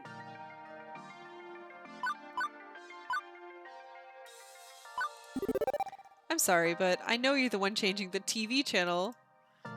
I'm not. I mean, you are, but it's okay. It's not really a big deal. If you'd kindly stop doing it from now on, we can let this go. It's not like you did anything seriously wrong, okay? Just stop changing the channel. Okay, sorry. I wasn't trying to cause trouble. I mean, I was, but never mind. Okay, I'll stop. Thank you, bye. And they're gone, slipping back into the crowd. That was weird. What's going on here? All of these teens have been hired to sabotage us. Come on, video game me. I decide to look around a bit more, hoping for some clues. What troubles should I investigate next? Before I can continue my quest to purge my arcade of evildoers, I'm interrupted by an onslaught of my hard-working staff. Hope all their tasks have been completed.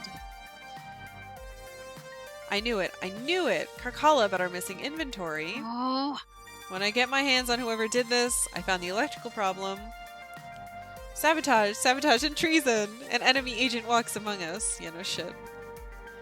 Okay, so we have some insight on what's causing all these messes, but it's a chaotic jumble right now. One at a time, please. Our suspiciously low snack inventory was, indeed, not human error. The delivery truck never arrived here. It was routed to a garbage dump due to a computer error, or, as I suspect, malfeasance. And malfeasance explains our electrical problems, too. Remember my joke about someone scuffing their feet and shocking the coin boxes? Nope. That's actually what happened. An external shock, not grid failure.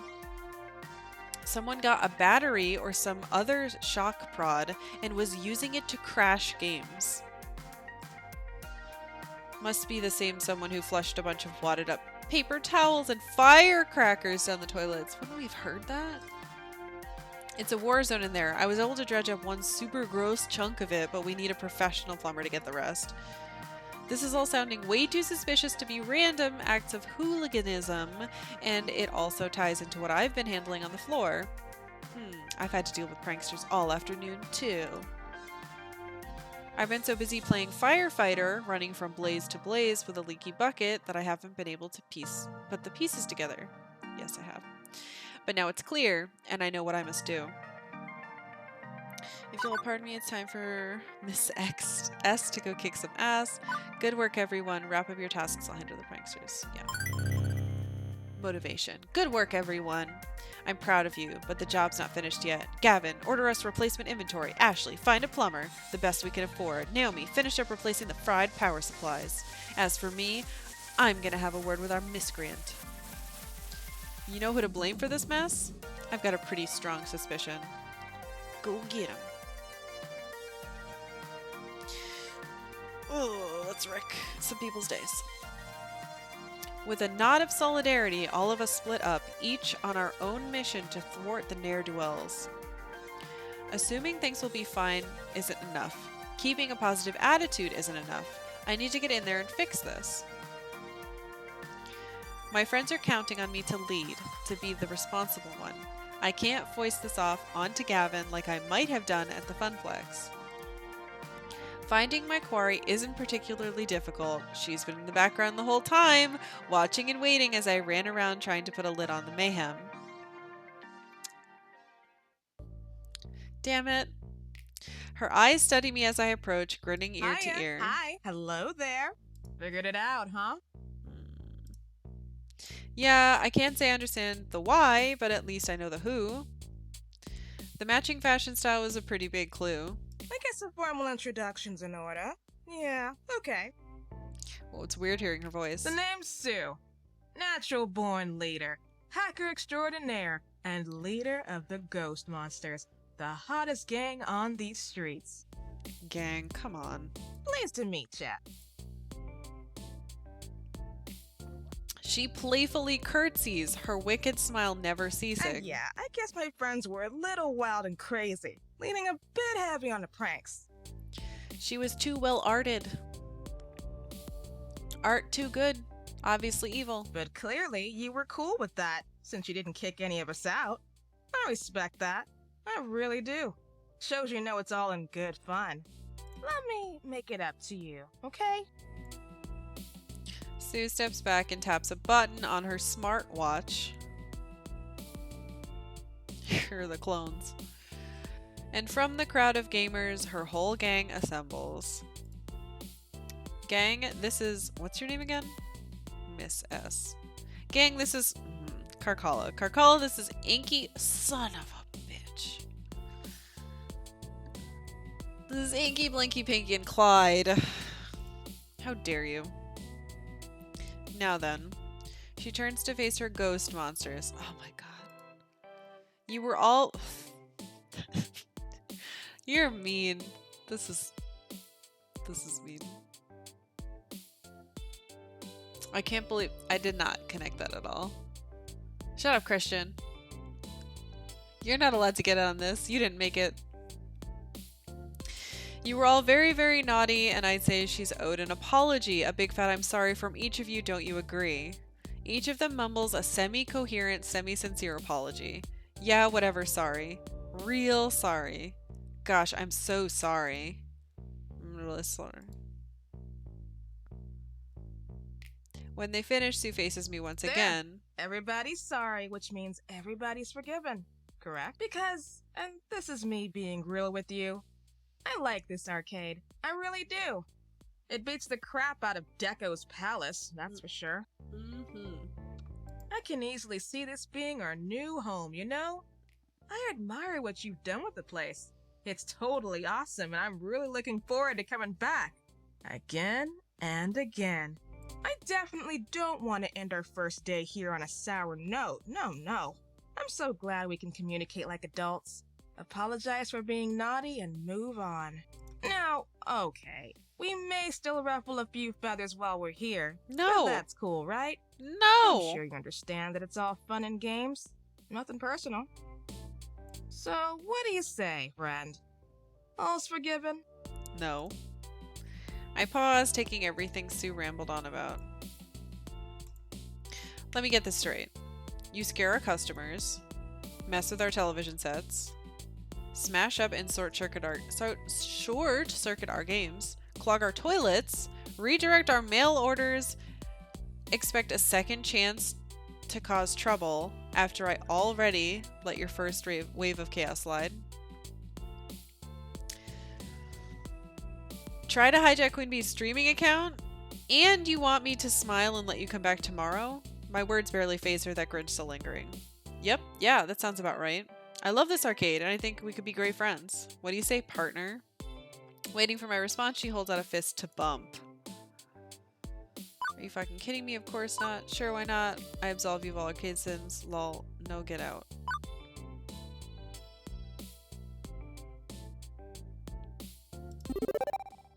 Look, I'm sure you're all good kids at heart, but if I let you hang around here and you just cause more problems, it's no good for any of us. If you sincerely love arcade spirits, you'll understand I can't let you ruffle feathers, as you put it. I need to make sure everyone's having a good time. Well, yeah, I mean, I get it. I get that, right? So I might be willing to offer you another chance if you promise me you'll follow the rules from now on. That's the best I can do, okay? No helping it. Well, I'd like to work with you here, really, but promise is kind of a steep ask. Something's wrong. I'm a pretty empathetic sort of gal. I can tell when someone's being legit with me, and she's clearly genuine about wanting to come back, but seems conflicted, because she's getting paid. How hard is it to not hack machines and run wild? Why would that be a problem? Okay, see, normally I'd give you my word is bond, but, well... No ifs, ands, or buts. I need your word if I'm going to rebuild trust with you. We don't need to have to get the police involved here. We can keep this between us, right? Sue raises an eyebrow at that. Whoa, put the brakes on. Bad idea, friend. Really bad idea. I didn't choose to say that. You don't want to even think about getting the cops involved in this. No. Because, and this is me being honest with you because we're on such good terms, it won't do you any good. We'll be out and back on the streets within a day. Yeah, because you have Deco paying your bail. We've got friends in high places. We don't sell drugs or weapons. We sell information. And information, as a currency, is far more valuable than what other gangs trade in. So if we're doing this, we don't involve the pigs. Any problems, you come to me direct. That's my rule. Break that rule. And, well, you don't want to see what I can do with the push of a single button. So now you're threatening me. I'm just telling you how it is. What you do now is entirely up to you. But before she can continue her tirade, we're rather rudely interrupted. Who are these hot-ass Bosuzoku chicks? What? Whoa. Oi, Sue, the hell you think you're doing here? The thick tension that surrounds us melts away, redirected to a new challenger. All eyes glare toward them. Oh, great. Hey Karkalla, hold that thought. I got business to attend to. Damn right you do. Ghost monsters don't operate south of 23rd Street. You damn well know this is lovely chainsaw territory. Get lost or get tossed. This... yes, very good. If I wasn't confused before, I sure as heck am now. All I can do is watch this unfurl before me. With a clap, Sue summons her buddies to her side. I'm sorry, south of what? I don't recall signing any non-compete agreement with you darlings. Ghost monsters for life! Oh, ghost monsters, this locker room gossip queen is disrespecting your fearless leader. What do we say to that? Nobody disses Sue on my watch. Nobody. Yeah, and I ain't scared to hit a chick. I'm an equal opportunity, socially maladjusted individual. Think you've got your answer, ladies. Now then, let's rumble. There's a gang fight in my arcade. Well, to their credit, they didn't throw the first punch, but we're talking Han didn't shoot first levels of moral high ground here. Immediately, the ghost monsters and the lovely chainsaw are at each other's throats, grappling, punching, shoving each other.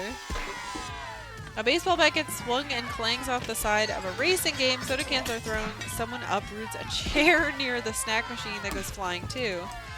It's complete and utter chaos. And it needs to stop now. Iris. Already calling the cops. As for me, I was already on thin ice emotionally. Everything will be fine. I told myself everything will be fine. Well, that just went out the window, I guess. I could stand here, paralyzed and freaking out. Or I could do something to try to save this. I choose the latter. Priority 1, get the customers the hell out of here. Gavin and Ashley are already on that. I join in, trying to funnel the panicked crowd of kids and gamers out the door and away from the carnage. This way, hurry! In an orderly fashion, please. Out, everybody out!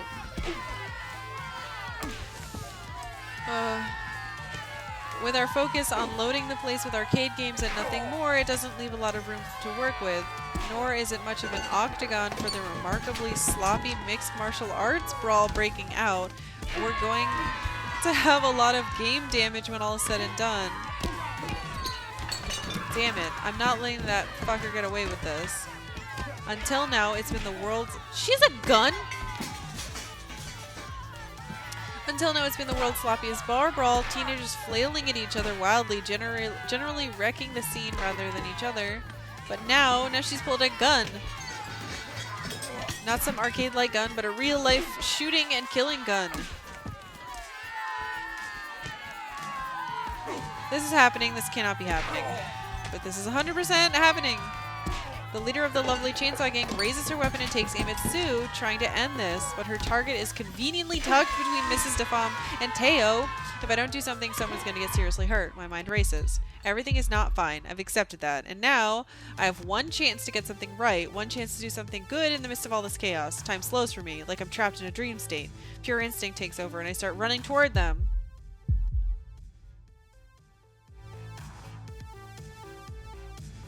Fuck, you kidding me?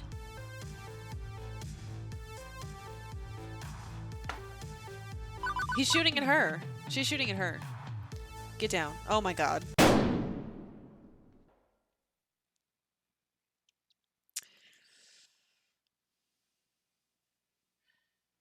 I think I lose.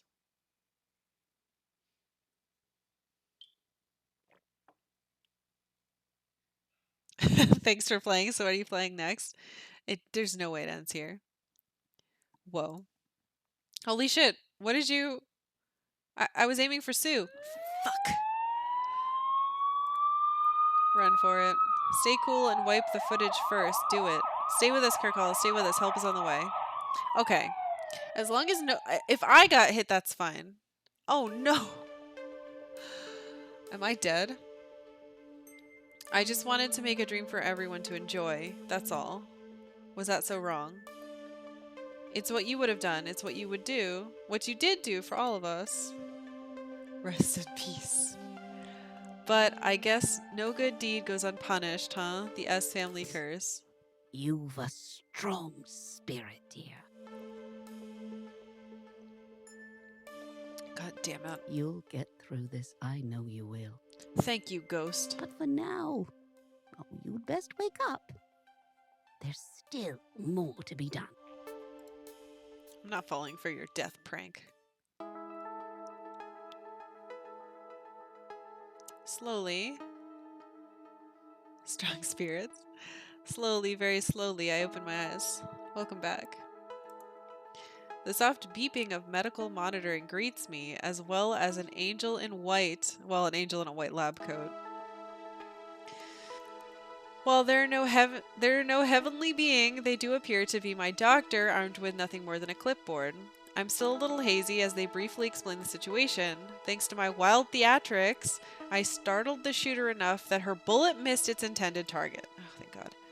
And instead went into my leg. Oh, legs. Who needs those?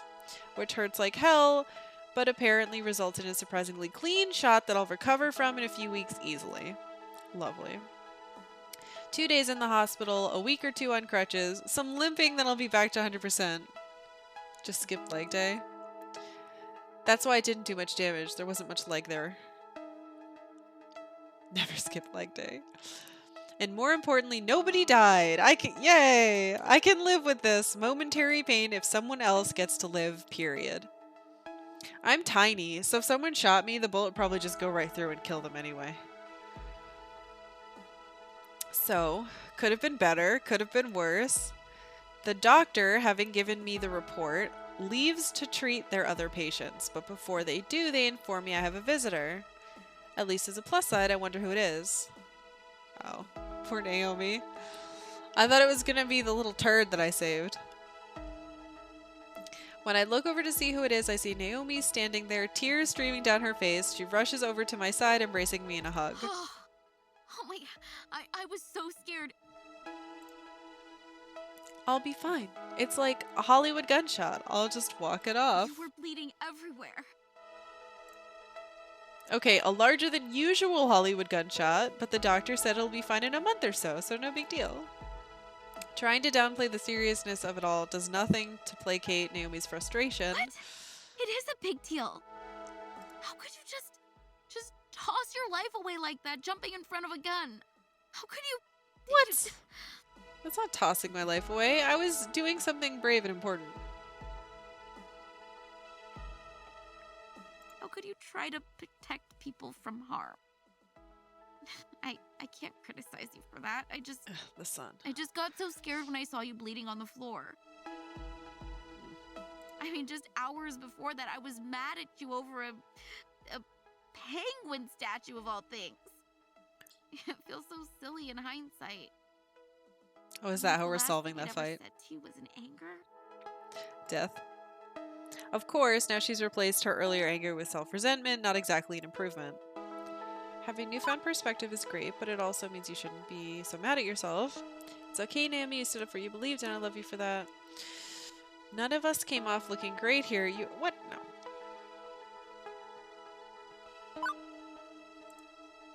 I offer her a gentle smile and take her hand. I admire you. You stood up for what you believed in this morning. Right or wrong doesn't matter. Angry words don't matter. What matters is your spirit. I'm never going to hate you for speaking your mind, and we can't always agree on everything. Arguments happen, and they won't tear us apart. Not ever. I promise you that. Even when I'm yelling at you about a silly penguin? Well, I can't say I'd enjoy being yelled at about a silly penguin, but I don't think it's going to make me abandon ship either. Naomi sighs and wipes away some tears. I can be very opinionated, let's say, but that doesn't mean I need to yell. It doesn't mean I need to be angry. I can stand up for myself without throwing a fit. I guess people in love argue from time to time. What? Novel. It's normal, but next time I'll try to do it without the fireworks. And I promise I'll do this, blah, blah, blah. And I'll promise the same thing in turn. As long as we remember that we love each other no matter what, we can walk through any problem. It's going to take a lot more than a little shouting about a penguin to make me break up with you. I think you're stuck with me for a long, long time. And I trust you to protect my dream, even when you have to protect me from myself. I hate having to pull you back from that dream, though. It's very sweet. You're not. You're helping me be realistic about things. Miss Francine was a dreamer, but she also tried to be realistic. I should aspire to be more like her. I guess I just freaked out a little when Gavin stepped in and stepped on my idea. Obviously, he doesn't care about my dream the way you do. That's not true! And we're back to the Gavin versus Naomi rivalry. When I was only a floor attendant, it wasn't really much. Hold on. My mouth bad. When I was only a floor attendant, it wasn't really my responsibility to sort that one out, but as the new boss, I think it's time to try to put this one to bed. Gavin isn't exactly a fire-breathing monster, you know. We're one team fighting against the world. He fights just as hard for all dreams. See things from his perspective, you'll understand, trying the best to help us all.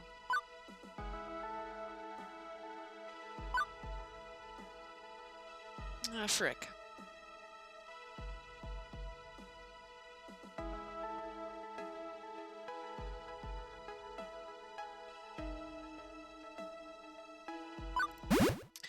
Hey, none of that. He's a champion of arcade spirits. Oh. But he keeps staring down everything I care about. He's trying to support everything you care about. Like today, he wanted to protect your dream by keeping your enthusiasm from landing us in legal hot water. It's not like he takes joy in having to do things like that. He literally told us that. But he does them anyway because he wants us to survive and thrive, to fight against people like Dekonami and win. True, sometimes he lacks perspective, sometimes he goes too far, but that's why we need him. But that's why we need to be there to work with him instead of against him toward the future.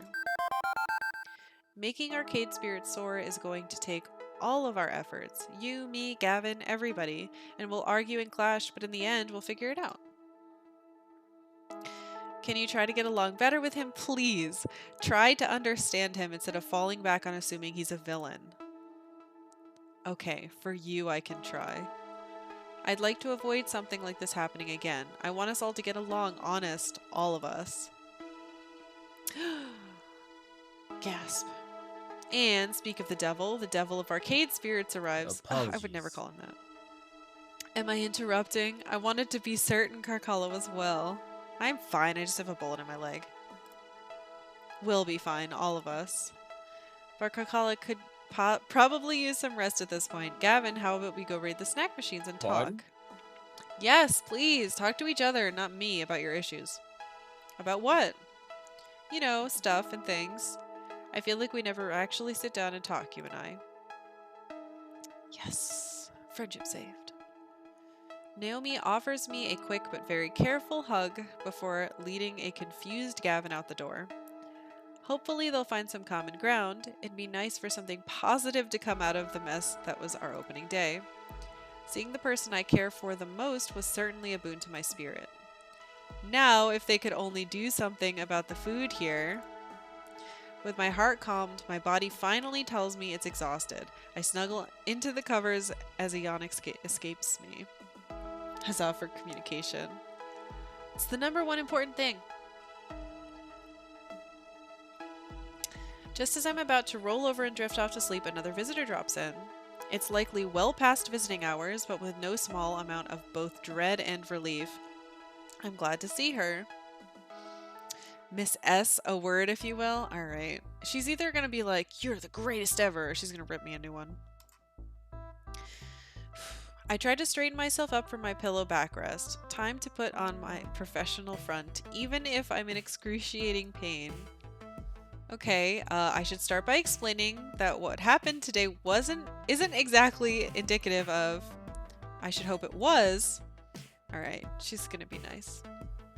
It's hard to disguise the disbelief on my face. What? It seems I've misjudged your character based on an initial unpleasant interaction, but what I saw today, clearly you are no fool nor a coward. I let my need to protect my family override my better judgment. How absurd to paint everything you've built at Arcade Spirits with that brush, all over such a small matter. Your kid was being a turd. So,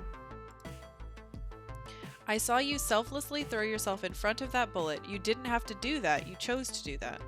It's indicative of someone who isn't simply in this for the money, as so many in the industry are. While I'm uncertain why you protected that young criminal, I suppose someone who respects life deeply enough to even protect someone like her is to be respected. It's what Sailor Moon taught me to do. I suppose I've become a bit jaded from all those eager to cash in on the arcade scene. All the large-scale arcades I have to review tend to be very impersonal and cold. So you were impressed with our arcade? Hold on. The sun moved, so I might be able to open this again. Yay. But now the sun's like... here.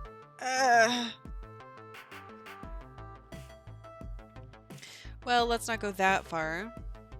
I can't say I was thrilled with the amount of mayhem and disaster going on even before a gang war broke out. What is sun? We have monster windows, so it's the bane of my video game existence. That's why the sun is... I have the windows out here so that it can't touch my screen.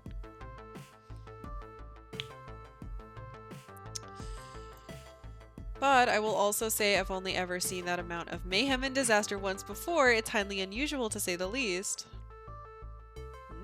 The last time I reviewed a small up-and-coming arcade similar to yours, everything went wrong. Everything. Was it the Funplex? I wrote my review in an honest fashion, and as a result of my scathing pen, the place was sold and closed down within a month. Sold to a notable figure in this industry. Great. Wait, you don't mean... Yes, Dekonami.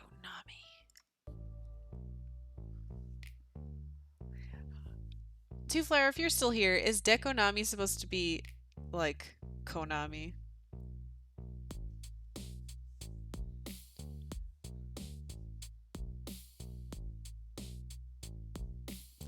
Such is the fate of any arcade which dares to stand up to him.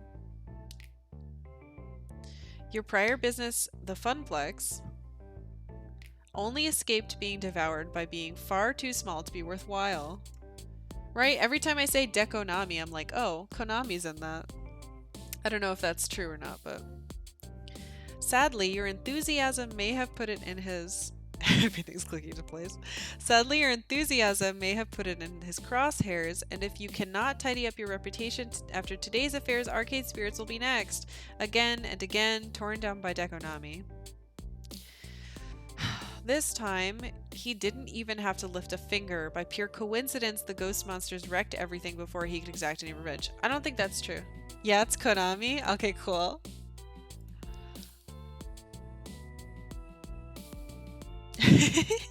Konami is Konami and Konami is the worst. It's a two-layer pun. One layer is Konami, who have been cashing in on pachinko machines and ignoring their legacy. The other is the Deco...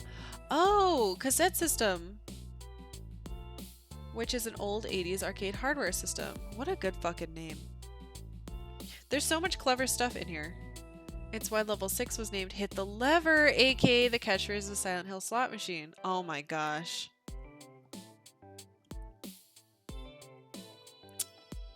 You put so much amazing discoverable stuff in here.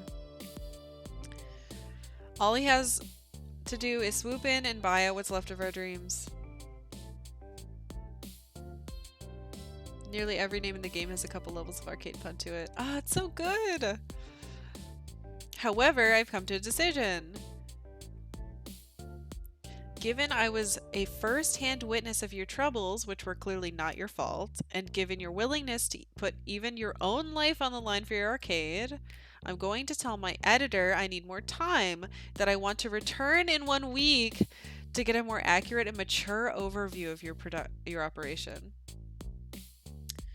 Naomi Fairchild is Sega Naomi Arcade Hardware, Fairchild Channel F, first cartridge-based game console from 1977.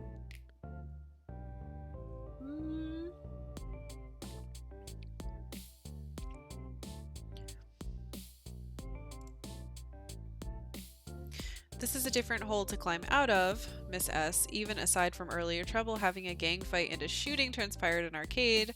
Well, the press will feed on this. Even if I was the only press present and accounted for, they'll dig and they'll speculate and they'll chew on your bones. If your arcade survives that initial onslaught, I hope to write a proper review which can lay those concerns to rest.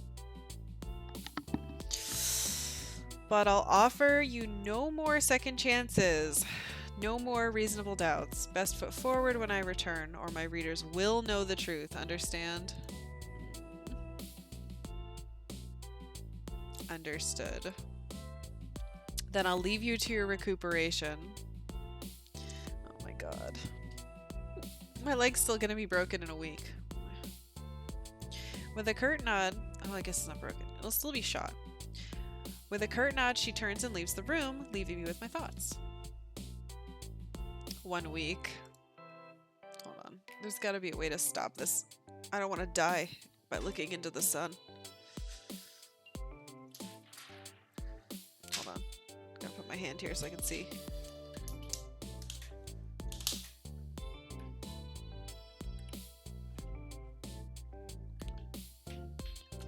Alright, can I sit back now? Oh, it's so dark! What is this? These dots. Oh, frick. Never mind, I give up. I'm just gonna smash my face into my computer. Alright.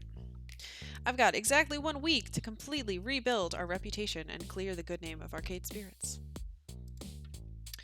Otherwise, it's game over for all of us.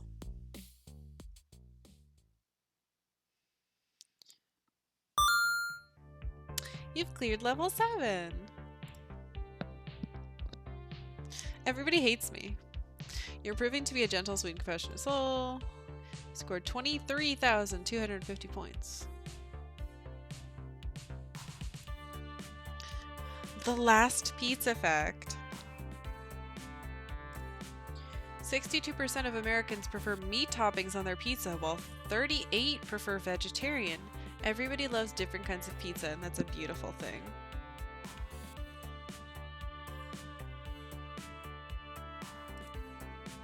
Is Arcade Spirits intentionally referencing Sakura spirits?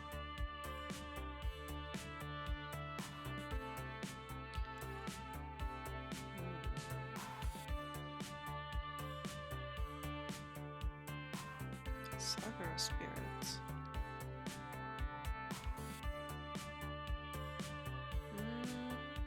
Oh, it's a booby visual novel. That's just because pepperoni is the invincible meat.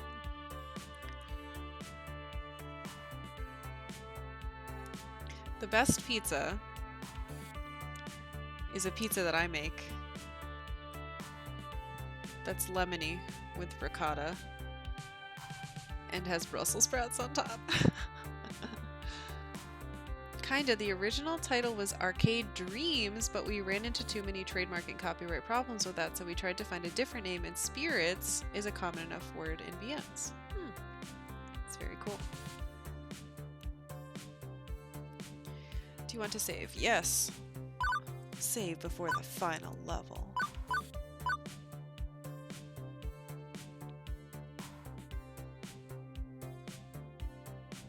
Alright, hold on. I'm gonna save again. Okay.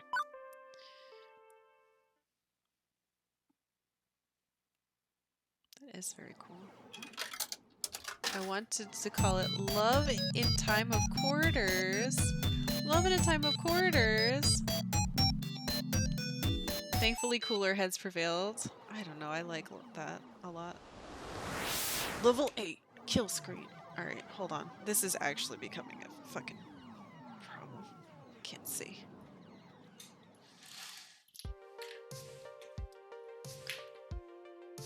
Alright, we're gonna have to deal with spots. And I'm gonna just deal with that. Okay. It is the distant future, year 20 bleepity blop. And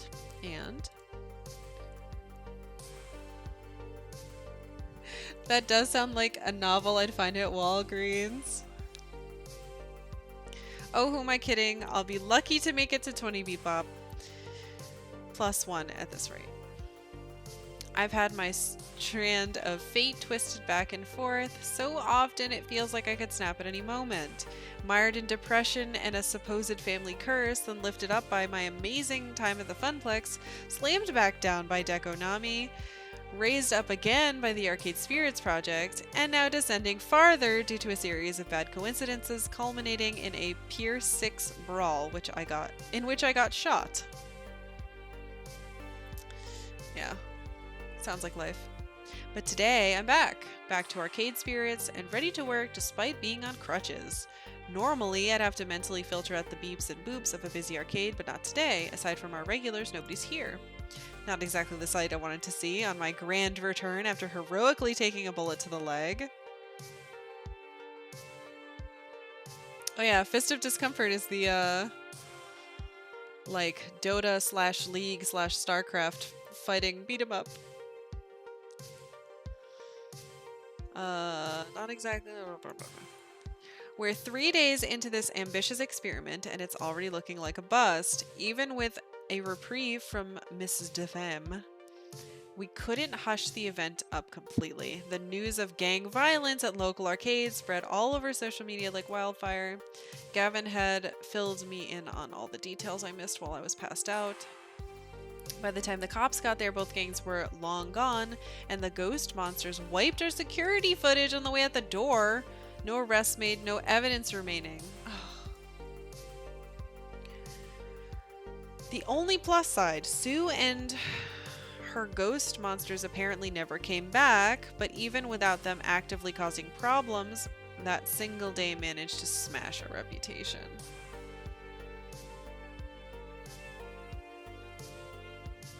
Classic change machine, yeah.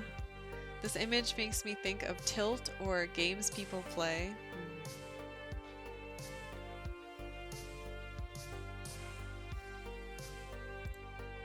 It's just so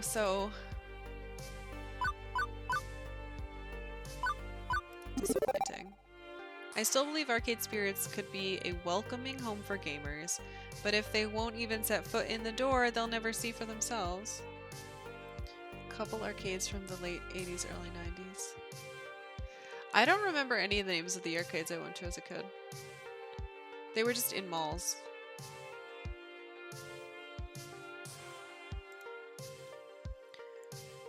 I put in all this work, all this love to make my dream arcade. All my friends did the same, and to see it all evaporate in a single day is so incredibly disappointing.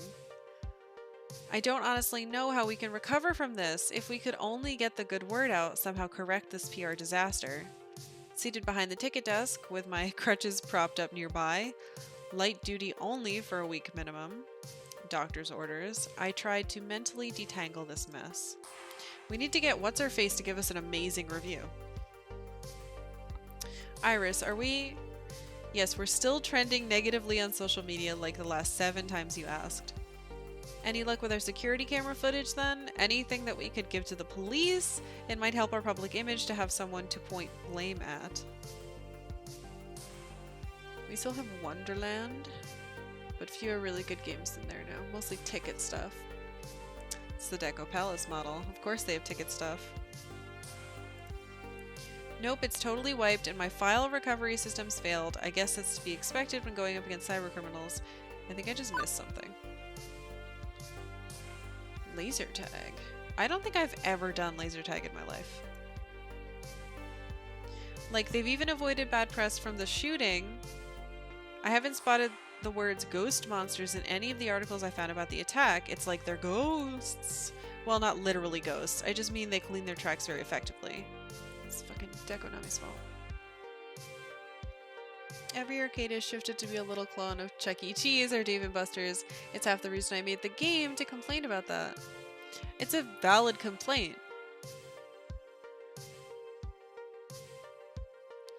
Yeah, got that. We did see them in their corporeal form, remember? At least that whole mess seems to be behind us. Now we just need to dig our way out of this hole. I sigh heavily as the burden sinks into my lungs, and before I can groan further, I hear footsteps approaching me. I lock my phone and pocket it before seeing who it is. Hello, hello. Hello, Karkalla. Good to see you up and about. Coin jam and ground control are cool, but it's the same. It's true. When Quarter World opened up, I really thought it was gonna be what I was looking for, and it just wasn't.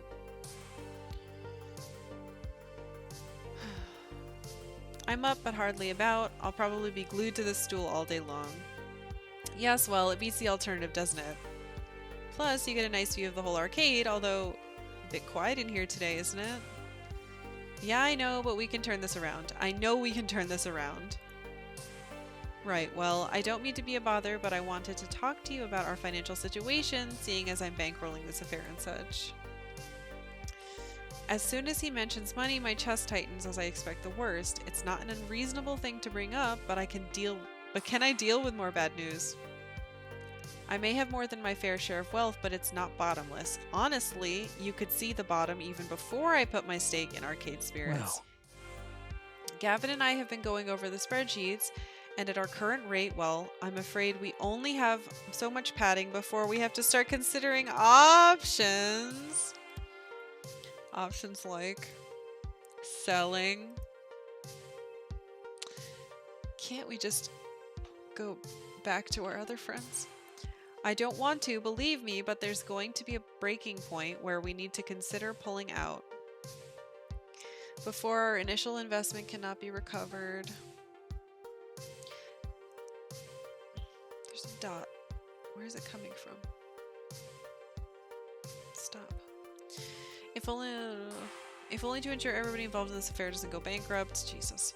The knot in my stomach turned. The idea of completely draining Percy's finances, well, his plan for that money was to turn it over to charity upon his death, and here I'd convince him to invest in my boondoggle of an arcade in the twilight years of his life. Something of a grim thought, isn't it? But let's not dwell on the negative, shall we? No point giving up the fight so soon after it begins. What we need is a plan for how we can turn these ill fortunes around. What are our next steps? Next steps? I can barely take a step with these crutches. Honestly, I'm not sure what we do next. I need time to think. Why? By all means, think away. And if all else fails, well, at least you've still got your health. Ah, hold that thought. We've got a customer. Hello, welcome to... Oh my god. Why is he back? Good morning. I think I'll be moving along now. Movie to play and all. Remember your health and try to avoid stress in the next few minutes. I stood there in silence and shock. I tried telling myself this was such a bad fever dream from my wound. This was just a bad fever dream from my room, but no such luck. This was 100% real. I watch as Deco takes a look around the arcade, his smug grin ever present. I see his eyebrow arch as he takes note of the people, or rather the lack of people here playing games. Such a shame. Such a shame. Seems you've had an unfortunate run of luck lately. Not an unexpected one, however. I did warn you this would likely be the result of trying to go your own way. This can be a very unforgiving industry, as you've learned. He did all this. Well, I didn't expect you to get shot, at least. I'm glad to hear the wound was minor. And you'll recover. I apologize for not sending flowers. Fuck you, dude. Am I not generous? I hope you realize now that I was only looking out for your interests when I made my job offer. Do we get a good old WWE break here where Hideo Kojima comes running in with a chair?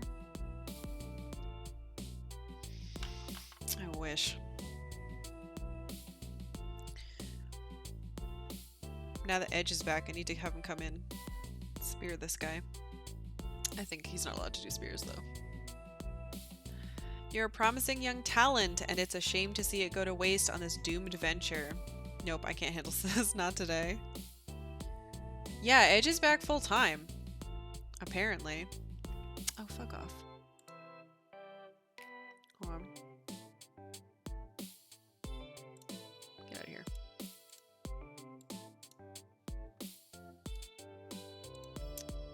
How do I get rid of this? Oh no, what did I do? There we go. I saw he showed up at the Rumble. Oh wow, with his injuries. I know, I didn't think he was ever coming back either. Cause like, it was a really big deal when they said he couldn't wrestle anymore. They were like, well, spears are banned now, because of how fucked up your neck got, and you can never wrestle again. But apparently, he's now back full time. Yeah, I deleted it.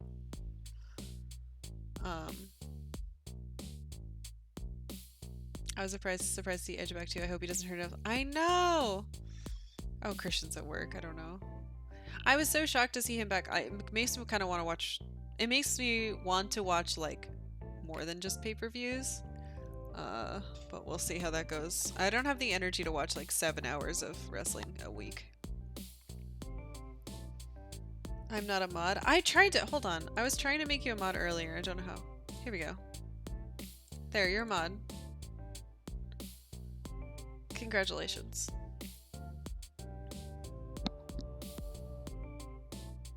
Yeah, it takes a lot of time to watch wrestling. It's like a big investment. I really want to see what AEW is into. Yeah.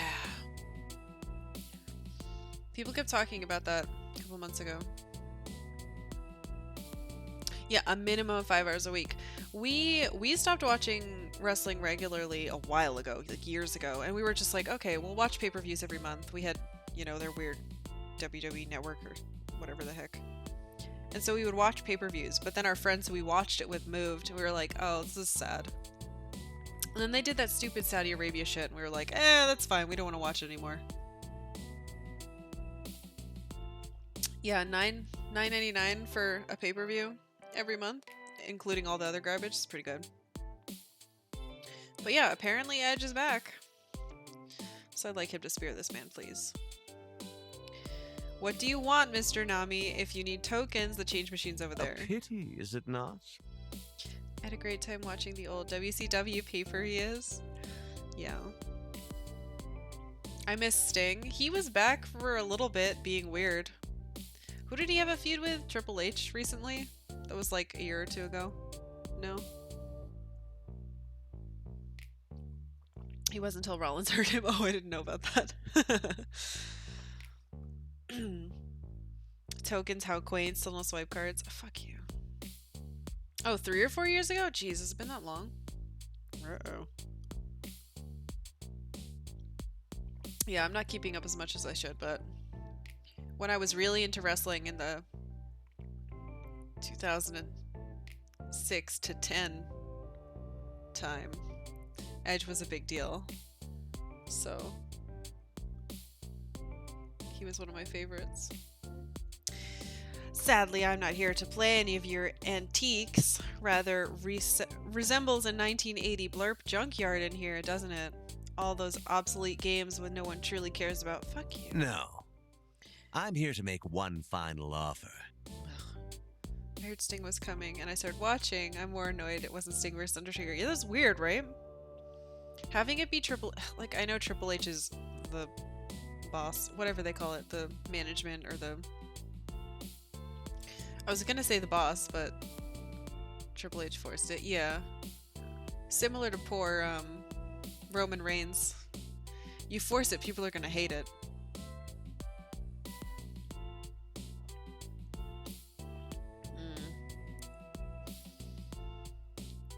No, I'm here to make one final offer. If you sign over ownership of this arcade to me, I'll spare your careers.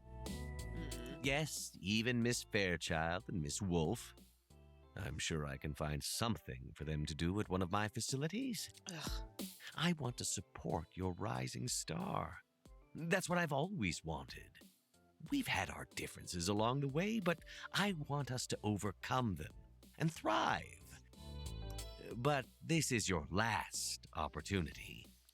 I'll not extend my hand in friendship again. If you don't agree to my terms, I'll stand idle and watch as everything burns down around you. You have my word on that. Do we have the cameras on now? Can we call the police on him? Okay, obviously I want to say no to this fabulous offer, but at what point do I cut my losses? Miss Francine believed in dreams, but she also believed in practicality and trade-offs. Am I ready to give up everything so that I have something resembling a future? No. Well, hey, you were polite to him. I was polite to him, but no. Of course I'm not giving up. I mean, seriously, I had so many opportunities to jump ship prior to this. Why would I bail this close to the end of the game? No, to get the fuck out of my arcade. I'm afraid I must follow my own dreams. My resolve remains. I refuse your offer. Only if I get $500,000 salary, 3 company cars, a Hollywood mansion, and my own line of center fragrances.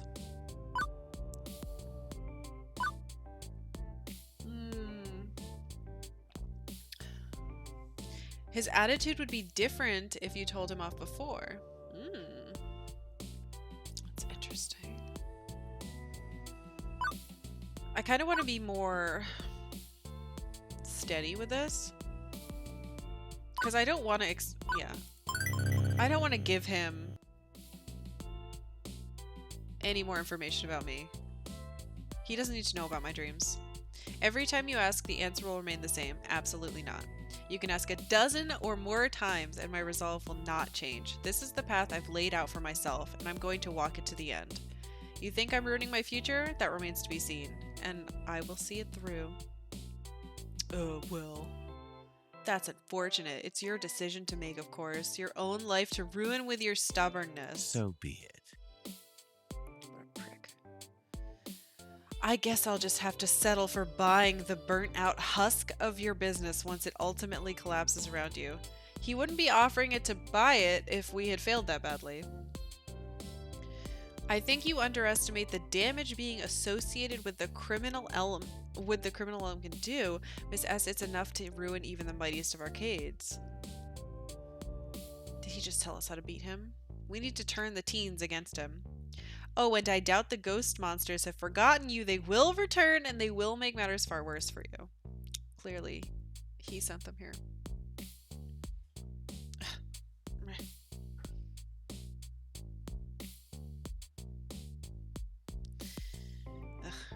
And immediately I take notice. Play it cool, play cool. Don't let in, just test the waters. Really, ghost monsters? I thought that game was called Lovely Chainsaw or something. A foolish fool. Yes, ghost monsters. Sadly, they insist on naming themselves after an absurd ancient video game reference of all the childish immature. He shakes it off quickly enough, refocusing on me. But enough banter. I believe I'll take my leave. I'll not see you again, Miss S. I'll let my lawyers handle purchasing what little will remain of you. So obvious. Good day.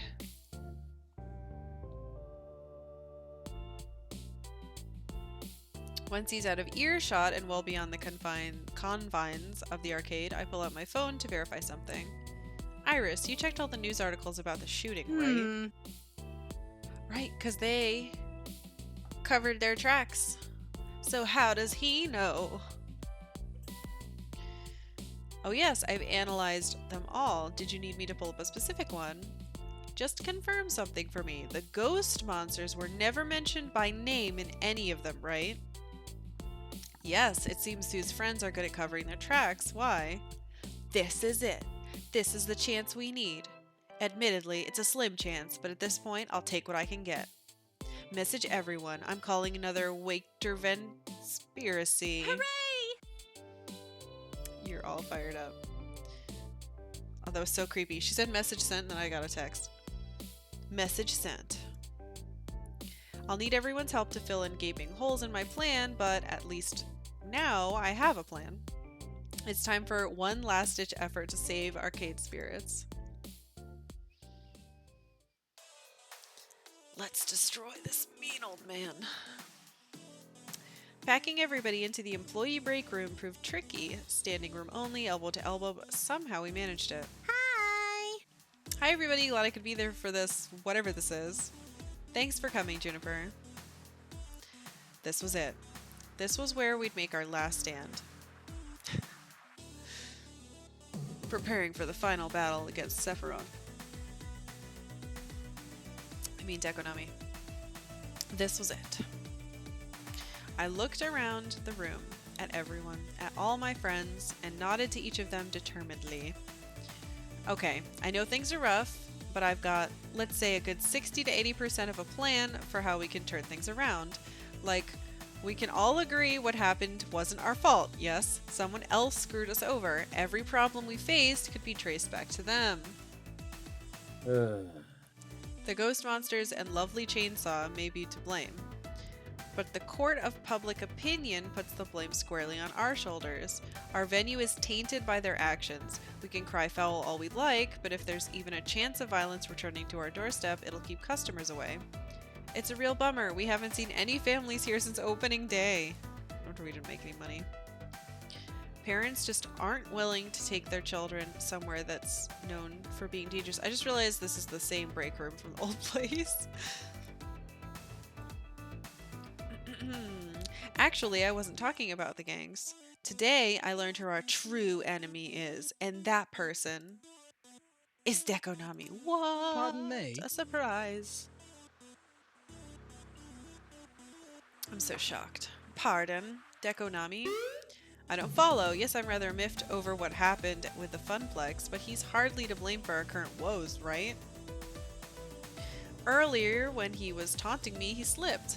Mentioned the ghost monsters by name. Except those hackers kept their noses clean. They left us with no proof that they were ever even involved, thanks to our security cameras being wiped. The cops didn't go after them.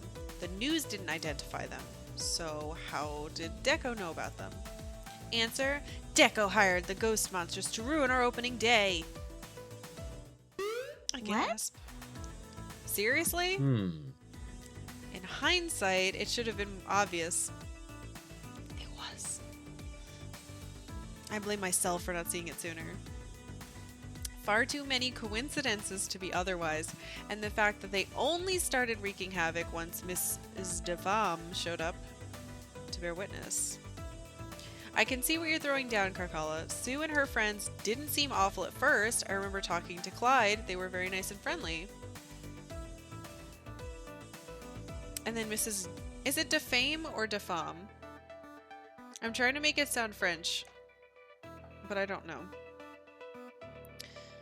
Oh my! Oh my gosh, wait. Do you think Mrs. Defam is involved? Considering she was willing to hold back her review, I don't think she's knowingly involved, but Deco may have gotten wind she'd be showing up and took advantage. What if? But you don't think Deco wouldn't stoop that low, right? Defame. Right. They're all reference or pun names. Thank you. She's gonna defame us. Defame? Now I don't know how to say normal words. Alright. Deco wouldn't stoop that low, right? Hiring some random street gang to mess with us, would he? No, he absolutely would. Oh, he would. He's a spiteful bastard. Of course he'd try to ruin our opening day. The only reason he didn't destroy Miss Francine was out of some weird sort of gentlemanly respect for a fellow elder business owner. I'm surprised he had that at all. But to Deco Nami, Karkalla is basically pawn scum. Rude. Thanks? To be fair, I doubt he orchestrated the bullet-riddled finale of the evening. That pushes plausibility. True, he wouldn't have even needed a shooting to ruin us. I mean, I don't think he took out a hit. I hope. The negative review alone would have done the job. Being even slightly associated with a gang would have been awful. If Mrs. Defame reported us as a hotbed of teenage chaos, a living reenactment of Lord of the Flies, it'd spell doom even without bullets flying around. I want to reread Lord of the Flies. Looks good. I guess we're lucky she held her review back. The problem is we have no proof of this, do we? No way to tie Deco back to the ghost monsters other than him slipping up and mentioning them to Karkalla. I doubt he'd ever admit to this on the record. Iris hasn't been able to dig up any digital evidence, although there's our eyewitness testimony, which should be enough to warrant some investigation. But for some reason that doesn't seem to be enough for the police. He's probably paying the police. I know a few of the local cops and how they think. If they're not looking into the ghost monsters, odds are they're actually looking into the ghost monsters quietly, which admittedly doesn't help us in clearing our name. And it's too much to hope that Deco simply confesses to orchestrating the incident which ruined us. Come on! Oh, that slimy bastard's not getting away with this. I'll beat the truth out of him if I have to. As amusing as that would be, I wouldn't suggest it, love. We need to be smart about this and undermine him rather than take the direct approach. You mentioned having most of a plan. Care to elaborate? Well, Deco won't confess his... If Deco won't confess his sins, we need the next best thing. We need his henchmen to flip on him. Exactly. Get the teens on our side. I was nice to all of them. I didn't kick any of them out, and I saved one of their lives by jumping in the way of a bullet. See, I sensed some tension from Deco about the ghost monsters. He called them childish and immature. There may be some bad blood between them. How about we break up their partnership? My plan is to track down the ghost monsters, get them to turn on their employer, and confess to their crimes.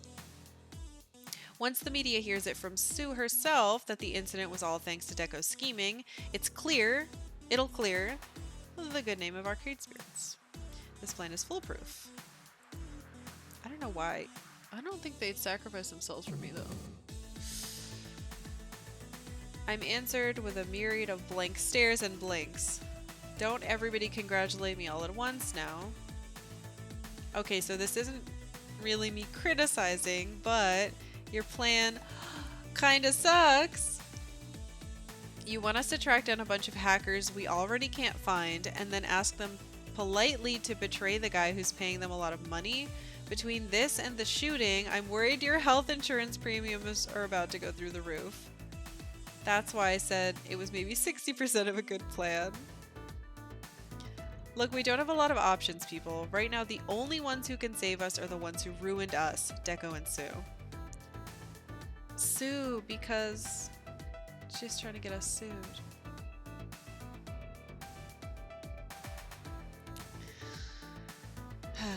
I'm confident that if I can find Sue and talk to her, I can get her to see reason. It's true, Karkalla was willing to give them another chance and hear out their side of things before. I also jumped into front of a bullet for her. Sue really seems to like Arcade Spirits. If there's some disagreement between her and Deco about our arcade, that could be why. Exactly. I think I can get through to her if I try. This hinges on our ability to find Sue, find an unfindable bunch of ghosts, one Iris can't even track down, and that's where you all come in. All options on the table. I want to hear your ideas for how we find Deco's hired goons. Let's fill the other 40% of my plan and make this happen. And awkward glances back and forth are all I get in return. I get why they're concerned. This is the slimiest of hopes, the narrowest of margins. I'm asking them to follow me on a hunch. Ashley committed a crime at Max, so... But I know this can be done. I know I can get Sue to give us the dirt we need to clear our name. Heck, some days it feels like all I do is talk my way through problems. If that's my one special skill, I'm going to rely on it for this one final conflict. Now, if we could just find her, for that I need their help, and that means I need to motivate them like a true leader would. Come on, do we just let Deco beat us? Let's think outside the box, way outside. We can outthink, outwit, and outmatch. We can play Survivor. This is kind of... These are the options I usually pick, but this feels more demotivating. This is like the only smiley face option I picked. No idea is too wacky for me. Show up at Sue's doorstep claiming to be from a sweepstakes. Maybe she's already a winner. Sure, why not? Find a radioactive spider to bite us so we can tie criminals up like flies? Sounds good here. Elaborate heist sequence requiring a herd of elephants, 2 blimps, and 84 feet of lubricated rubber tubing? Absolutely. Between all of us putting our heads together, we've got enough brain cells to light up Chicago. We can do this. We can do this. Who's with me? You've got Moxie Kid, I'm in. Well, you only live once. Suppose I'll contribute what I can. Now we're talking. The wildest dance moves are always the hottest. Oh my god, I like got the side of the room that doesn't like me very much to agree with me. Everyone nods in agreement, and I can even see some smiles start to appear. We're all on board. Now to just determine the how of the plan. Oh god. Decision. Finding the ghost monsters. Perhaps. At risk of stating the obvious, why don't we talk to the police about this? They've proven unhelpful so far, but if we go down to the station and fully explain our situation, we may be able to gain the information we need. I feel this would be a reasonably steady course of action. I'm not certain about showing up and just asking for them to open their files to us, but you're correct, the police would have information we need. Except cybercrime is a sticky situation. You have to control leaks. If they're looking into the ghost monsters, they won't just tell us outright. I don't really want to go to the cops. The key is talking to the right people. I know most of the cops at Ben and Matt's Donut. Ooh, at Ben and Matt's Donut Shop by name, and I know one friendly officer that'll help us. Nope, no way. Why get the cops involved? We already know someone who's got an axe to grind against Sue and her buddies, or rather a chainsaw. Ooh. That's right, Queen Bee. We can ask the lovely Chainsaw Gang? You want me to hang out with two gangs? They'll be easier to find and would probably be thrilled to divulge all the dirt they have on the ghost monsters. One of them shot me. Or they'll carve us up with switchblades, could go either way. I'll admit this is a super gutsy move, but if we pull it off, we don't need to involve the authorities at all. Oh, please give me different plans. This whole situation is a bit too sticky for my liking. Cops and robbers? No thank you. Although, the alternative I'm about to suggest may be stickier still. How? Karkalla first met the ghost monsters at Deco's palace. Yes, they're regulars there, so we investigate Deco's palace to find someone who knows Sue and her mates. If we can find a good friend of hers and make them understand why we need to speak with Sue, well, we're already on somewhat good terms with Sue thanks to Karkalla remaining diplomatic about all of this. We should keep going with that. I think I'd attract too much attention if I went to Deco's palace. I show my face around there, it's gonna raise some questions. But my face wouldn't. Oh no, Juniper's gonna get shot now. Deco doesn't know me. I was Funplex adjacent rather than a Funplex regular. But he had creepy scouts like stalking my life, right? He probably knows who she is. And I think the last time I set foot in Deco's palace was years ago, so I could wander freely with Juniper. Damn it. Yeah, we could slip in and ask around about Sue without anybody even noticing. I'd say this... that fits my personality. I'd say this kindly strategy is an honest appeal to those who may know her. What could be more cordial? Definitely. If she's got a single friend in that place, I'll find them. It's a daring mission in enemy territory, but for you, I'll do anything. I don't want to put my friends in danger, though. What are you looking at me for? I don't have any ideas. Fucking... Well. You could try Googling for her accounts. I'm reasonably sure Iris already tried that. Iris? Yep, I even used Yahoo, Bing, Alta Vista, and Web Crawler. I have no idea what half of those are. Okay, but that's not really what I meant. I mean checking online forums for arcade enthusiasts. She loves arcades, right? She may have an account there. I've been rejoining online communities lately to try to open up to like-minded folks and socialize a bit more on my own terms. She's got to be lurking in one of those places. Oh wait, I know. If we can't passively search for her, we can actively call her out. As much as I hate internet trolls, they do get results. If we taunt the ghost monsters online, well, I'm positive Sue's the sort of person who looks herself up constantly, right? The winner is you! Of course, and with my help, we can establish fake accounts to spread the message so far and wide that she can't miss it. I'd suggest we use a public internet access point to keep it from being traced back to arcade spirits, though. Ooh, road trip. Oh. This is putting all my friends in danger. I can tell from Gavin wincing at this idea he's not a fan, but he's not a fan of Iris in general, Good so... work. I like this plan, Miss Naomi. It's pretty quirky, but it just might work. Well, I did say I wanted options. Involving the cops after proving... Okay, hold on. Involving the cops after all the semi-shady things we've done is risky, so is provoking a rival gang of armed hooligans, so is infiltrating Deco's palace, so is... Okay. Posting a few troll messages isn't that risky given how many social media companies actually adore trolls and nurture them for advertising dollars, but it could annoy Sue. What's the best path forward? But before I can decide, Juniper raises her hand. All of these sound great, but you're still recovering from an injury. The less moving around you do, the more likely you'll heal nice and quick. You can't go gallivanting around the city chasing down rumors about ghost monsters today. I'm just on crutches. I'm not in an iron lung or anything. I'm still mobile. Oh. Light duty only. Doctor's orders, remember? But I have a solution to this conundrum. It's simple and super effective. Let us do it for you. Son of a... This is like Mass Effect 2. Who am I not close enough friends with? They're gonna die. I'm not very good friends with anybody. You've had to tackle all these problems since joining the Funplex by yourself. Why not step back and let us handle this one? Well... Okay, but I need to be there when we finally confront Sue. While you're out and about, I guess I'll get some rest, so I'm ready for tonight. Sound good? Sounds good. These are my friends. I trust them entirely. I'm gonna get them killed. Suicide mission? No! Legion would always die. I could never get Legion to live, because I never had enough points at the end when you have to decide between Legion and Tali. And their stupid argument.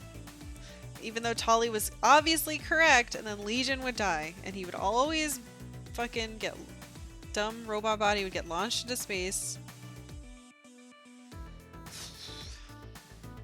So now the only question is, which plan do I want to give my Karkalla seal of approval?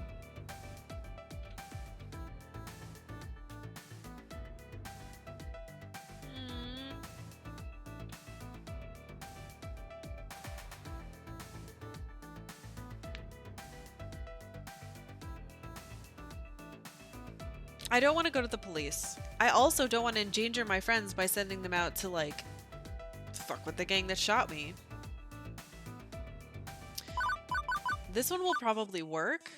This one's kind of dangerous, though. Troll the internet as Naomi Nyrus. Naomi loves me. I don't know how Juniper feels, but Percy, my friendship with Percy isn't good. Ugh.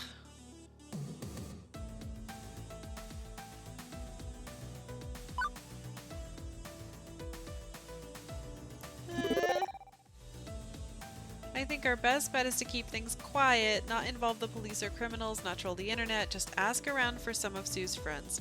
Also, if we mess around on the internet and the police are researching that, we could get in trouble that way too. Juniper, Percy, you two head off to Deco's palace and see what you can learn. It's less likely to backfire. At worst, you get arrested for loitering around the place, or you get your butts kicked by security, I guess. Right, we'd best move along then. You can count on me. We don't have a friendship meter with Juniper, which makes me think that she can't die? That's right, she could count on me always. Karkalla and I— oh my god, what's happening? Karkalla and I have been friends for years, and would be BFFs for many years to come. I knew I'd be safe by her side forever and ever. Forever today. Okay, so I wouldn't... Oh, am I controlling them? Okay, I wouldn't be by her side today. I'd be at Deco's palace looking for clues like a teenage mystery sleuth, but I was by her side in spirit. Karkalla is always solving all these problems for her other friends at the arcade, always going on crazy adventures and getting in trouble, all while I stayed on the sidelines. But now it's time for Juniper's Day in the Sun. Or Juniper's Day under the fluorescent tube lighting. Oh no. I'm gonna get her killed. Yeah, if you're playing as Juniper. Does that mean if you choose the other options that you get to play as other people?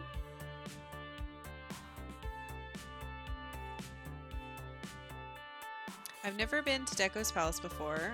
I went to Las Vegas once, though, and this place has very much resembled a bad off-strip casino. Pulsing lights flashing everywhere, the constant chirps from the games, and not to mention that heavy smell like greasy fried chicken. Not a pleasant aroma, is it? I noticed you wrinkling your nose. I don't really like junk food. I mean, it's all you can swing when you're poor and don't have much free time, but I prefer cooking proper meals for myself, you know? Each of the 4 scenes lets you play as someone else. Ah, that's cool! I'm glad I get to play as Juniper, though. But the target demographic of Deco's Palace adores anything deep fried and or coated in sugar, you see. So, have you given any thought to how we'll track down someone who knows our elusive ghostly friends then? Gavin, Ashley, Juniper, and Naomi. It'd be cool to play as Gavin. He's so weird. Simple. It's process of elimination. We're looking for teenagers, right? So we can rule out any kids or adults here. Plus, Sue and her friends are delinquents. We find some young miscreants, we'll find our contact. So you're suggesting we wander up to random dangerous-looking teenagers to start asking them? Correctamundo. It's foolproof. Yes, well, if I may suggest something a bit more rigorous in terms of scientific approach. Before Sue and her friends started running wild at Arcade Spirit, she seemed to express an interest in my Mr. Moopy game. Apparently, Deco's Palace has a version of the game that she'd already mastered, one which is strikingly different. I think I should start my search there. Perhaps a fellow Moopy aficionado would recognize Sue and be willing to talk about her. He just wants to play the weird Moopy they have here. Okay, you hang around Moopy. I'll poke around elsewhere and see what I can find. Text me if you hit pay dirt. Seeing ya. I'll be in touch. He's slacking. He's not doing his job. And then an hour passed with nothing. Hold on. Never made this before special. The old moldy. Diet water. Stinky drinky. For $43. And literally just napkins in a cup. This is why I didn't want a restaurant attached to my arcade. I asked around, but either nobody had heard of Sue, or they kind of went quiet and made an excuse to leave after I mentioned her name. Thought about, like, chasing down some of the folks who seem to know something, but maybe I'm just not gutsy enough. I don't get it. Karkalla makes this sort of thing look so easy. I thought we could just roll up to Deco's Palace, find someone who looked cyberpunky, get the info, bing bang boom, done. Instead, I'm nursing a watery iced tea at a soda fountain and poking at a basket of french fries, after complaining about the greasy junk food, of course. Well, do you? Sorry, I wasn't paying attention. I was asking if you wanted a refill on your iced tea. They don't have iced tea. It's probably diet water. Oh, no, I'm good. Hey, do you know a young woman named Sue by any chance? About this tall, lavender hair, likes Moopy? I have other customers to attend to, excuse me. They know! This is a setup. Well, poop butts. Maybe I've struck out. I'll admit I didn't have much of a plan going into this one. I never have much of a plan, really.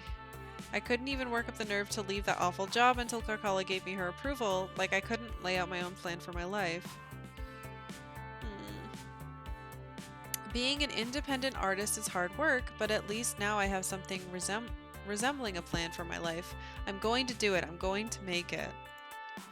I think that's why I admire Karkalla. This is so weird. Okay, so she needs a nudge now and then to get moving, but once she does get the let out, nothing stands in her way. I need that kind of energy if I'm going to succeed today. I need to not just sit on my butt eating french fries. I gotta get out there and make this happen.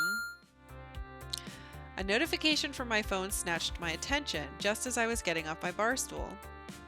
Possible lead, meet me at Moopy game. This is it, my time to shine. Let's make it happen, Juniper.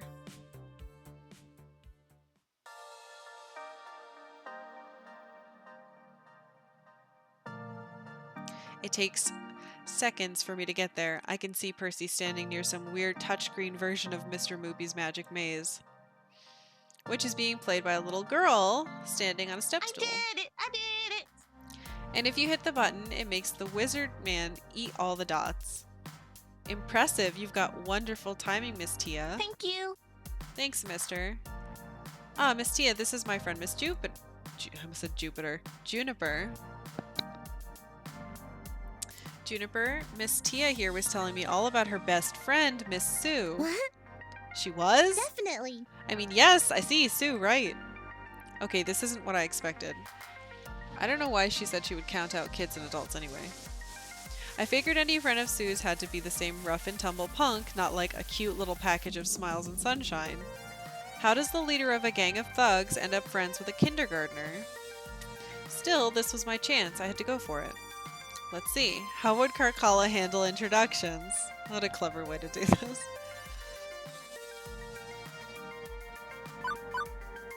Ugh.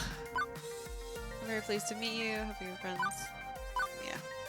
Okay, time to put those years of babysitting practice to work. Hello, Miss Tia. My name is Miss Juniper, and I'm very pleased to meet you. I hope we can be friends. Hello. I like making friends. Unless you steal people's prize tickets, those people are no good. This is a little girl who got her shit stolen.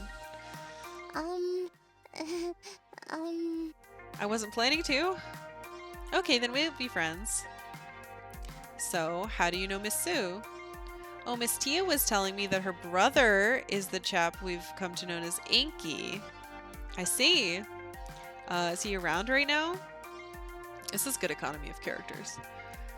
The last thing we need is for one of the ghost monsters to notice us interrogating his sister for information. Now I'm here with my big sister, but she got bored and went off to talk with her friends and drink milkshakes.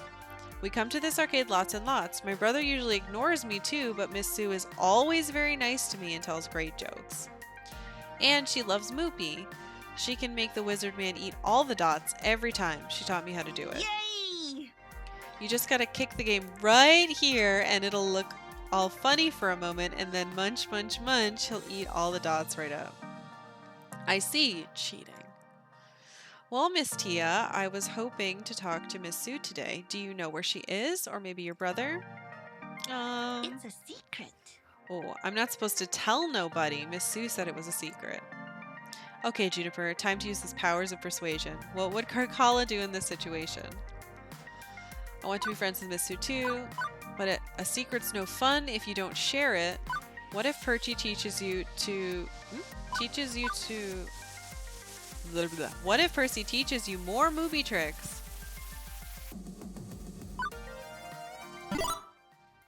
I know. Mr. Percy can teach you even more about Moopy the Wizard Man. I don't know how to play this version. Oh, I might have messed up. Well, version? Oh yes, there's so many different kinds of Moopy games out there. There's the original arcade classic, this modern update, handheld games, strategy card games, and board games. I like board games. Great, Percy will give you his copy of the Moopy board game. Me? He will? But it's vintage and still its original packaging. Mr. Percy is very generous. I suppose he is then. Very well, I'll give you my Moopy board game if you tell us about Miss Sue. I don't know. Okay, I'm feeling very weird about tricking a little girl at this point. Karkalla sent us here so we could be friendly and diplomatic. Even if it'd be super easy to dupe this kid, I should be a little more honest. Miss Tia, the thing is, someone's being very mean to my friend, Miss Karkalla, and we're hoping Miss Sue can help us.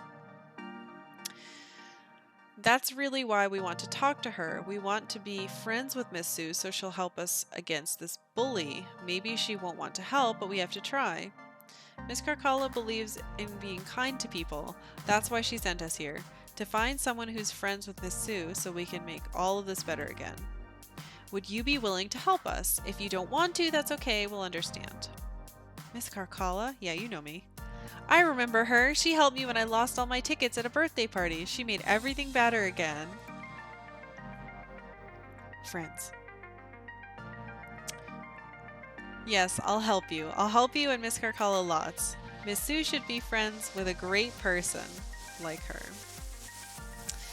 There's an old, really old arcade where my brother and Sue and her friends all hang out.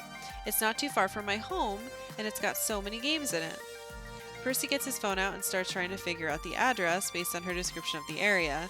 I'm just relieved to be out of the spotlight as he translates from little girl ease into workable map ease.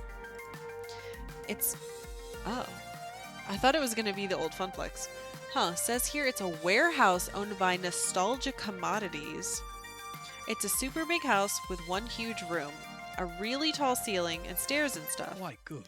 Sounds accurate. Very well. Shall we depart? I'm sure Miss Karkalla is eager to make friends with Miss Sue. Since we're friends and stuff now, you know, Sue isn't really her name, right? It's not her whole name. It's a secret.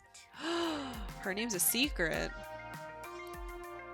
I can't ask this poor girl to divulge any more secrets. I already feel a bit weird about this. But she motions for me to kneel down anyway so she can whisper and stab me in the neck. Her name is... Wow. Pardon me? Okay, I gotta find my big sister. Bye. What was that about? I think I just figured out a lot of what's going on.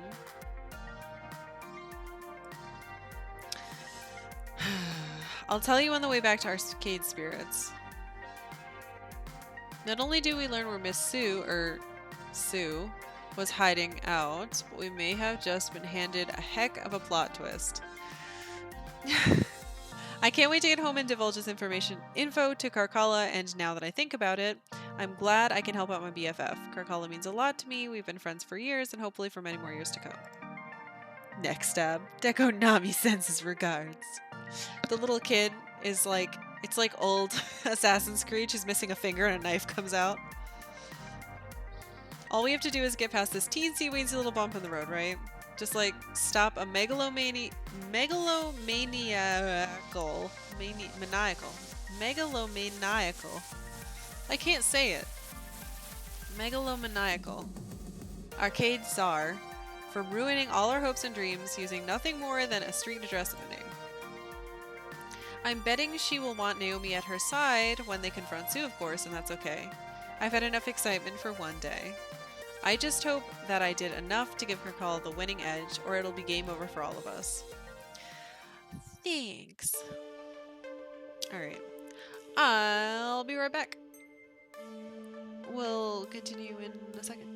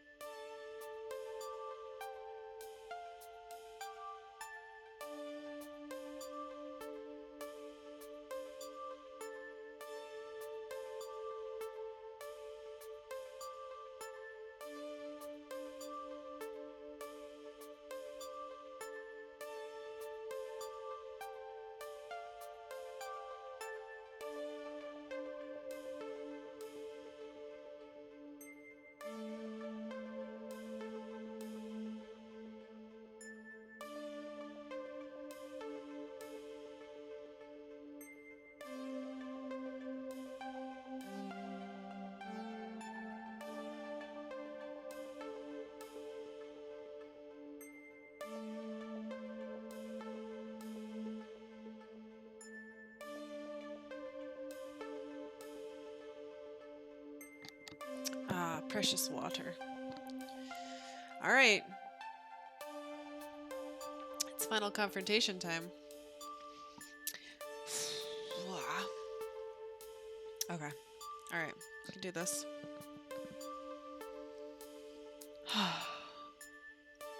I awaken to the sounds of pain, more specifically, the groans of pain escaping my own throat. Apparently getting shot in the leg hurts. Hurts a lot. And sleeping on the secondhand employee couch, probably not the finest choice for rest. The nap was a definite necessity. However, I'm not operating at full speed anymore and won't for a few weeks to come, but sleep didn't make my muscles any less achy. If anything, I've got a headache on top of it, joy of joys. That happens almost every time I take a nap. I just get a new headache. Okay. But right now, I've got 99 problems and my physical condition ain't one. The fate of arcade spirits is what matters most. Beep, You should probably be getting up now. I'm up. Goody. So, have you given any thought to how you're going to win over Sue's favor once you go confront her? Well, usually I just sort of stumble through these things and decide stuff like that on the fly. Ooh. That's not good. You know, those intense identity situations I've been tracking, the ones where you can't take certain approaches that don't mesh with your personality? Well, like where I can't crack wise if I'm not jokey type of person? Well, it's not so much that you can't, more that you shouldn't try something that goes against who you are as a person. People will see right through it. And I'm betting Sue will know if you're play acting at something you aren't.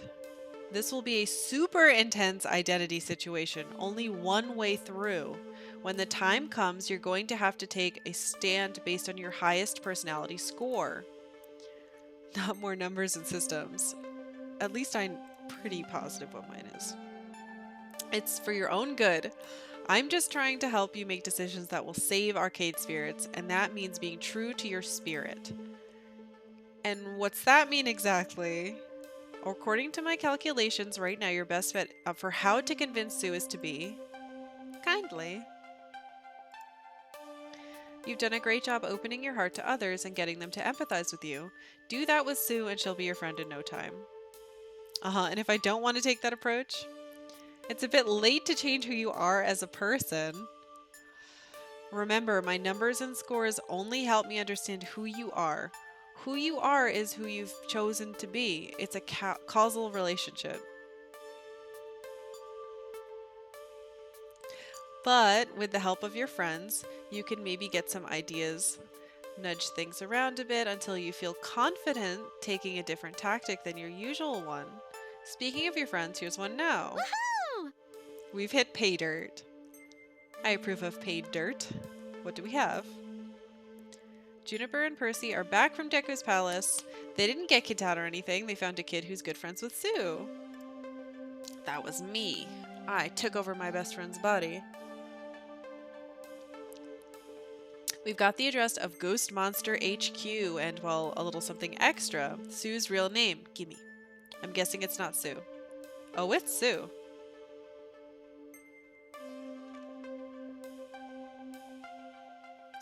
Tsunami. It's tsunami. God damn it.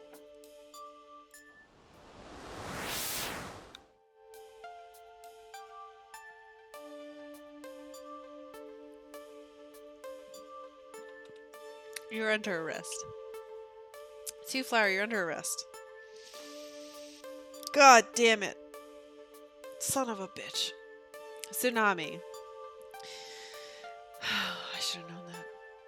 We've been assuming all along that the ghost monsters were guns for hire, paid off by Deco Nami to ruin the opening day, but if Sue is actually Deco's daughter, would she ever betray her own father? We need to be very, very careful. Hopefully she hates the old bastard. Sorry for came after an awful pun. I was assuming I could sway Sue to my side through my oratory skills. I mean, I've talked my way out of countless problems to date without issue, but having Deco Nami be family changes the entire picture. No amount of logic and reason is going to break through bonds of blood. I'm going to need to be very careful how I approach this. Okay, this changes everything. Fucking pun names.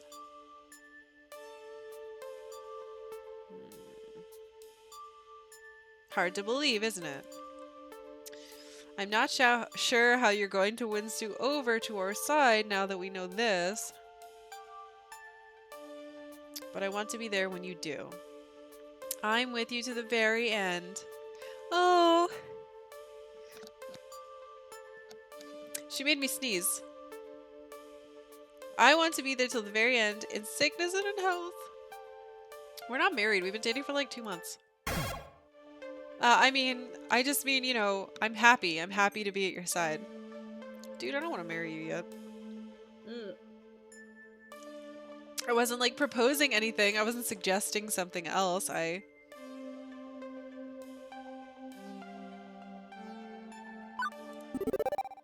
get it, and for the record, this is the happiest I've ever been. Being with you has really filled a hole in my heart, Naomi. Thank you. I'd be happy to go with you tonight when we talk to Sue. Yes, yes, yes. Right, that's what I meant, right. She giggles and blushes away anything else, refocusing on what's in front of us. So, what's your plan for convincing Sue to backstab Deco and join forces with us? Oh, jeez. Iris told me I only get one chance at this, that I need to go with whatever I do best, but if I talk this through with someone, maybe I can learn a different path. I don't want to. I'm open to ideas. How would you handle this? Octavia's scritchy scratching. Well, she kept saying she loved our arcade. I'm not sure she wanted to trash the place at all. I think she may already be on her side in her heart.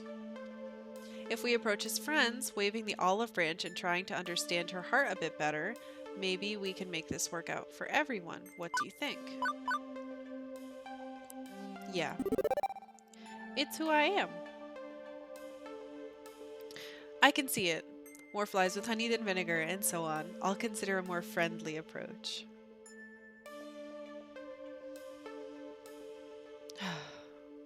Okay, sounds good, but really it's up to you. Wait, your cat is named... Not Octavius, Octavia. Because she's a girl. Hey. I don't know if you can't see her. Come here. You want to come up here? You want a snack? Come here. She's not falling for it.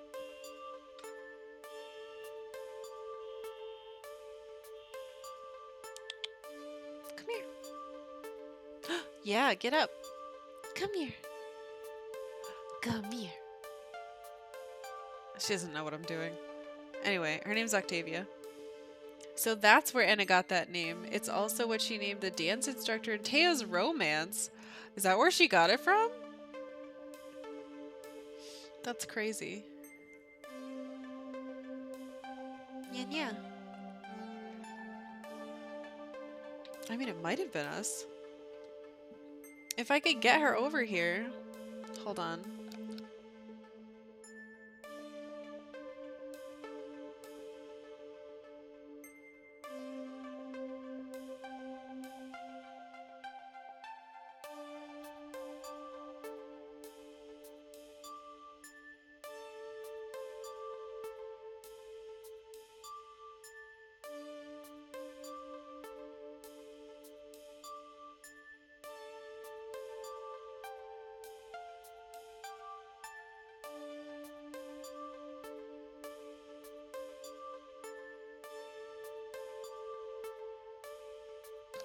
She stinks.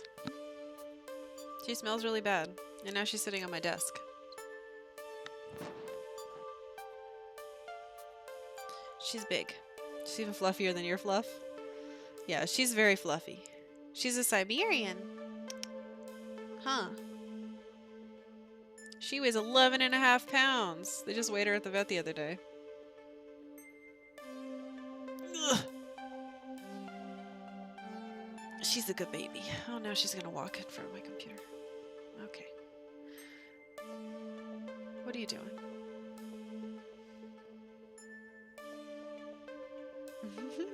I love all the kitty emojis. Okay, please. What are you doing? Stop. Longer and thinner. What are you doing to me? Stop it. Go away. Ugh. Alright. True is a nebula? I've never heard of that. Yeah, what do you want? Now she's like, I heard the word snack. Where is it? You can wait an hour and a half for your food. Alright. It'll be getting dark soon. Still no sense putting this off. Just let me know when you're ready to leave.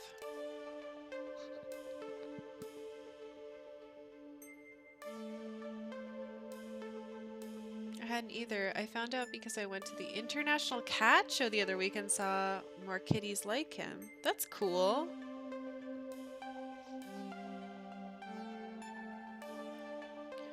This is it.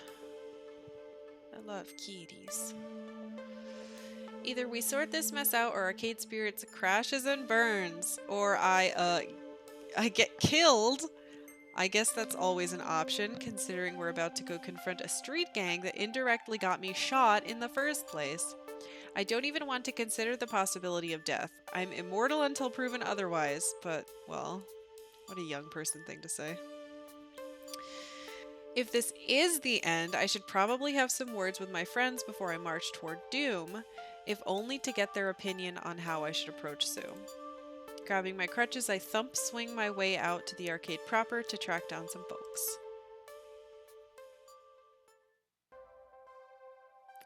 What are you doing? Is it this? Do you want this?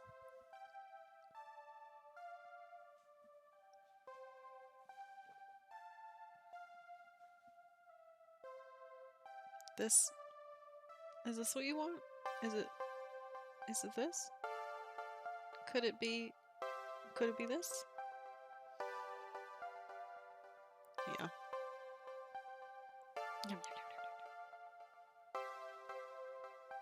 There, enjoy. Little doofus. Okay, serious time. Let's see, I've already talked with Naomi. Who else do I want to talk to before we leave?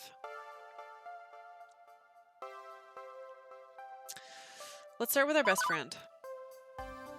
Juniper's trying to play Fast Cars 5 despite being totally lousy at it, which is not helping her frustration level any. Stupid Razafraz mother-loving slow drivers blocking my lane. Come on. This whole situation is totally poop butts. She lets out a heavy sigh as I approach. That sucks. You just dug yourself out of the hole your life had become, and now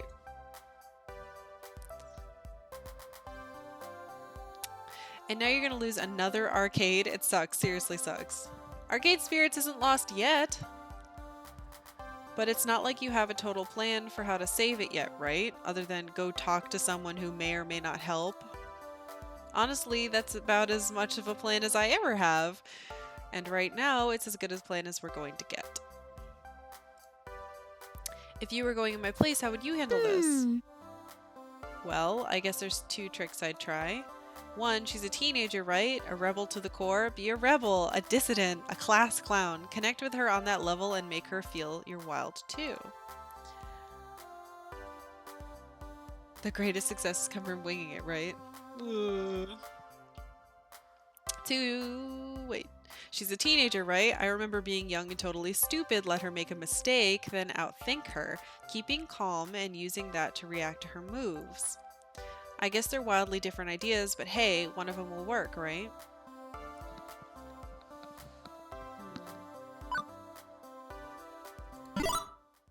I'm not sure either of those would do the job. I may need to be more empathetic, or just go for broke, we'll see. Okay, whatever you think works best.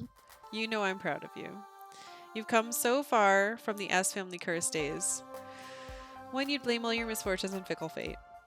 Instead, you're diving in and trying to strangle fate with its own strings. And I want you to know, win or lose, I'll still be here. BFFs for life. I'm your best friend, arcade or no. And even if you lose this place, you'll always have a home. I'll make you pizza bagels and give you a shoulder to cry on. Thank you, Juniper.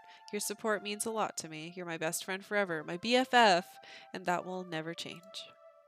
Aw, you're making me blush, you big goof. He. Okay, I'm sufficiently cheered up thanks to your infectious spirit. Now get out there and let him have it, Tiger. Tiger. Who else do I want to talk to before we leave? I feel like I should talk to everybody, even though I don't want, like, I don't need their points. I find Gavin looming large over the arcade floor behind the ticket desk. Seems he was expecting me. So our complications have developed complications. Seems to be the case. And you'd like my advice on the matter? Seems to be the case.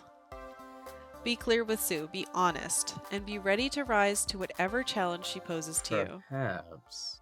If you let her make the first move, you can counter move through improvisation. I know you're talented at it. Use that talent to let her set up her own traps and step in them. It's very similar to what Juniper said. Treat her with respect, but in the end, she's just a kid. You can outthink a teenager, I'd like to believe. Take this matter seriously. If you take the situation seriously and approach with a clear mind, I've no doubt you'll win the day. Agreed?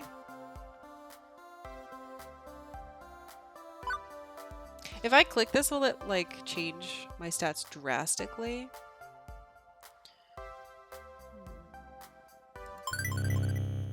Sounds about right. Go in ready to form a strategy based on conditions on the ground and then play out the strategy with a calm hand. Precisely the way I'd handle it.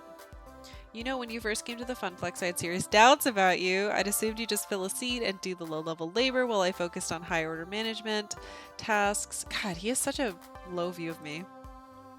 So I've largely kept my distance, or tried to at least, out of professional respect. Oh, it's a single point each. Alright, that's fine.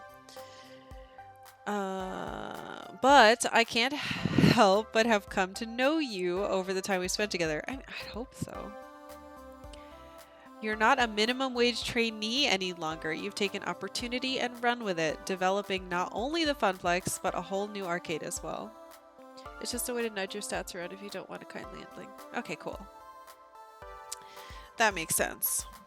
Part of my brain was like, but what if it respecs you entirely?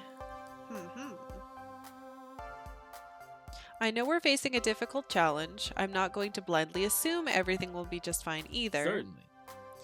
But I know I know that this is possible. If we can stave off bankruptcy, you will be capable of doing it. Don't sell yourself short, Gavin. You were keeping the Funplex afloat before I came along. Everybody looked to you for leadership and guidance.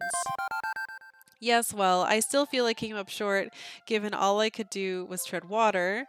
You were the one who helped us swim for shore. Also, I'm bad with metaphors. All that remains is for me to wish you the best in your efforts tonight. Do arcade spirits proud. Do us all proud. Let's talk to Queen Bee. Obviously, Queen Bee is playing Fist of Discomfort, right? I make my way to the FOD cabinet, and I'm in no way surprised to see her playing, although this time it's without the fancy Reagan camera setup. It's just her. Come on! Fucking hate playing against the AI. It's no challenge at all. I could do this with my fucking eyes closed. Hey kid, jump in here and be my opponent. I know better than to do that, Queen Bee. You would pulverize me inside and out, and I'd be nothing but a human flesh puddle by the end. I just realized she's playing with like a stick and buttons, and there's nothing attached to it. Sort of like how you're going to take down the Deco family. Huh? Queen Bee deftly hits a button combination which officially takes out her AI enemy. Removing herself from the cabinet, she pulls out her jacket, straightening it out. I'm imagining you going into Sue's hideout, kicking down the front door, guns a-blazing, yelling at the top of your lungs and challenging Sue to one final showdown. What do you think? I think you've been talking too much with Ashley. Her imagination's rubbing off on you. Listen, Sue's a gamer and we know she's got a bit of a competitive streak, right? Be confident and throw down your best shit talk. She won't be able to fight against that.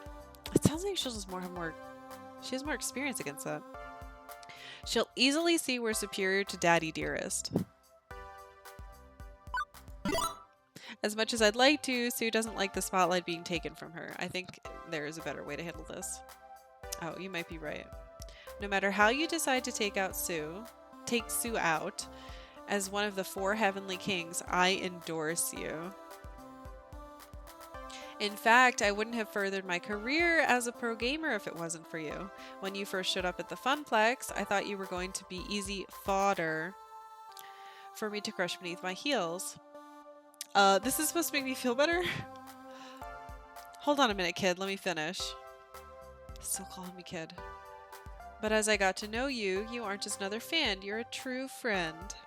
Sometimes when I'm frustrated, I look to you for inspiration. Me? But I'm just me. Not bad. Yeah.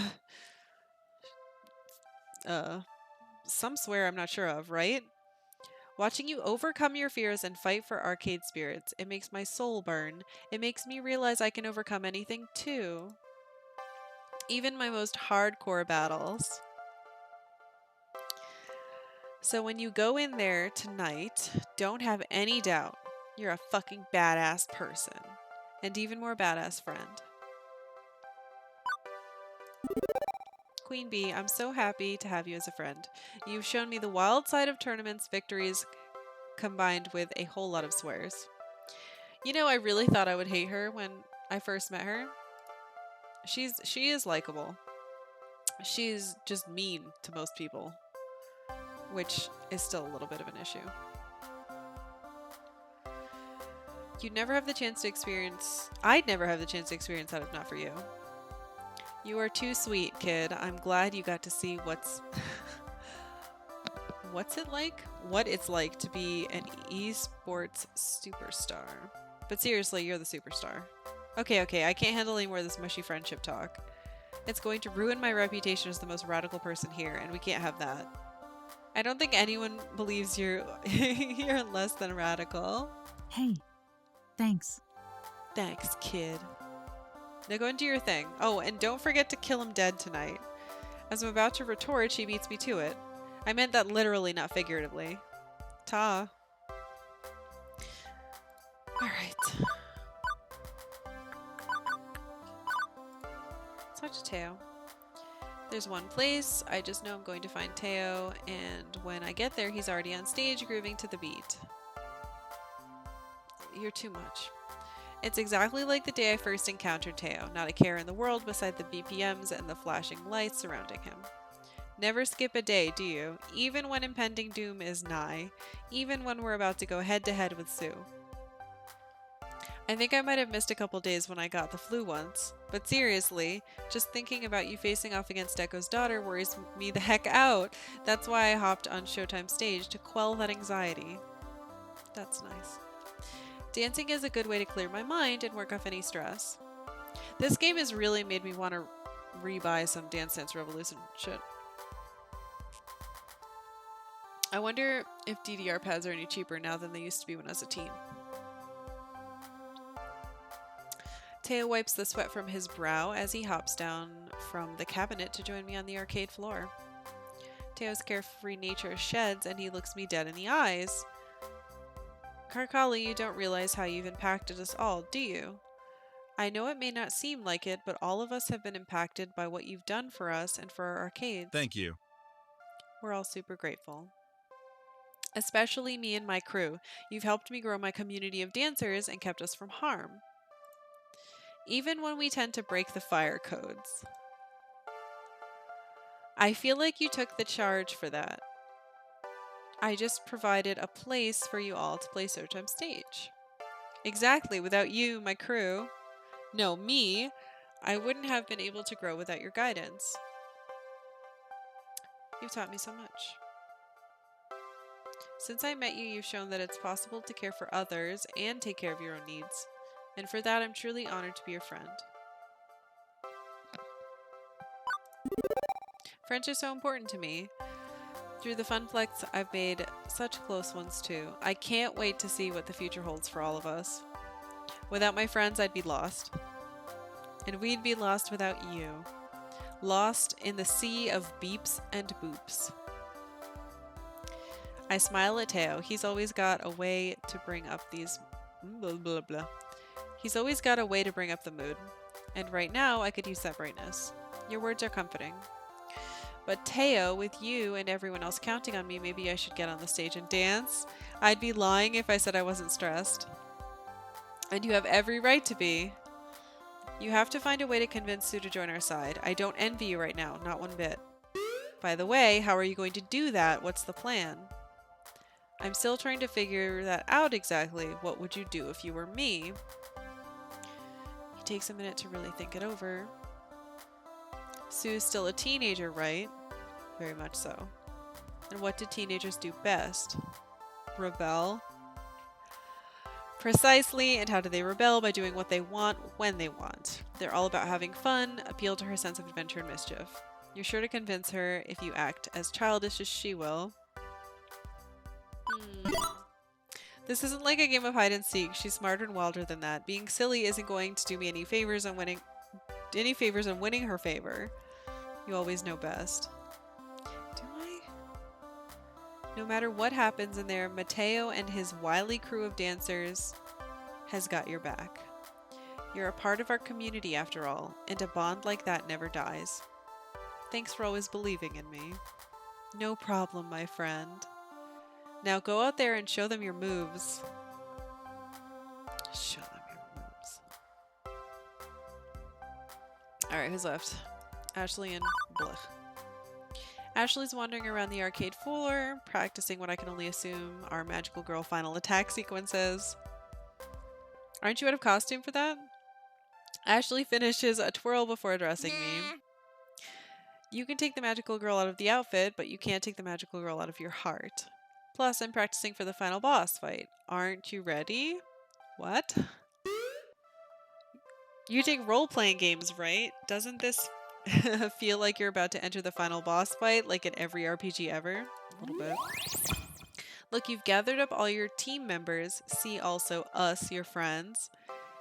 And we're all hunkered down in a dark, damp cave. See also arcade spirits. Now we're having this epic sentimental chat about winning or losing. I couldn't be more spot on. What if? Although I do wonder what class you'd be. As long as Sue doesn't metamorphose into a six-winged floating half-torso of a monster as Gregorian chants play in the background, I think I can handle it. Speaking of which, how are you going to handle it? I have a few options floating around in my mind, but I was checking with the others to see what they recommend. If it was me trying to take down the final boss, I would give in to Sue's spunk and sass. Make a bizarro final fight by playing to Sue's sense of adventure, joke around with her. Maybe if we match up her antics with ours, we might best her at her own silly game. No. I'm not sure leaving it up to Jess and Japes is the best way to tackle Sue. While she seems like fun in games, seems to like fun in games, she's a very real threat to arcade spirits. There's got to be a better way. I just know what I know, which is final boss fights. But I also know something else, which is to always trust you. Yes! Whatever you end up doing, I know you're going to save arcade spirits and consequently all of us. I was doing so well reading, and now my brain is bad again. Alright.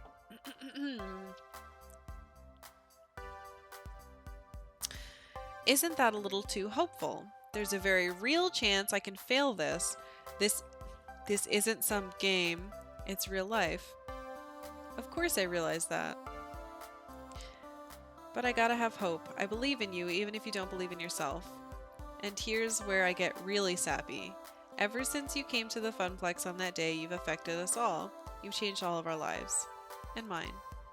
For the better, of course. I've been watching you grow and change into this person before me, and you've inspired me to do the same, to become a person I want to be. So, no matter what happens in there, just know that you've made friends here. Friends that'll last a lifetime. Ashley, you showed me the ropes on how to be a floor attendant. Without your guidance in those early days, I think I would have gotten eaten alive. True, I remember Gavin and Naomi being particularly hungry that day. But seriously, floor attendant friends gotta stick together. And just so you know, you've been a tremendously amazing friend. Ashley twiddles her fingers for a second and then deviates from the seriousness. Well, I know you've got things to do before the big fight. Just make sure you're stocked up on potions and don't forget to have the correct weapons equipped. All I have is this crutch. Did you see the stats on it though? Crutches do double damage to pesky teenagers. If this is Yakuza, I could use that crutch.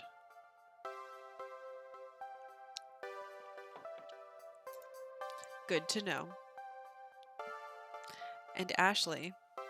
Yeah. I'm sorry. Yeah. Thanks for being so bright in this dark hour. You got it, friend. Now go out there and kick all the butts. Who else do I want to talk to? The last person. Percy's playing Moopy. Or not? He seems to be just sort of loitering around the Moopy machine. Hello, hello. I want this shirt, by the way. Ah, Karkalla, you've heard the news then?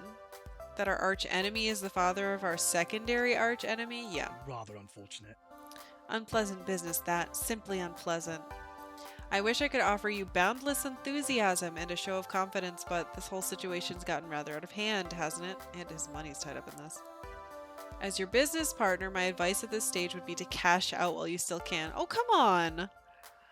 I mean, I know you won't, but that's what I'd suggest. Life is short, take it from me. Best to make the most of what you have than to lose it all. So apologies for my inability to offer a pep talk. Afraid I'm rather melancholy today. It's okay, Percy. Is this gonna be like the last time I did something important? I'm gonna come back and he's gonna be dead now? I'll take care of this little problem we're facing. Then I'll hold out hope. I'm not certain as to how you'll do this, but I'll hold out hope nonetheless. Well, how would you do it if you were willing to give it a go? Tricky. I don't know how effective it would be, but I'd try to approach as a friend, connect with Sue on an individual level. It's going to be difficult, mind you. She's young, she's got something to prove, she has friends she needs to impress. Digging through all of that to get to her heart, well, you've got your work cut out for you, yes? Hell yeah. I've been considering taking a gentler approach, yeah. Thanks for the advice. Anytime, love. No matter what, if this turns violent again, you should take the better part of valor and run for it. You've got your youth and your health. Oh my god. Stop talking about how you're gonna die. Take it from someone sitting in the Reaper's waiting room. There's no sense hastening that meeting. He always seems to joke about his own short lifespan, even if he's the only one who seems capable of laughing at it. Maybe I should try to talk to him about this. I don't know if I want to talk about it. Look, Percy, about your condition.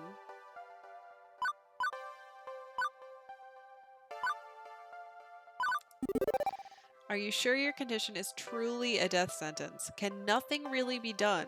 Percy, we like you a lot. You're part of the Arcade Spirits family. I'd rather have you be here with us enjoying Moopy rather than attending your funeral. I know everyone else feels the same way. So are you sure there's nothing left to do? He does seem a bit taken aback by the outpouring of sentiment and pauses before replying. Well,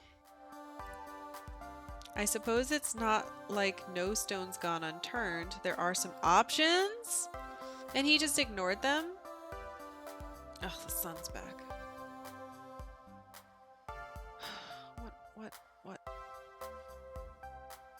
Yes, get some options. I just don't see the point of taking them. It seems a waste. I'm not all that you seem to think I am. Not compared to... So you're saying there are options that could save you? And he's rich. Just do them. Could, maybe, possibly, and I may consider them perhaps, but our focus tonight should be on you, not me. Don't let my situation weigh on your mind, not at this critical moment. And if you play his romance, you find out why? Is it that he's like, well, the solution is to stop playing video games, and I don't want that life. Alright.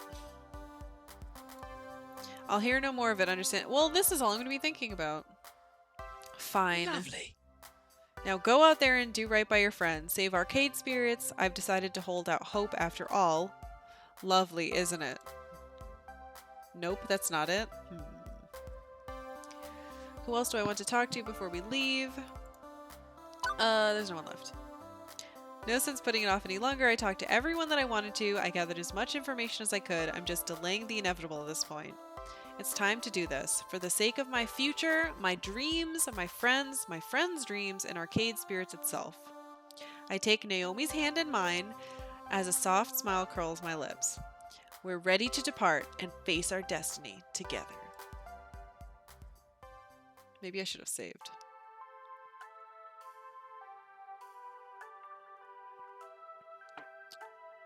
If someone tells me that my medical condition is fatal unless I quit video games, I'd have to tell them I'd be dead either way. Yeah. That sounds about right. Okay. It's a short trip across town, and before we know it, we're standing outside the Ghost Monsters HQ, a rundown warehouse in the bad side of town. A wooden sign, long since fallen off the side of the building, identifies it as belonging to Nostalgic Commodities, Inc. This is creepy. Who would want to hang out around here? Teen me. The rats and the cockroaches are probably locked in an eternal war for supremacy. Can you think of a better place for a street gang to lay low? Odds are Deco owns this building anyway. It's true. Correct. Nostalgic Commodities, Inc. is a wholly owned subsidiary of Deco Palace LLC. Oh, good. So Daddy Dearest also owns our secret pirate tree fort.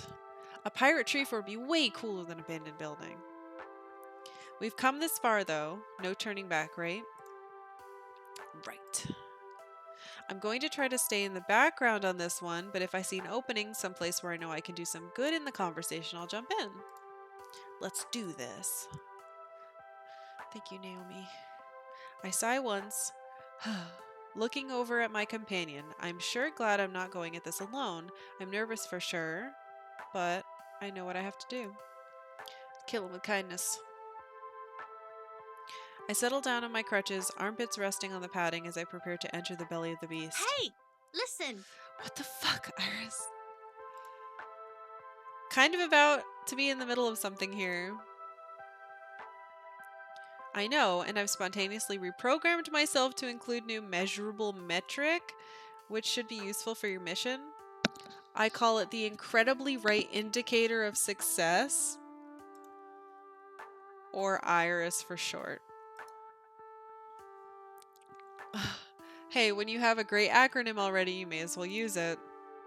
I'm going to start analyzing Sue's vocal patterns once you step in there to determine how close you are to convincing her. Oh, shit. That way you'll know if you're on the right track or if you need to try something different. Let's take a look at your current score. Currently you have a 0.0 chance of success. This is a great start. Yay. Well, okay, that's probably a bit disheartening, but think of it like if I walked away right now,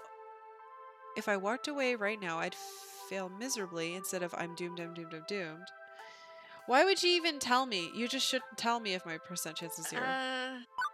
Speaking of doom, well, since there is a chance you can actually fail this, rather than be assured you can mumble your way through the problem, would you like me to back up your data first? Yeah, alright. Jesus. Let's do that again. Okay. You're now ready to proceed. Good luck. Taking a deep breath, I thumb swing my way into the warehouse on my crutches with my companion beside me.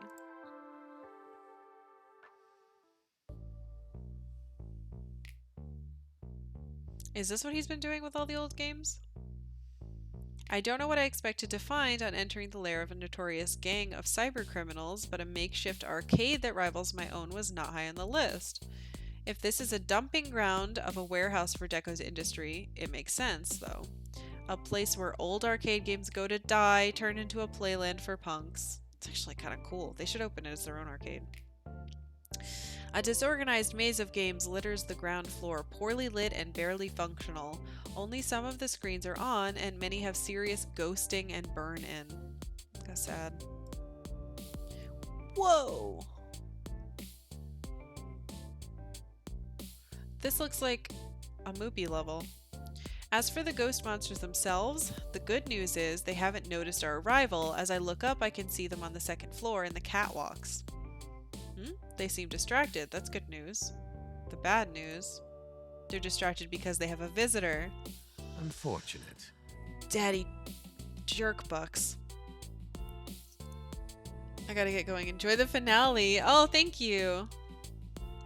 Thank you, Two Flower. Enjoy the rest of your night. I'll watch the rest of the VOD.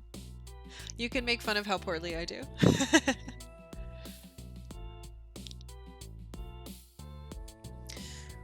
How unfortunate, I have to say, Sue. I'm extremely disappointed in you. Good.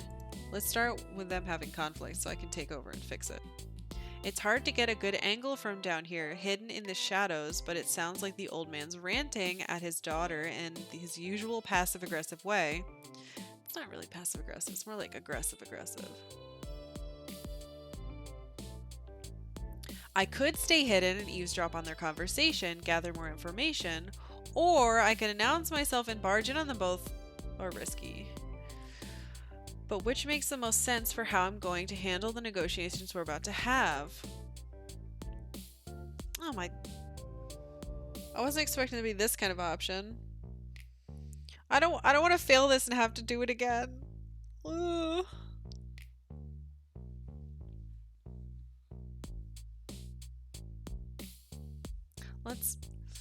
I'm trying to be nice, so let's eavesdrop first. I motion for Naomi to stay quiet as we lurk in the shadows below the catwalks above. You should be out there doing what you agreed to do, not hiding away in your clubhouse, a clubhouse I pay and the rent for, I should add. You want to keep your little playground, yes? Hard for me to do if some competitor rises to hurt my bottom line. Pay attention.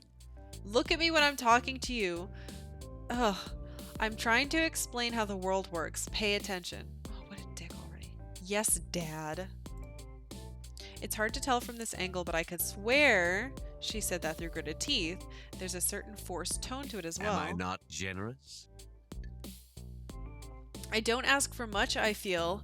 I look the other way when you and your friends cause trouble. I bail you out of jail. I let you skip school as often as you want.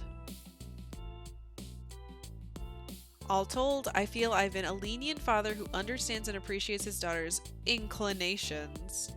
Her crimes. Like, you know the first fucking thing about me. What was that? Oh yeah. Eavesdropping was the right choice. Speak up, I can't hear you. And don't look to your little friends, look at me. Reluctantly, Sue's eyes meet with her father's. Yes, Dad, I'm sorry, Dad. You understand, yes? All I want from you is so very, very little. It's what you'd be doing anyway, really. Go back there and keep causing trouble for arcade spirits. Jerk. Or do you really want me to pull back all my support of your little gang, leave you twisting in the wind at the mercy of the cybercrime task force? So he is in the fucking... I'm glad we didn't go through the cops.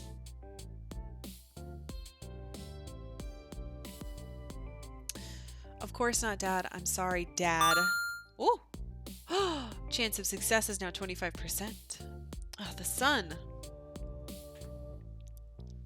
If I lift it, is it worse? Or is it better? Let's see.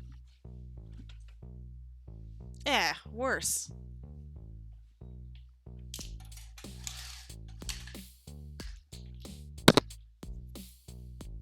Better. Protected. I think I'm starting to understand the situation. She's under his thumb, but not by choice. She hates it. Good. Now then, why haven't you finished the job? Oh, come on. I almost fucking died thanks to invading lovely chainsaw turf. If we go back there, and I saved her life. I'm hearing excuses, Sue. I thought you were made of stronger stuff than that. Some delinquents are chasing you away. Really? How are you going to eventually inherit my empire if you can't stand up to some school brats? You go do it then, you big jerk. Like I want your damn empire. Pay attention. Speak up, I said. Quit looking at the floor. And we lock eyes through the metal grate flooring she's standing on. Her hands go to her hips in an overly confident fashion as she bends over, like a child finding a lucky penny on the sidewalk. Or a criminal. breaking in to her place. Well, well, well, what do you know? Crap, she spotted us. Inky, Blinky, we have guests. Ah, I didn't think she'd call us out. She snaps her fingers, a sudden aura of command about her as she's distracted from the verbal beatdown by her father. The goons swarm, flanking us. Shit. We're quickly hustled up the stairs. Well, as quickly as I can manage on crutches. Now's the time to use this moment to my advantage, and I know just what to say.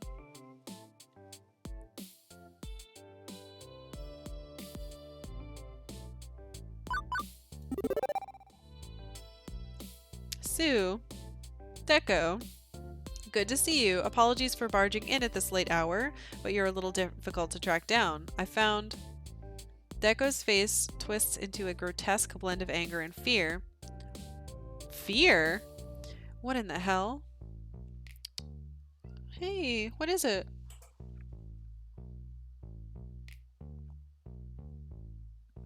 Octavia was trying to get my attention. I can't be seen here if any records end up online. Wait, what? Geez, Dad, relax. Relax, Clyde. On cue, Clyde steps out from the shadows, their fingers dancing over their phone as they concentrate on the screen. Both of them have phones. One has an Iris assistant loaded. We're blocking their outgoing data streams. There should be no verifiable data evidence of this conversation uploaded anywhere. I can't stop Karkalla's Iris from hearing you, but I can hijack her account if you need me to so we can manually wipe her memory. Just say the word. No! We'll see. Thanks, Clyde. Clyde nods in agreement, backing out of the spotlight. Happy now, Dad? You're clear. Quit freaking out. Humph. As you like. Not that it matters. My business is with Miss S. My business with this Miss S is already concluded. I gave you a chance to escape your crumbling little arcade and you turned me down. If you have no vision, I've nothing further to say to you. Actually, we're not here to talk to you. I came here tonight to have a chat with... Wait for it. Your daughter. Timing is everything. How did you... Well, well, well. You're a resourceful one. A squeaky clean arcade industry titan can't let anyone know about his hooligan daughter, can he? No, no. So I've had to keep that under wraps. Good work sleuthing it out. I wish I liked her voice actress. I was hoping I'd Oh. see you again. You Oh, run a hey. great arcade. You treat me Oh, and my shit. friends with respect, and you take a bullet from me. Class. Hold on. That's a class operation there. I'm gonna move my cam. I just realized the percentages are popping up in the corner that my camera's blocking. It said I'm at 50%. Woohoo. I can be totes honest with you when I say I didn't want to ruin your arcade. It rocks. All that snazzy neon, all those great games, all that fun. I didn't want to trash your big moment, but, well, She casts a sidelong glance at her father. didn't exactly have a choice, did I? I didn't want to come back and cause you more trouble after that, so I stayed away. Figured I'd done what I had to do and could leave it at that. But you didn't finish the job. Arcade Spirit still stands. Not that it matters, I suppose, nor does this little last-ditch effort to save it. I see your game, Miss S. It's as obvious as the sad little strategic moves you've made so far to keep your arcades afloat. Sadly, nothing you say or do will save Arcade Spirits from my inevitable takeover. This is simply how the industry works. Now, Sue, it's time to finish what you started. Is she gonna beat me up? I'm an adult. Sue shifts her attention from her father back to me. It's hard to read what she's thinking, but I have to think of something to calm the tension. I step forward, my fist clenched, ready. But before words escape me, someone is by my side. Don't listen to this crusty old casino-loving, arcade-hating jerk, Sue. You don't have to keep propping up his business. You're a strong, independent hacker who don't need no CEO. Seriously? If you think you could come here and convince my daughter to turn on me, you're sorely mistaken. Oh, I think I can. Sue knows I'm the only thing standing between her and numerous jail sentences. Ugh. My power, my money, my presence. She knows I'm the one she can rely on at all times. Without me, what is she? Just a simple thief with simple friends. The ghost monsters exchange glances with each other, frowning and rolling their eyes. They don't utter a word or move against Deco. They clearly want to pounce, but hold themselves back. But I understand and support her. I appreciate her nefarious talents and nurture them. Oh, and I also put a roof over her head, feed her, and clothe her. I spare no expense. I knew there'd be a spare no expense slipped in here. In other words, she knows that I made her, and I can unmake her at a moment's notice. Fucking prick. After all, Father knows best. Father knows all. And in the world of arcades, Dekonami knows and controls all. You can't stop that. You can't fight it. And you can't win. It's an extremely villainous speech. Sue, if you would kindly show our friend the exit, as forcefully as you like, perhaps make a game of it. See if your buddies can wreck the other leg. What? Seriously, vindictive much? Thank you, Sue. Do it. Fine. Inky, Pinky, bounce them both. With a flick of the wrist, Sue gestures for her buddies to make us into street pizza. This is it. This is the moment. I need to say something that will convince Sue to do the impossible, to flip on her control freak father. And it has to be something absolutely true to my core, to who I've become as a person. It's time for Karkalla to pull one more rabbit out of a hat. Cut that promo. You're stronger than him, Sue. You don't need Deco. He needs you. And I can help you see that. This feels wrong, Sue. I'm not talking about kicking us out or kicking us around. I'm talking about you taking orders from him. Sue, through our recent interactions, I've come to know you and your heart. You love arcades, but you're working for someone who loathes them while doing his dirty laundry. If you'll hear me out, I know I can help you see that. You're stronger than Deco. You don't need him. He needs you. But if you'd rather mash us into paste, well, I stand on 1 foot, arms wide, to make it a bit easier for her. Do as you wish. Are you quite done babbling yet? Beat up your dad. Foolish fool. Get this over with, Sue. I'm done dealing with this fool. And yet, Sue's holding up a hand to stop the 2 goons she was about to sick on us. What are you waiting for, young lady? I said to get rid of them. It's just babbling, right? So who cares? Specifically, why do you care, Dad? You're afraid Karkalla will say something you don't want your dear daughter to hear? I run the show, not you. Well, I want to hear this out, and if you don't want to hear it, nobody's keeping you here, old man. What? Shh, the adults are talking. Deco's visibly seething, but Sue's clearly taken the floor. Deco crosses his arms in defiance, but opts to let his daughter continue. Okay, you've got a temporary reprieve from my boys making you into a Picasso. Say what you came to say, but if I'm not like super duper incredibly totally swayed by your amazing charisma, you're out the door or possibly the window. This is it, my chance to convince Sue. I have to do this. And it's not just me. I have Naomi beside me, lifting me up. I look over at my love. I mean, we're dating. My heart, and I smile. Yeah. You've got this.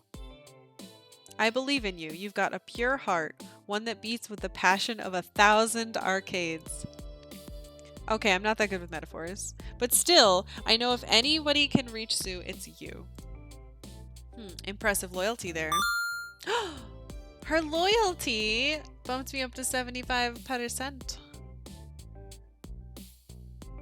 You know, I like you. Always good to see another lady out there rocking the technology sector. Thanks, I like you too, I think. Okay, so you messed up my lovely, wonderful arcade, but... Yeah, sorry about that. Okay, lay it on me. What is it that makes Ponytail Girl dig you so much? Let's hear your case. Deep breaths, count to 10, refocus myself. I slow my racing pulse, bringing this down to something more heartfelt, more personal. I have to connect with Sue, empathize with her. This isn't just about being convincing. I need to befriend her and lay bare the emotional truths in her heart. I glance at Iris on my phone screen, who simply shrugs. We're entering far more subtle territory. I can't rely on her to tell me what response may or may not work. It's time to be the best I can be on my own. Oh shit! Appeal to her lover, okay, flatter her ego, invoke the power of friendship, remind her she was almost killed. Invite her back. Jesus. I have 4 attempts to sway her. Okay, so 1, 2, 3, 4. There's 6. Shit.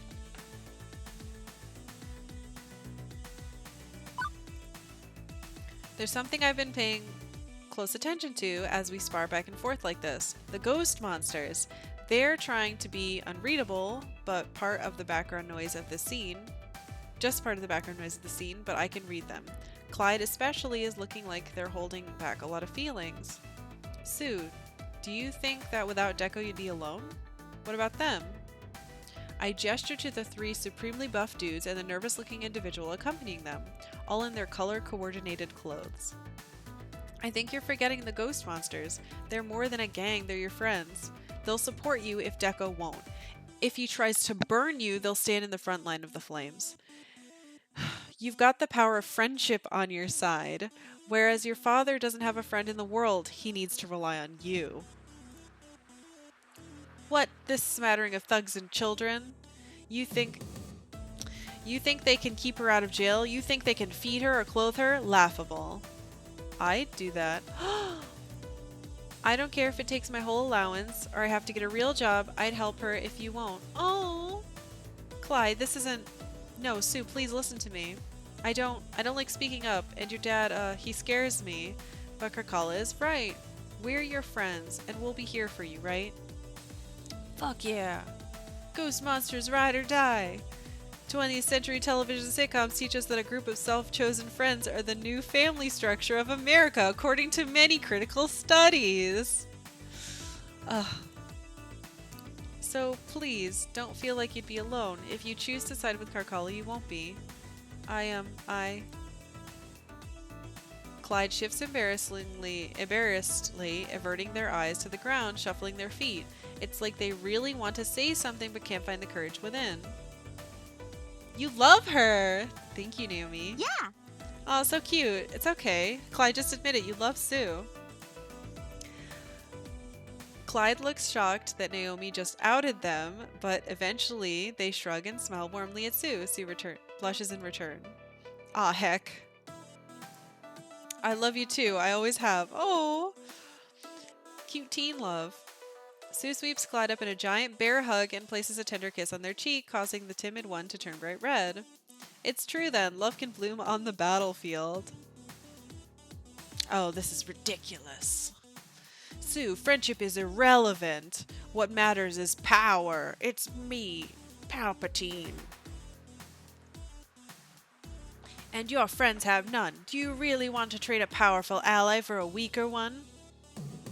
As much as I hate to give in to some silly cartoon notion of friendship conquering all, well... 99.97%! I'm a ghost monster. Ghost monsters for life! Ride or die. Ghost monsters for life. Beaming, Clyde squeezes Sue's hand tightly before Clyde steps back to join their friends. Absurd. Simply absurd. 3 more attempts.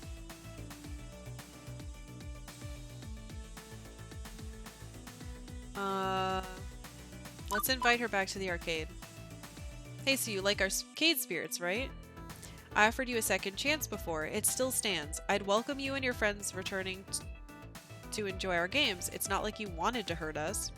If you agree to stop pushing Deco's agenda by messing with arcade spirits, you can swing by anytime you like. I'll even comp you some tokens. Sounds good? Absolutely. Except for, the small problem of the lovely chainsaw lying in wait to finish the job and put me in dirt. Afraid that a couple bucks in tokens wouldn't go real far in paying for my funeral. I appreciate the offer and all, but honestly, if I wanted to come back, I'd come back, band or not. There's bigger things at play than what I want, though. But she raises a hand, shutting me down. Fuck. Done talking about this, we're done. No!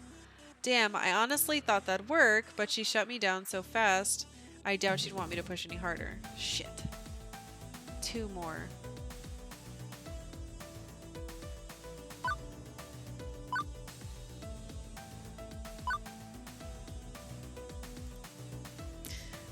Oh god, I don't know if this is gonna work.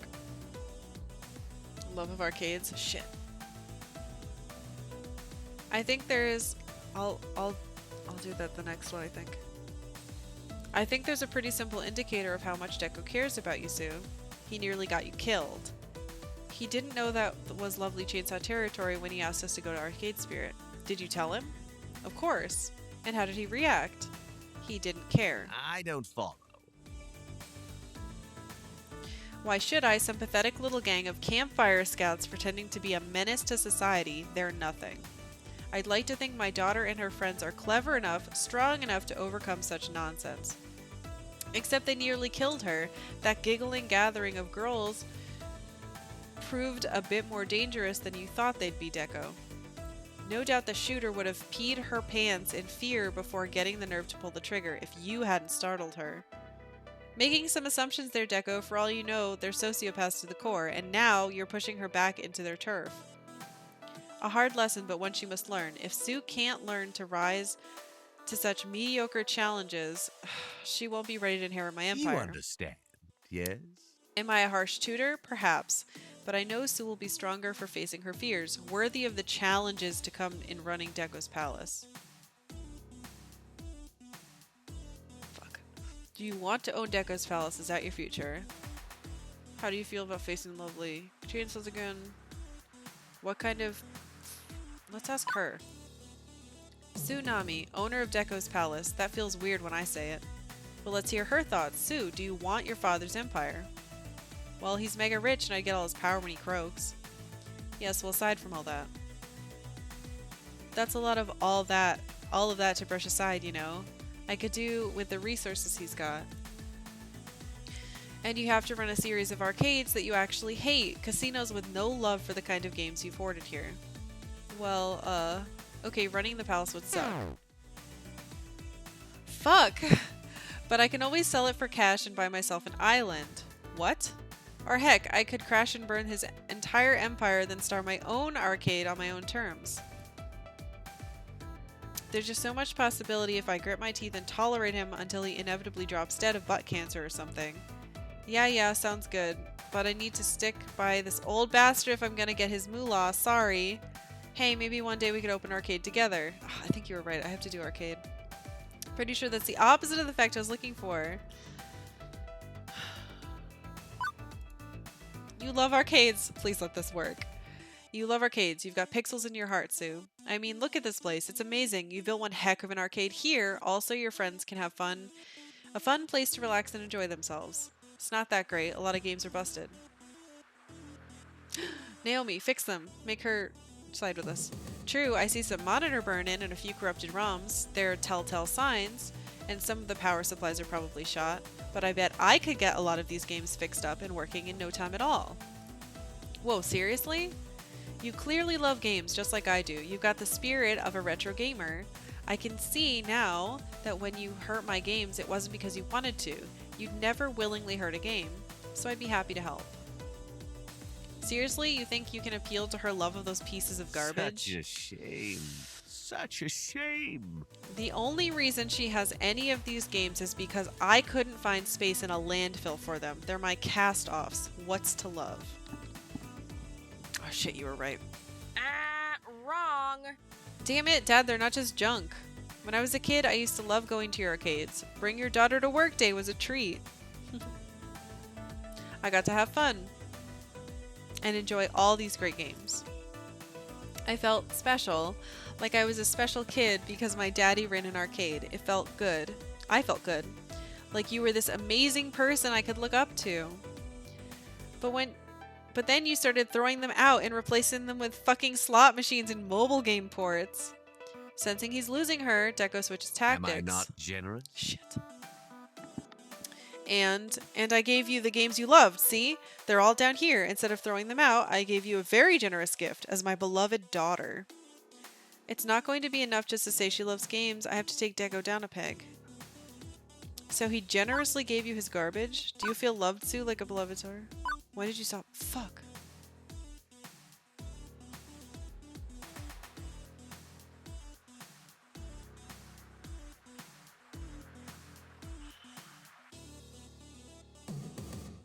God damn it, I don't know.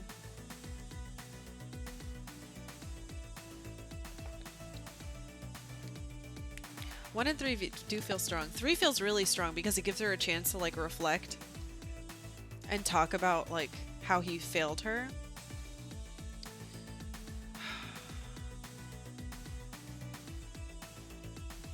Three might be the high road.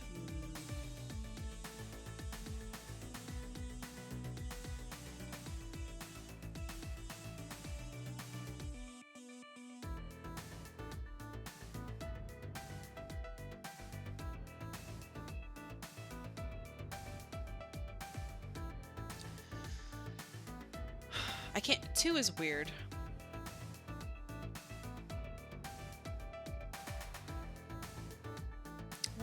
One seems.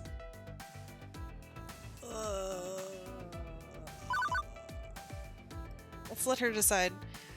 You used to look up to him. When did that change, Sue? Was it just because he threw out games, or was it something more? It's not like he was always a jerk. No, I take that back. He was always a jerk. I just couldn't see it because I was a tiny little girl mystified by her arcade-owning daddy. I don't think it was any one thing. I grew up. I grew up fast and hard. Started using my skills to get myself things he wouldn't get me. Waste of money, he said.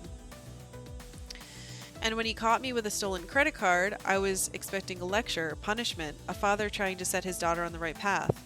But he encouraged me, said nobody in this world mattered, and if I could take something, I had the right to take it, to rely on myself. What a shitty example. You know what, Dad? You're an asshole, and you taught me to be just like you. That's what changed. I couldn't look up to him anymore, and I couldn't look up to myself either. That's not... One heck of a breakthrough. It'll help me, true, but I'm glad she can see that for herself, too. Oh no. We're only at 99.97. Before I can get another word in, Sue waves her hand, interrupting me. Okay. Enough. Man, this I'm sick of all sucks. this talking. It's time for action. It's time for decisions. You've made your case, Dad, and so have you, Karkalla. He wants to protect me and use me. It's patently obvious at this point, but maybe the cost of turning my back on him is too high. While Karkalla wants me to throw it all away just because it's the right thing to do, it is. As for me, what do I want? Don't you want to be a good person now? How do I want this to play out? This is it, the moment of truth. If I fail, we have to play this all over again. Did I convince Sue to abandon her father? Did we save arcade spirits, or was it all for nothing? You know what? You, Dad. Yes! Fuck you, Dad! Excuse me. Shit. Yeah, you heard me. Ugh. That was stressful. Your poor f***ing excuse for a father and your so-called enemy really opened my eyes about that. Yes! Oh, don't get me wrong. You've got money and power. You could crush me like an ant, yeah? Yeah. And I don't think I care anymore. I'm tired of living in your shadow and under your thumb. I'm tired of living with you. Ugh. As of today, we're done. I'm cutting unhealthy like you from my life. Yes. I think we can do business. You want to save your arcade? Yes. I've got the evidence you need to stick Yes. Daddy Dearest behind bars for the rest of his life. Fuck yes. Every dirty deal I've ever helped him carry out. And believe you me, that's a lot of extremely filthy, filthy deeds. Oh shit, I wasn't expecting this much. You can't do this. I forbid it. You are my daughter, and if I go down, you're coming with me. Fucking Really? asshole. I think I can spin this entire mess as your fault. Oh. I'd like to see you try, you ignorant brat. Oh! You're a career criminal, incorrigible to the end. What possible proof could you offer up of your innocence? Yeah, he needs to go to jail. Sue snaps her fingers and points to my phone. Oh, Iris. Oh, hi, Would kitty you cat. kindly? Oh, don't lay on my keyboard. No, stop.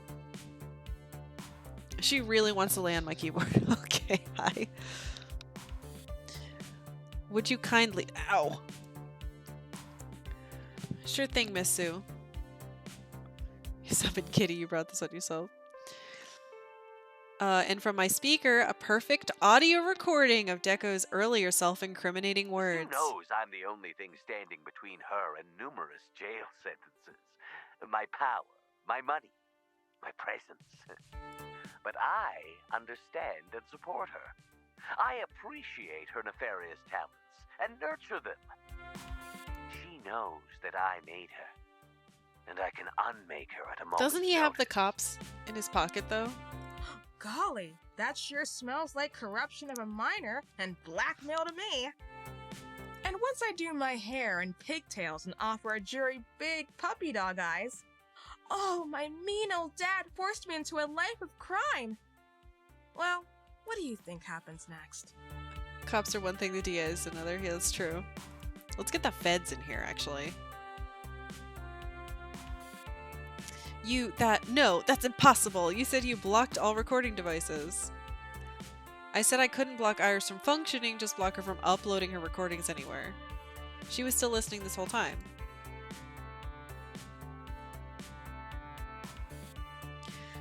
What do you want, kitty cat?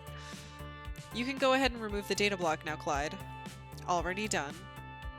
I've also uploaded a press kit based on our Deco Nami archives to 5 major newspapers, 11 websites, ESPN, Esports Center, and HGTV.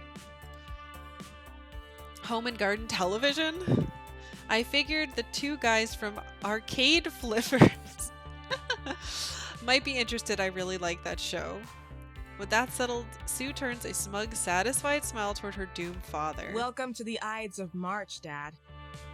You want to get Shit. me in trouble too? You feel free. At worst, I'll do a year or 2 in juvie. But you're gonna bleed out on the floor by the time I'm through. What the fuck?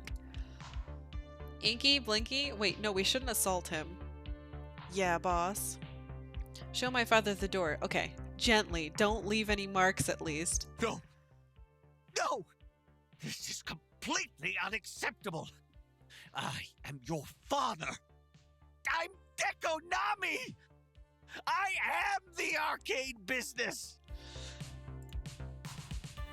Not anymore, bitch. Inky and Blinky easily restrain Deco by the arms, but I just can't let him go without having my 2 cents.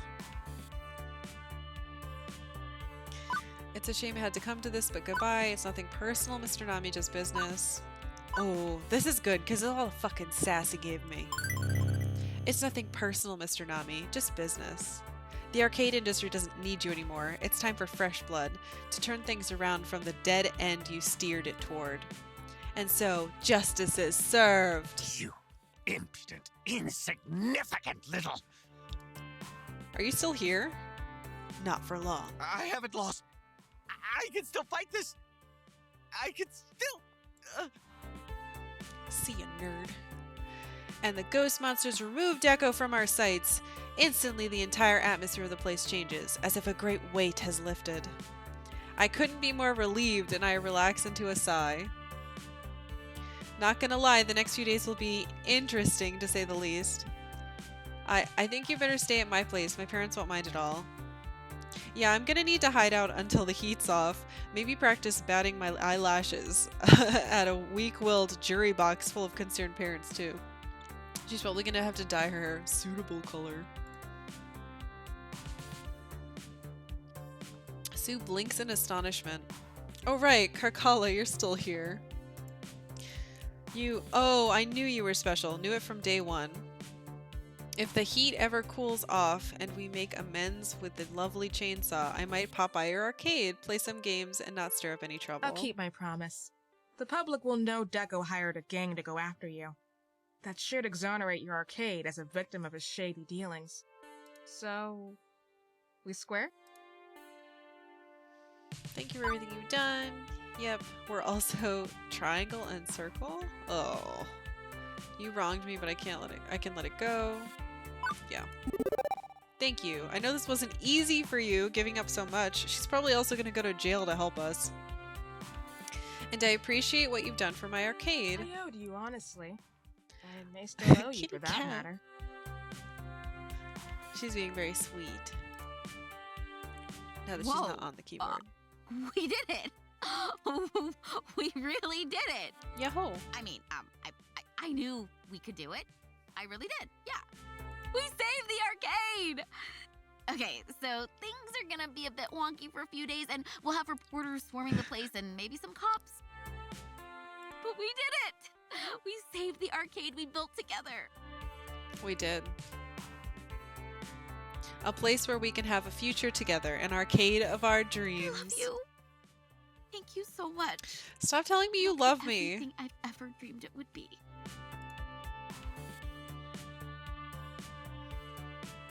I don't want love. I want a... Oh! Kill screen. The next few days passed by in a blur. That morning, we had press crowding around the doors of the arcade before we'd even opened. Sue's care package of bad news that went up the wire caught their attention. Miss S, is it true that Dekonami organized a gang hit on your arcade? How do you respond to allegations that Dekonami is involved in an international counterfeit plush doll prize ring? What is your relationship with the ghost monsters? Have you heard any of the allegations of child abuse? Have you seen Miss Defame's article talking about the incident, praising your professionalism? I gave so many interviews that day that I lost my voice. Fortunately, Naomi was on hand to keep me hydrated and encourage me onward. Gross. Everybody loved to see a fallen family entertainment icon. It made them feel self-righteous, and Dekonami was now square in the crosshairs. It didn't matter that the official police response was a generic, "We're still investigating these claims." Because he paid them. The court of public opinion had decided. Deco's palace was doomed. The final crushing blow came at a televised press conference 3 days later. These obvious falsehoods generated by jealous business rivals and lying children merely go to show how the powerful are routinely targeted for harassment. The fuck is this, Trump? Furthermore, what? No! Oh! Hand me immediately! You! I'm innocent in these matters! Innocent! It looks like our FBI friends who took the Polybius game are back. And we never saw him again. Seriously, after the arrest, he just up and vanished from the public eye. It's honestly a bit creepy. I was at least expecting a trial or something. He told me that if I didn't commit all those crimes, he'd take away my food! Fuck yeah, Sue. I never wanted to be a hacker. I just like computers. I wanted to get a computer degree and get a normal job like anyone else. Largely a line of hokum? But it was good to see Sue breaking away from Deco's influence all the same. She's still being deceitful, but okay. Who knows, maybe Sue's ready to turn over a new leaf and go straight after all. The Deco's Palace Board of Directors unanimously voted to eject him, given he just vanished into the guts of the judicial system. Oh, the arcade empire he established is still out there, it's still powerful, still tacky as heck, and still a menace to small arcades like ours. Oh. But without his guiding vision, it's largely treading water. Who knows, maybe one day the traditional arcades will overtake what he's left behind. As for arcade spirits, we stayed true to our roots, running a classic video arcade just as Percy and Naomi wanted. No frills, no muss, no fuss. Except the fact that you can stream from it. It'll never be profitable enough to really give any large arcade a run for the money, and Gavin sometimes pulls his hair out trying to keep us in the green. But we're here. We're still having fun. Please don't lay on my... and our games are the best. But the arcade, in the end, is less important than the people who call it home. Whoa! The dream we shared so long ago, sitting and watching the nighttime waves roll in at Flotsam Beach. I'm so creepy. That dream came true. Look, we're married. Arcade Spirits became our family arcade for many years to come, just like Miss Francine before us. Another bad chip to replace. It's getting harder and harder to keep these old games going. My wife. It's not impossible, there's still so many great games to restore. And if anyone can keep our arcade dream alive, it's you, my wife, Naomi. As dreams go, that's not a bad one at all. It's everything I ever hoped it could be. I'm so glad I found you. And I'm so glad you found me. Together, we'll make sure the spirit of arcades lives on forever. In the end, I can honestly say I found my dream. Naomi and her whole world became my dream, and I'd live happily in that world for many years to come. Iris explained to me that irises, being adaptive software, eventually become more and more like their users. It seems my empathy has rubbed up on Iris. With my influence, she's grown quite a bit. I hope that one day, humans will see us as friends and allies. All I've ever wanted was to embrace kindness and understanding. And thanks to you, I've learned so much. Aww. We'll get to find out what happened to everyone. Gavin stood watch over our dream, protecting it for many years to come. As our business manager, he took advantage of the fall of Deco's Palace to make Arcade Spirits the hottest new arcade destination on the block. But most importantly, he never lost sight of the real goal. I'll protect your dream to the very end. Ensure you can always make the arcade you've always wanted. You can count on me as a friend and ally in every battle to come. Thank you for letting me be a part of this. Uh-oh. This is so wholesome. It is! It's so wholesome! Percy only had 2 years left to live. But with the success of Arcade Spirits, and with the encouragement of all his friends, he decided that wouldn't be enough. My mind's made up. I'm going to seek more treatment. Thank you. I don't want this to end. I don't want to say goodbye to you all. He'd live for many years to come thanks to a renewed push to take care of his condition. Happy years spent with all of us.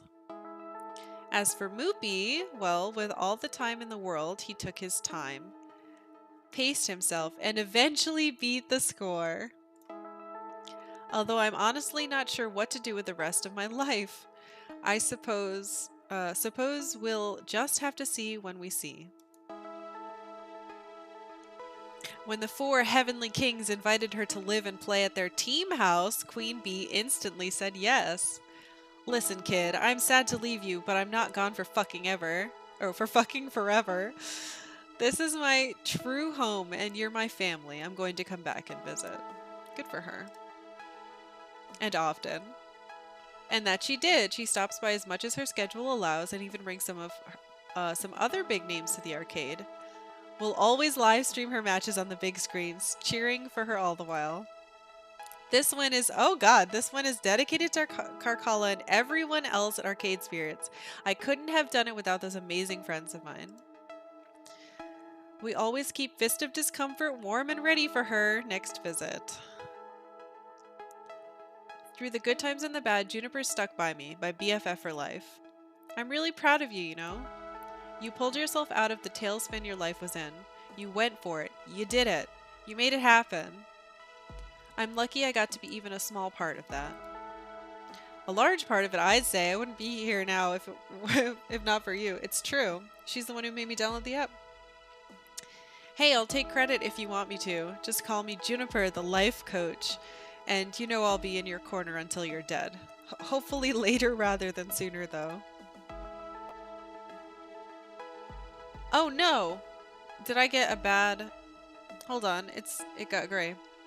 Ashley stayed as our main floor attendant for a while, but as we got bigger, more people took notice of Ashley's Arcade Spirit mascot costume. One of those people worked for a big-name arcade and offered her a job to create cosplay for them. Ashley parted ways with us for that dream job. It makes sense, considering we were never that close. I wonder if she's happy there. Oh, fuck. I should have talked to her more. Oh, no. It's giving me all the trash now. Teo kept the Showtime stage scene alive at the arcade until he got offered a job as the regional community manager. Teo put his crewmate D in charge here as he set off traveling and organizing dancing tournaments around the world. He's doing what he loves, connecting with all sorts of people. I guess he just never connected enough with anyone here to stay around. This is fine. They seem happy. Wonder if he'll ever stop by again, hop on our stage and show us his moves. So we only lost 2 people. That's fine. Love and friendship in a time of pixels and quarters. Finally, I'm home.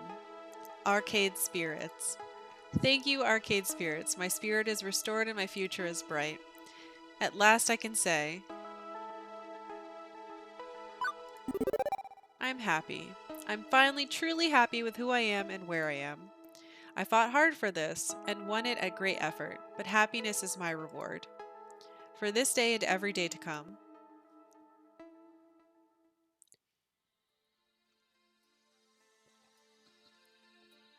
Hooray! We did it.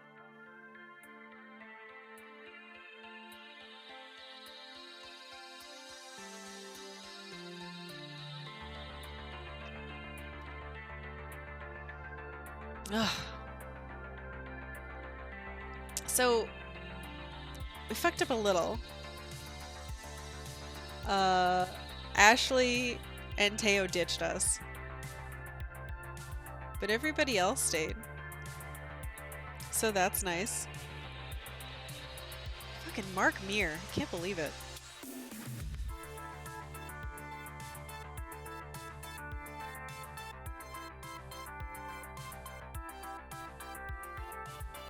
This music is good.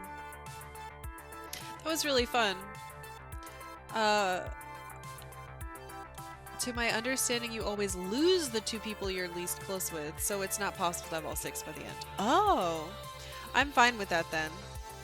I mean, I was close with Ashley at the beginning, but we didn't really ever talk again. There's cat hair in my glass now. Gross. Yeah, that was great.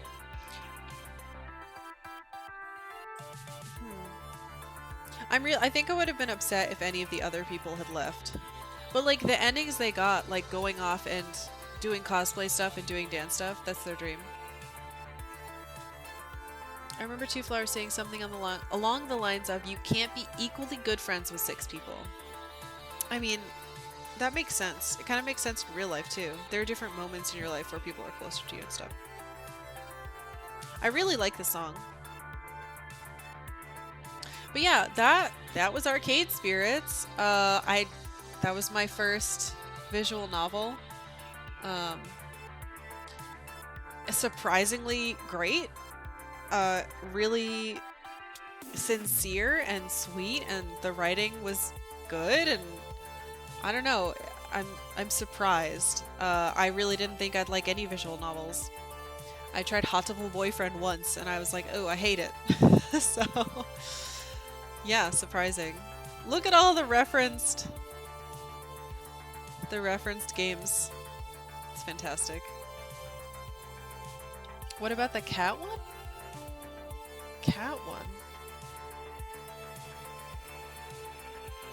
Cat visual novel?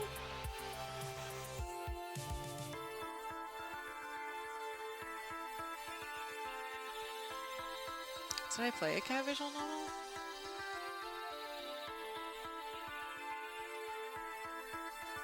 Oh, Go Nippon. As far as I played.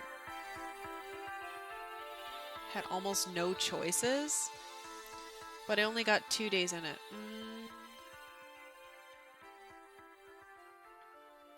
Oh, Super Arcade Spirits 2 Turbo. The cat one I don't remember the name of.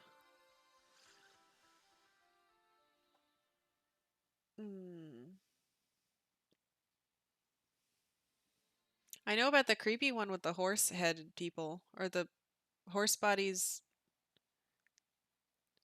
Now I want to play Street Fighter.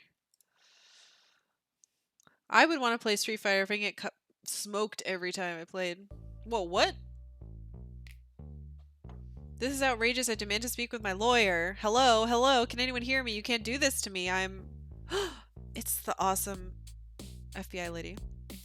I'm aware of who you are. Good, then you know I can afford a lawyer who can run circles around you, whoever you are. True, if you were officially under arrest, shady business. Technically, this facility does not exist. Neither do I. What? You can't do this. Yeah, this is illegal.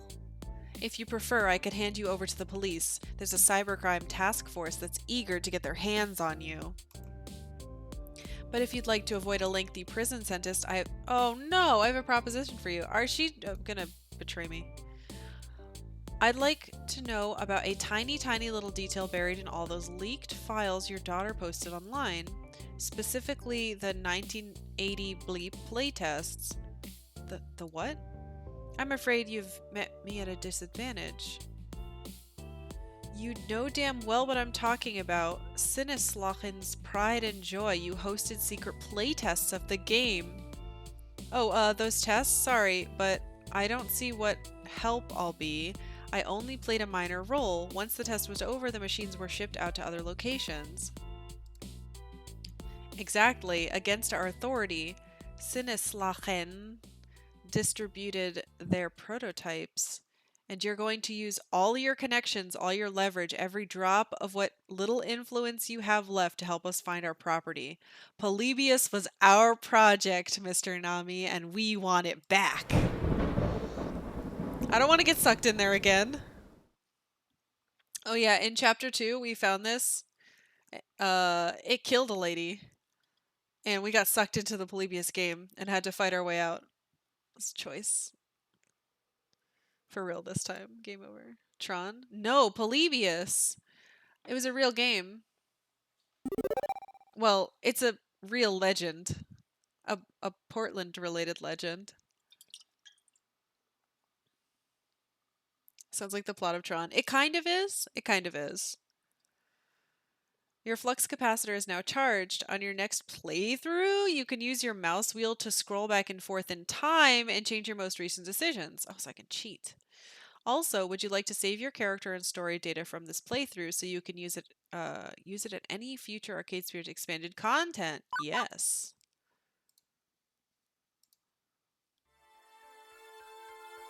We did it.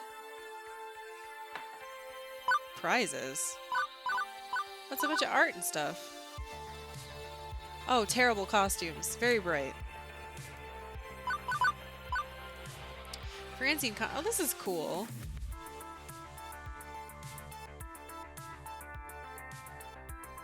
This looks like, Howl's Moving Castle old lady. Oh, I see. Oh, there's a ton of stuff we didn't do.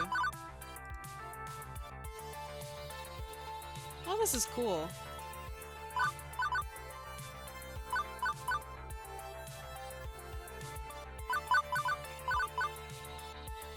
Oh yeah, here's Fist of Discomfort. They should make this Two Flowers should make this into its own real game. Similar to MOBAs, the goal is to fight your way through the ninja creeps and attack the wise sensei of your family's dojo, you can only switch between the two lanes at specific places and otherwise fight on a 2D plane. With a mix of cooldown-based special abilities, items bought with gold beaten out of ninjas, and various fighting game style techniques. A fusion of the most popular long-standing esports genre and my favorite arcade genre. A side-scrolling brawler seemed like a sweet combo. Ninja creeps? I feel insulted.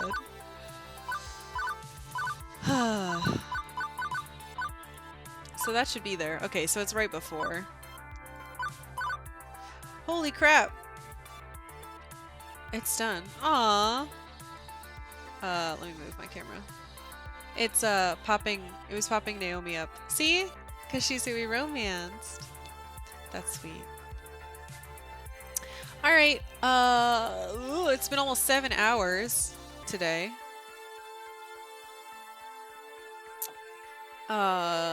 Thanks for hanging out with me. I'm tired and hungry, so I'm gonna go eat some food and try to plan what to play tomorrow. It's been fun. Thank you for being here, Fridge Ninja. It's been really lovely to have you to talk to. Oof. Alright, I'm going to plan what to play tomorrow, because I will be back on tomorrow sometime between 10 and 11 PST till around now, 5-ish. I bought a bunch of games during the Steam winter sale. You've helped the workday go fast? Well, good. I'm glad. Workdays go on long enough. Huh, kitty cat? I gotta go feed her, plan some games. I'll be back tomorrow. Bye-bye.